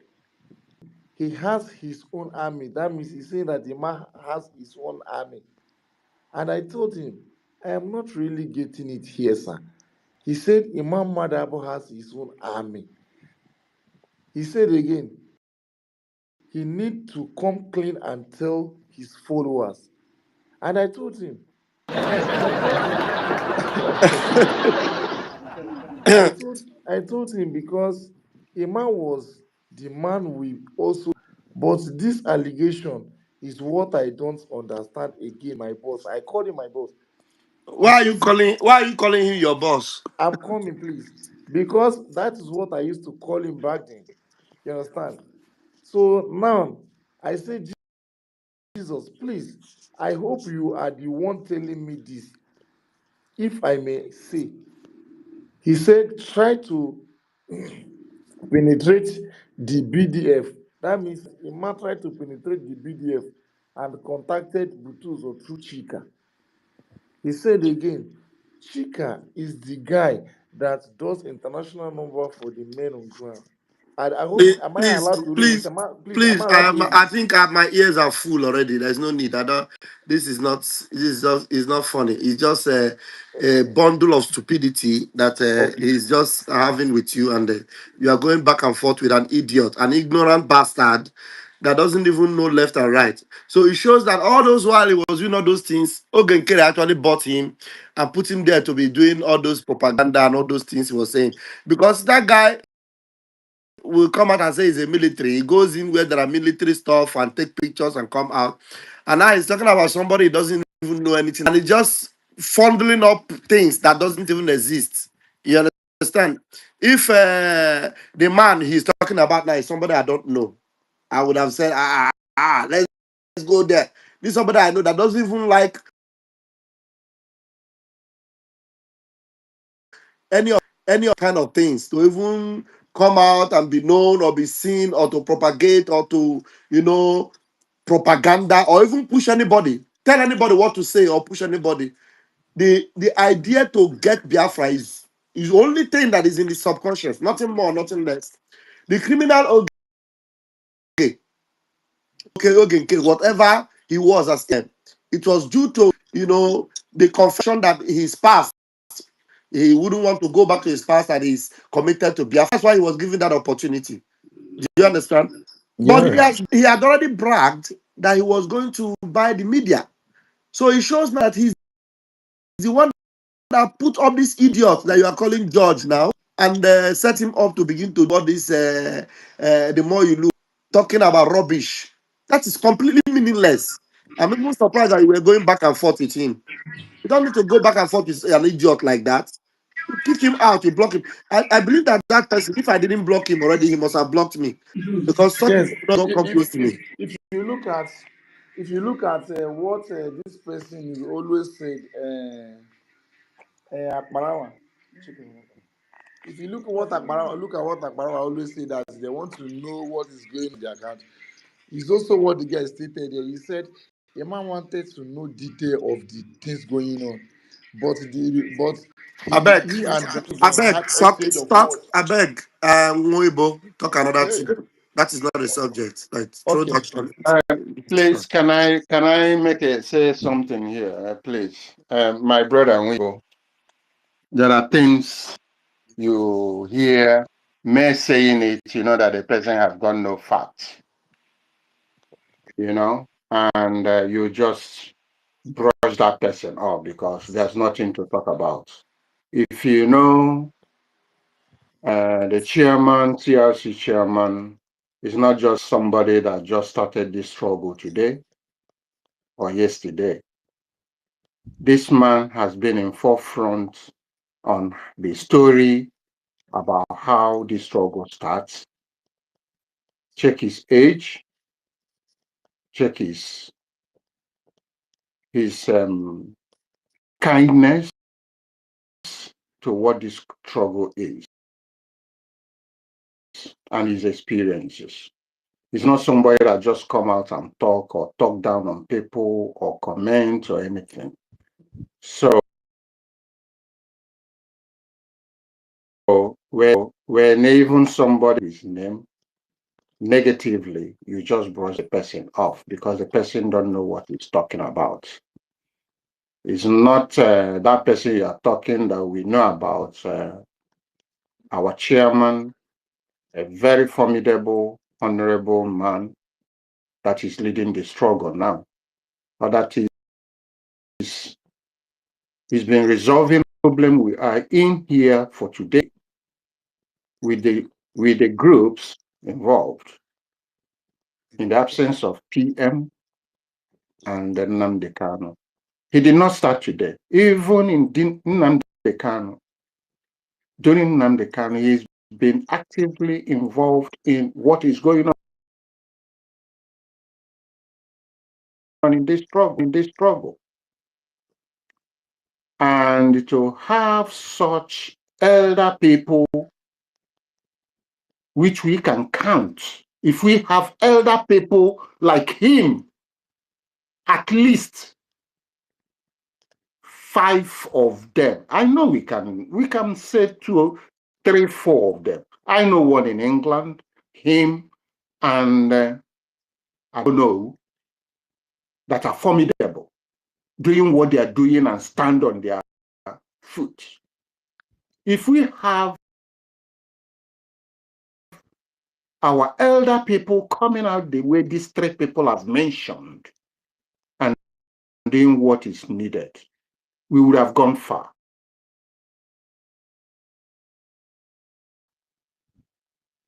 but we don't see them.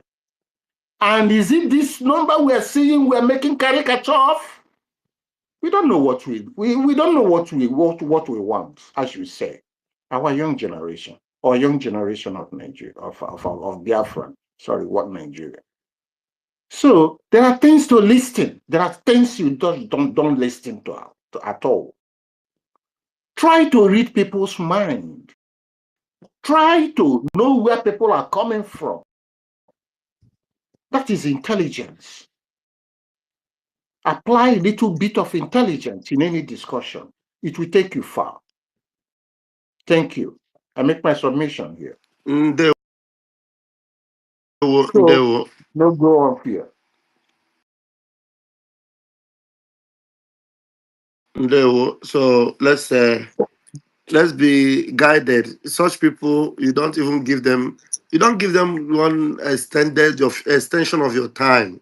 Believe me, you know, that is propaganda, a propagandist. Even most of the time he was saying things about Honorable Fulani. Some of those things you can't even figure them out. You just, tell you things, make it look like he's deep, you know.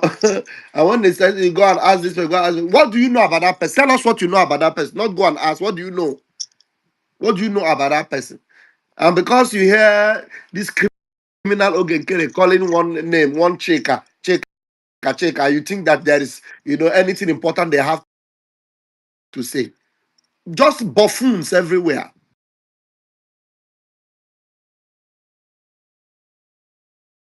I'm telling you, he cannot come to somebody like me now and make such claims because he knows he cannot even stand 5 minutes if I ask him 2 or 3 questions.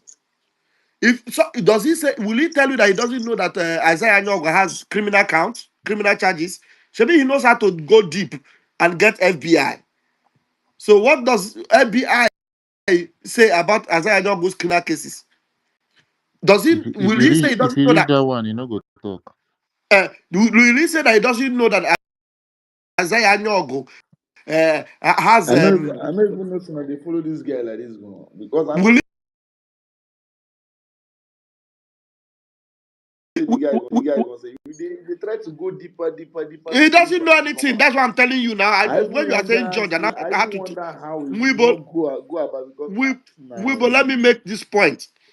Will he say he doesn't know that Isaiah Nyogo went in and edited our documents, criminally changed it, and made himself president,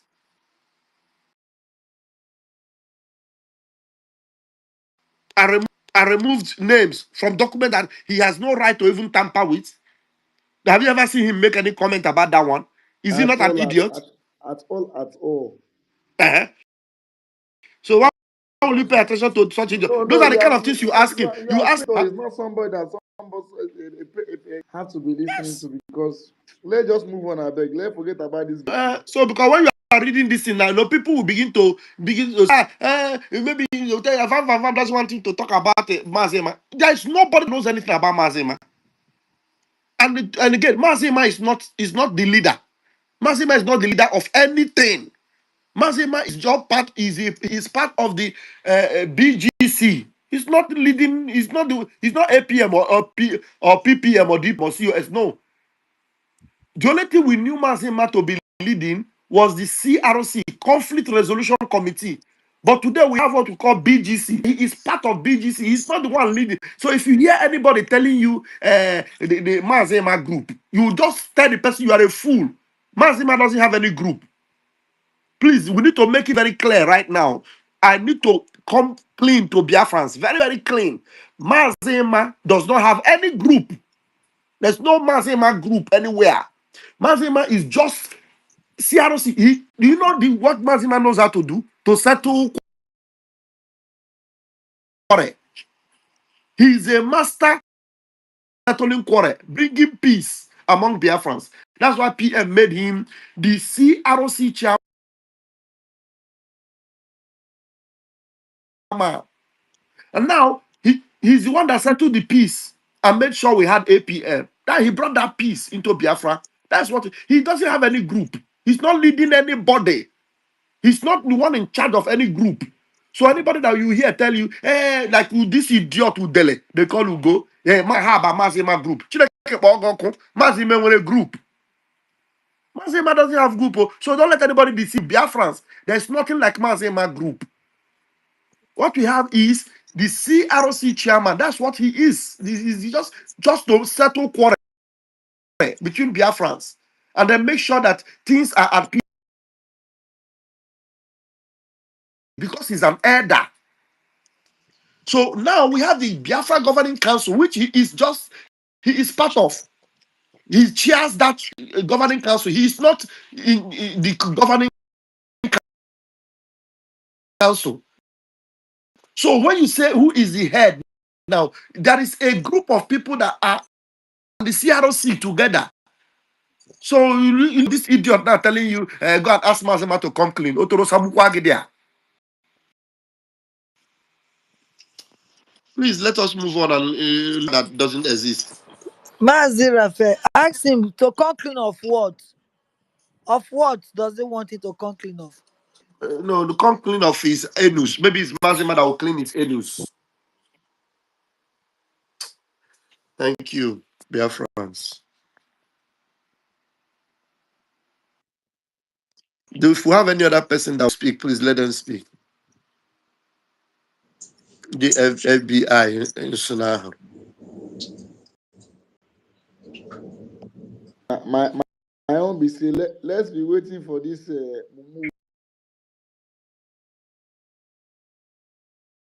woman. We say she don't rebrand her own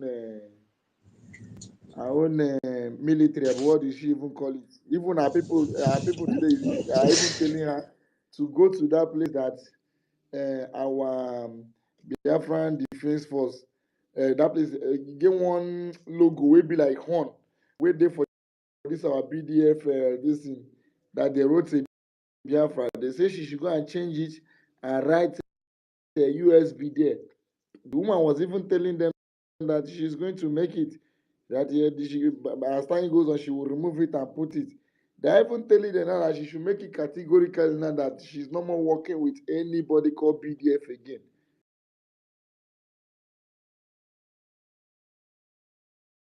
That is why she then run out to say she have rebranded her own soldier now. Then we'll be waiting to see that soldier that she say she have rebranded. Because Butus have told this woman that he will use these people that you say you are using to fight me to fight you back.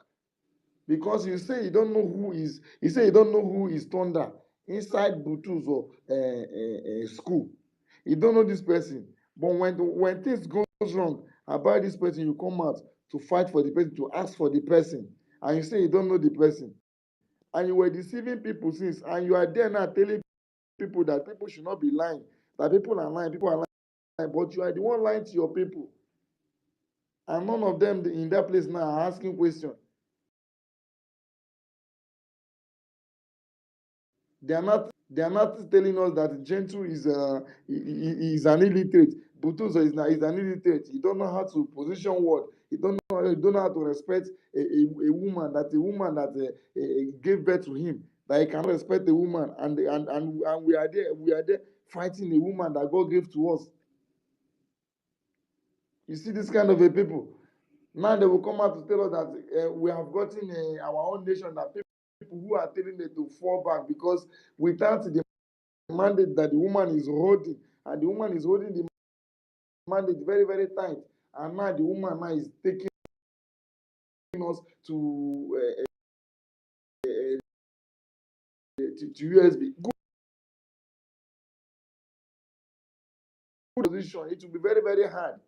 Since this woman said that she's taking us to USB, and you did not work with the people on ground. The people's general did not work with the person. The second in command did not work with the person. Instead of that, you go inside to pick person, to pick their children in their midst who don't even have a higher ground to work with the person, to be using the person to fight the people on the ground, to be taking information from them, telling these people to give you to tell you how many people they are, bring all their credentials to you, to know how many people they are, to know how you'll be giving them things. And from there now, you take one, as they refuse to you take one person from them. If you want to take one person from, why didn't you take excuse from the people's general? But now you went inside and picked the person, and they were asking you, do you know this person? You said no.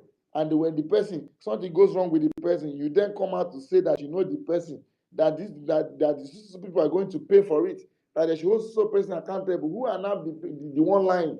And those fools there are there listening to this idiot woman, of which they know say this woman is lying, and they know say this na-ahapụ woman ndị is nwụrụ crazy. anwụ na-aga ije ka anyị kwuo okwu ndị dị ndụ. Hapụ ndị nwụrụ anwụ na-aga ije ka anyị kwuo okwu ndị dị ndụ. Ndewo. It's okay. Another person can pick up the mic, please. Ndewo. Ebebelu, are you in the room now?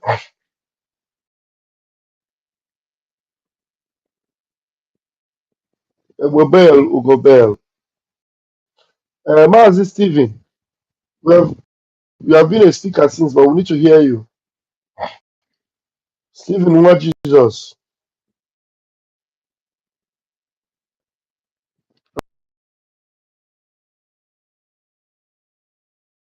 From Alonso. Is it Alonso Alaudo? Alaudo, I believe.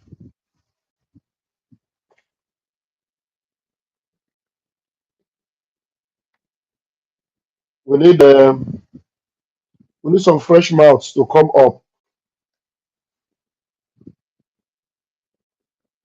Or somebody should play remind us of okay. Isaiah Nyago's cry. Leave us alone. Leave me alone. Who they play that thing for us, I beg? Madi Ife, na Ife has it. Madi Ife have Leave it. me alone. Ife have it. And Sonny Akbarawa, I need to hear Sonny Akbarawa own. What was the one that idiot was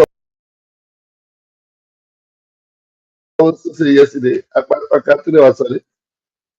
Uh, I, I didn't remember the way he was saying it. I don't know if Ada have posted it in our telegram. So I will bring it out and if I please, if you Please, can I make an appeal, Master right, Honorable right. Biko, regarding the program? This program by next week, being everything is as expected, we started it next week. I did not go on holiday just because I have to get my son do this program, start the lessons, and start lecturing Biafrans on how we can man and manage our food and our way of handling our food. I've sacrificed all my holiday this week. I have to send my family alone while I'm around to make sure that this program is done. But the turnout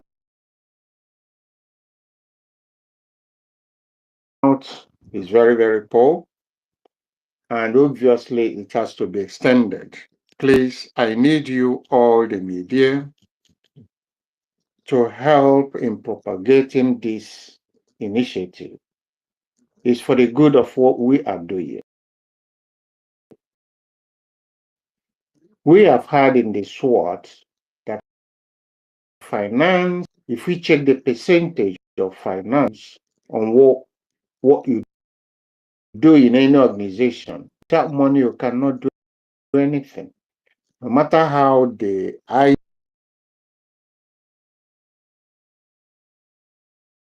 and everything, you cannot do anything. Yes, we are in a very, very tight situation that our people has culturally a way of seeing agriculture and a way as if it's something not serious, as if it is something of a poor man career and tedious. No, there's nothing in life that is not tedious. Even what we're doing today is not easy, it's tedious. And they have forgotten that agriculture is the backbone of every development. If you develop anywhere, anyhow, and you ignore agriculture, you will not escape it.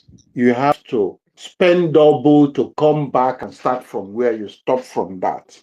Check America today.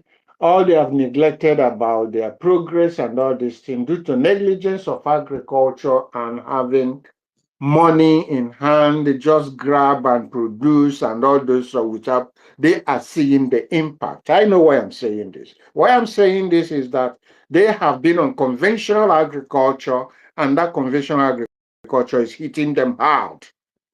Not only America, even Europe, but because they ignored what I don't want to release the key. I'm not going for that from here. Let's leave it there, please, because I have the key. I'm not releasing it. I'm not releasing it. I'm not releasing it until I have millions of Biafra available in this program. And it is a way up forwards to unite our people with the situation we are in here and a way to forge to the struggle we are on. As simple as that. If you want to understand it deeply, I cannot go. Deeply, I cannot go. But that is the straight way we can organize ourselves and make an impact. So I'm begging you, all the media here, to help me. I don't have anybody working with me in the ministry. Nobody is coming up to even sign up for one single post to work with me because they want free money. Free money, money that just fall from heaven like that. It doesn't. Is it the write-up I've been making? Everything practical preparation I'm making, I'm posting and sending.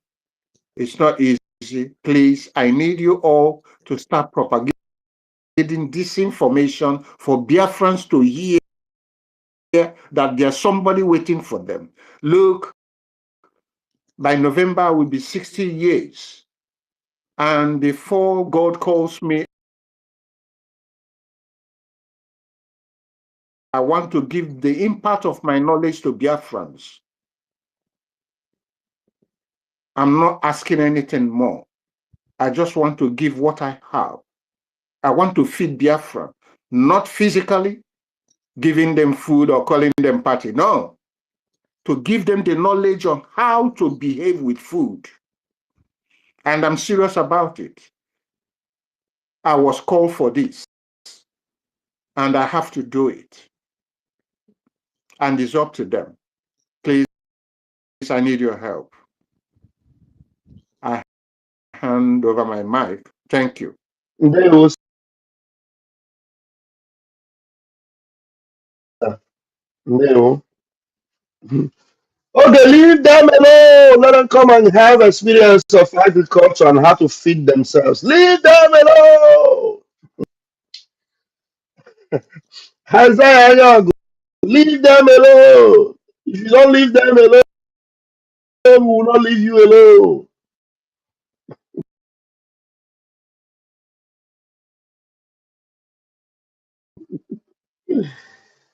Go, go. Isaiah Onyoshi. Thank you, our Minister of Agriculture. Please, we're going to keep pushing for that. Biafrans are very strong headed. They will adapt and they will come. They will come. They will. Ebebelu, I've tried to bring you or give you the speak. I don't know why it's difficult.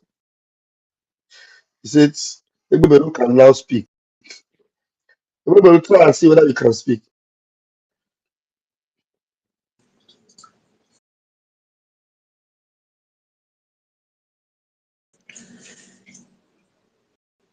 Yeah, good evening. I greet everybody.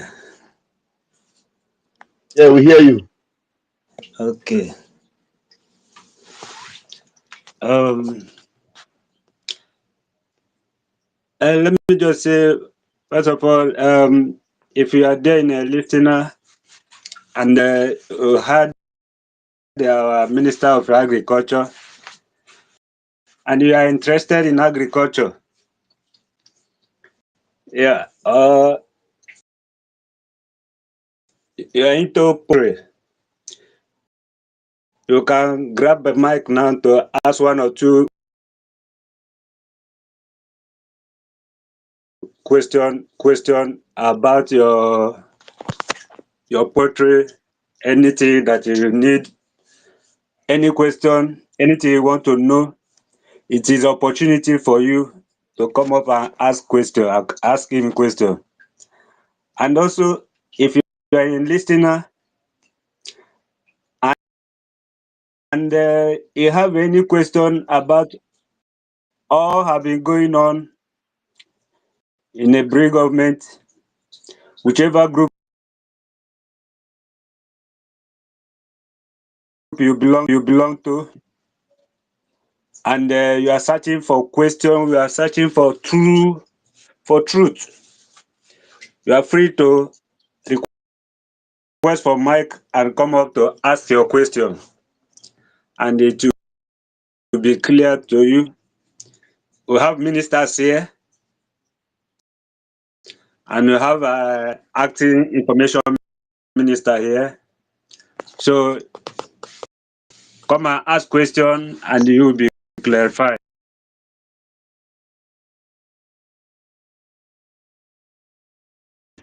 in whichever way. Thank you. As that was said,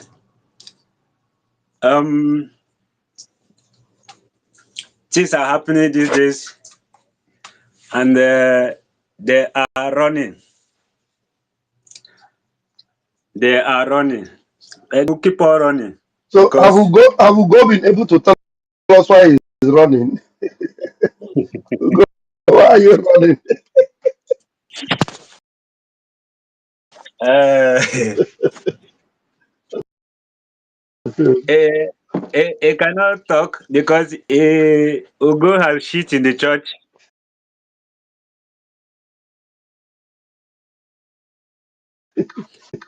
and he know that.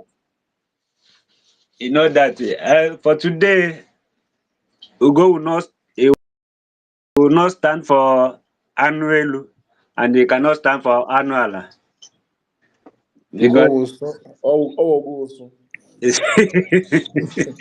Oh, Ugo was so. yes. Uga Lucy go Olama go 419. 419. Ezigbo Uga onye Lucy go ori Olama asụrụ asụ. go. I never sang with this song sing sha. Anytime Shakpi go 419. Now Uga Lucy go Olama go Ọ 419. rụsigo n'Ọlabago. It's a pity for all the people that he has convinced and led astray. Now you know all the things they have been looking forward to. It's just all about making money, as we have been saying. It's just like as if we were just saying for saying sake. Somebody But say he's no longer in the government of Orabuezi. And he's telling us, don't ask him why you got the government. Not be juju be that. No longer in government, that you have resigned. Uh, um, and you're telling us not to ask you why you resigned. he's looking for extra posts again where he can make the money, where he can catch up that money that he's looking for. But unfortunately, it's just like the movie we watch, a betrayer. Even the people you betrayed for, and then the person you collected money to betray will not ever trust you. That is what he played out Ugo 2. He betrayed and followed Orabeze. Orabeze know that he is a betrayer.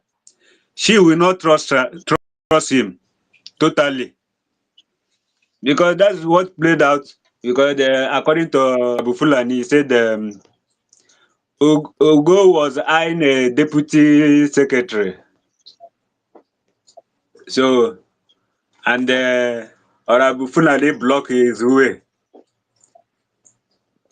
Then Abu Fulani made Agi a secretary, and Agi want to have Ugo as a deputy.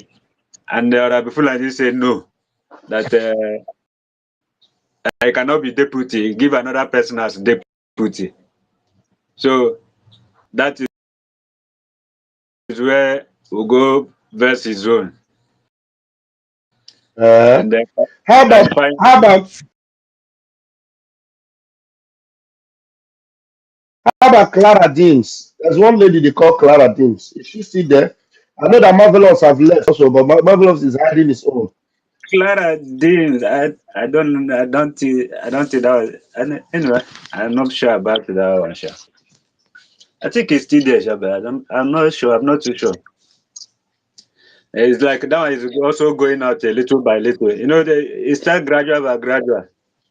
What they are Hmm. looking for, you can't find it again. And it becomes very, very clear to them that this is not actually what they expected. And it's not the true way. You know, like what I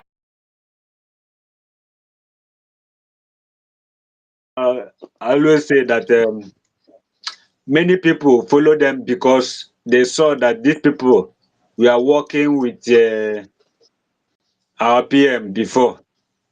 They are in the media. They always see them in the media. They are the face of people, the part of the face of the BRG. So they follow them based on that they were working with our PM. Not that they know anything about what them,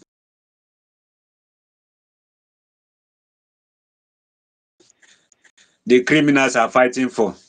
It's just the same thing with Ogenkere. People just follow them because first, uh, Ogenkere is the finance minister, Akparawa is information minister, and then the lobbyist is the lobbyist that our prime minister employed, and he work with all of them. Biafra, we are seeing them on the media everywhere. Then just for that reason alone, how can those that our prime minister is working suddenly become a criminal without knowing anything about what is going on underground? They have no information, but only that they are seeing them with our prime minister.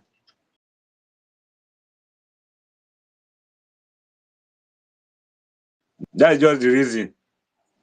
So that's why I'm so grateful for our government now for what they just did about this SWOT, making it public also for people to still have a knowledge about their government. It is also vital and help our people also to know what a little what they're supposed to know. It helps. It helps to keep people so that criminals like what our brother Weibo is talking about now. Somebody can't just come and confuse you if you actually know something. So if you have information about what he's telling you,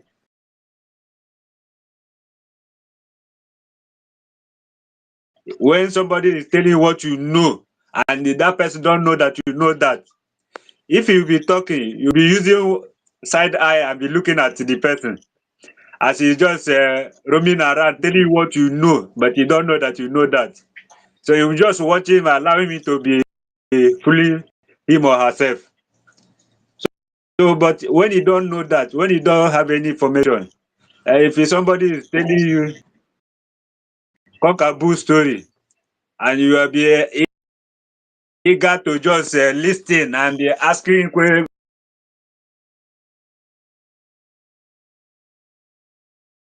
more questions, making him more legible to think that yes, this one I'm telling him is buying the story, that this one I really don't know anything. He can be able to brainwash him, just like what Akparawa is doing. Akparawa is just brainwashing everybody with nonsense. Look at the forged document that Akparawa is asking. Where did the our PM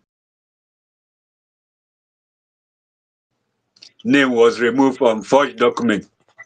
A complete forged document. That if you read that document from the beginning, it tells this is amended document, amended already amended document. By who? By president resident agent. That's just simple. Already amended document by president resident agent.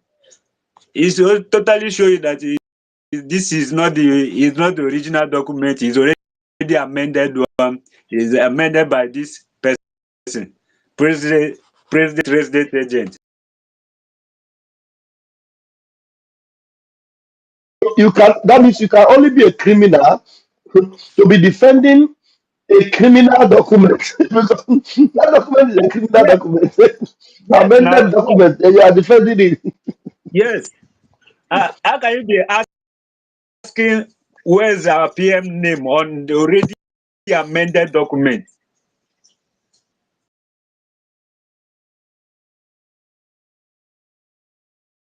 when it has already amended and be removed? And then who amended it is the present president of that document. The head of the document is the person that amend the document.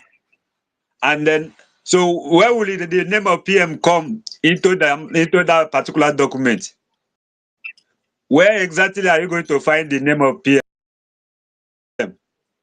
As in my boy or Iran boy or the resident agent for the document, for the amended document.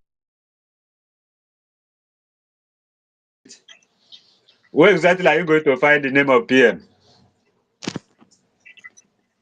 So that's just it. When you know something, somebody cannot cajole you with what you know, but he can only cajole you with what you don't know.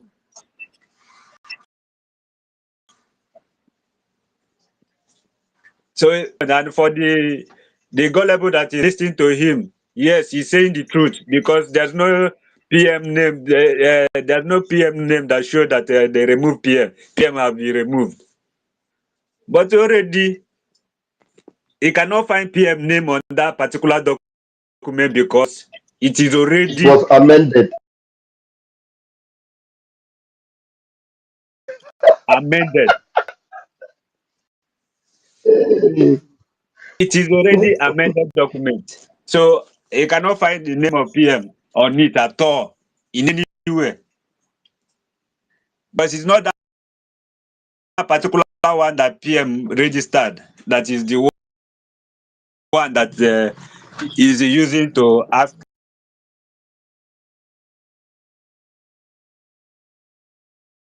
that question. That is already amended document that is using. So you cannot find PM name inside. So how can you be coming out now using it as a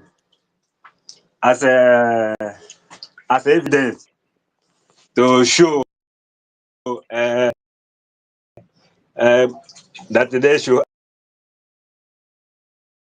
ask them where's the PM name? Where is the PM? Where is that show that PM was removed in this document. PM, I can beg, I? I beg you, somebody hand, I beg you, please. Okay. I think the one that is up is the Minister of Agric. I think maybe it's an old hand. He already spoke. Okay. No. I just raised it here. A question that I need to expatiate Okay. on. Go ahead. Okay, go ahead. If he has finished, if I can, no problem. Go ahead, He's still Minister. speaking. Go ahead. Okay, thank you. Here is a question that somebody, if you have poetry to ask me a question or whatever, question is welcome. And it's not just only on poetry. That's what I wanted to emphasize, because agriculture is not just one item we are dealing with. In agriculture, we deal with every specific part of it. Poetry is very important. The way our people handle poetry is very, very abnormal. It's not welcoming at all. I will give you instances. People will like to sell their chicken when it gets sick. Mhm. Then they will just kill it and sell it to people. That's poison. Poison.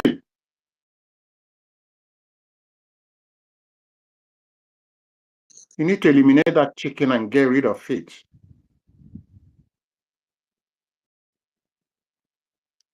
And when Biafra comes, all these things will change. You don't need to feed people with sick animal, bacteria and things, and the cause of sickness and whatever you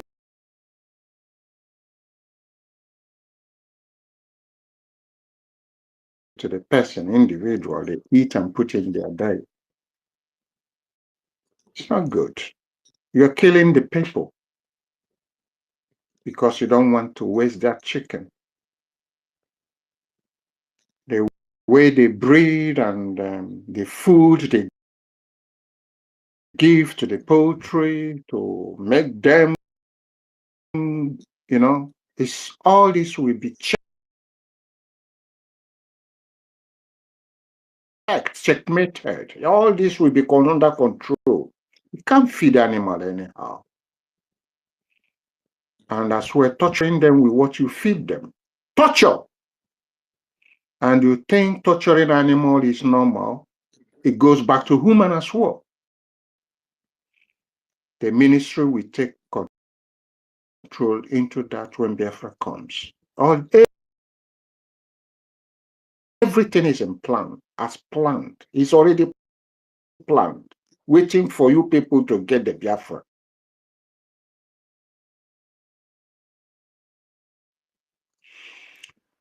It's not only poultry, other animal breeding. I've been talking crops and all this, but you people don't know what I have about livestock. Histories of things about our water. Our water is highly polluted. Defecation. The government has a big work to do. Big work, because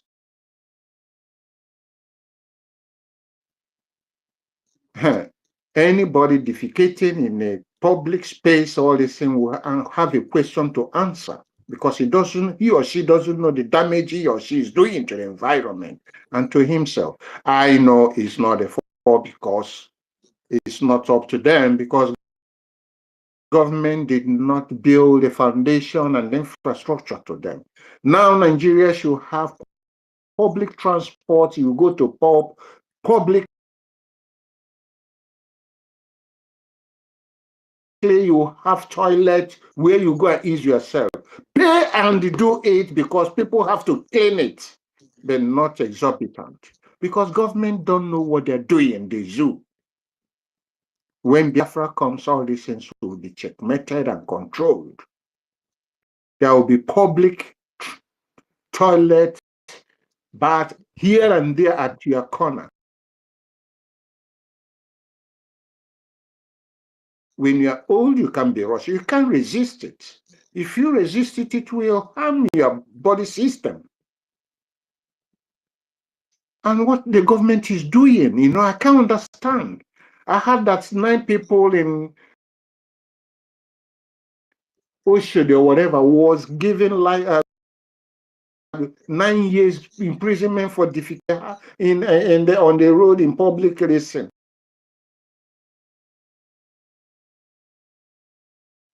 But it's not their fault. Government didn't do what they, and they did not challenge it because they didn't know their rights.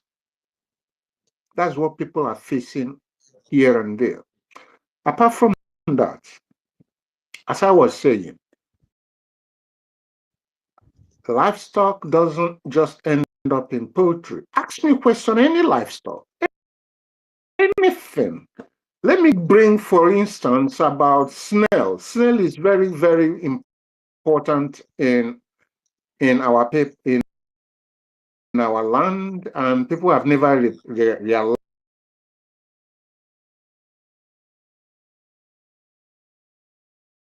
or recognized the potential of snail. France is the world biggest is it slugs? Yeah, the slugs from the slime from snail. But you people, did they have anybody in our land know about the importance of the that comes out from the snail? It is good for the skin. It actually costs more than the meat itself that you eat. If you meat, add some scents and things that can cure your skin diseases. It's used for cosmetics products and is money. The machine costs it to extract it only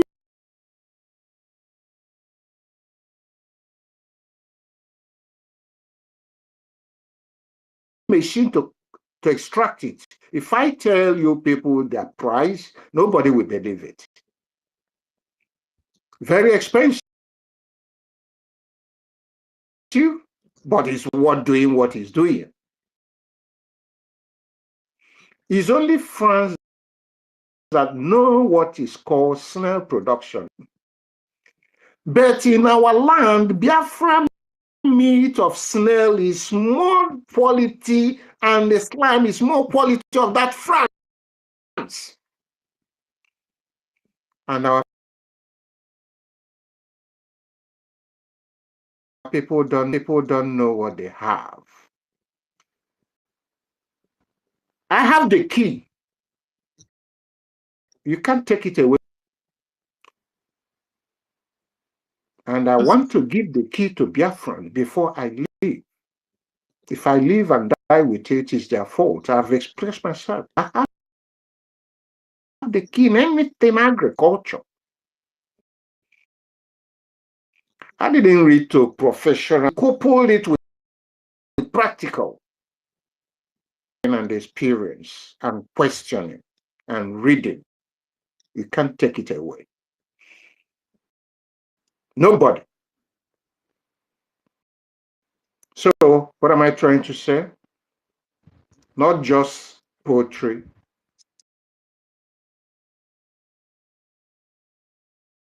Snail is a potential in our economy. Let me say it now and stop from there, because things are going to, in Biafra, our people embrace agriculture. Back to land. Land is where they belong. Start with. Is it a cow? We have better cow than the Fulani suppliers. They extincted it, all of them. They did it purposely. So you don't know what you normally have and what belongs to you and what you have. For them to supply you their deadly cows. And you people are eating and using it for your chieftaincy and things.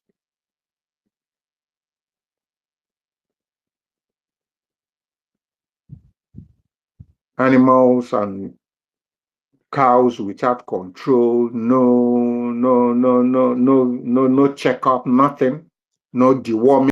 You people eating poison. So it's not only just poultry, snail, goat,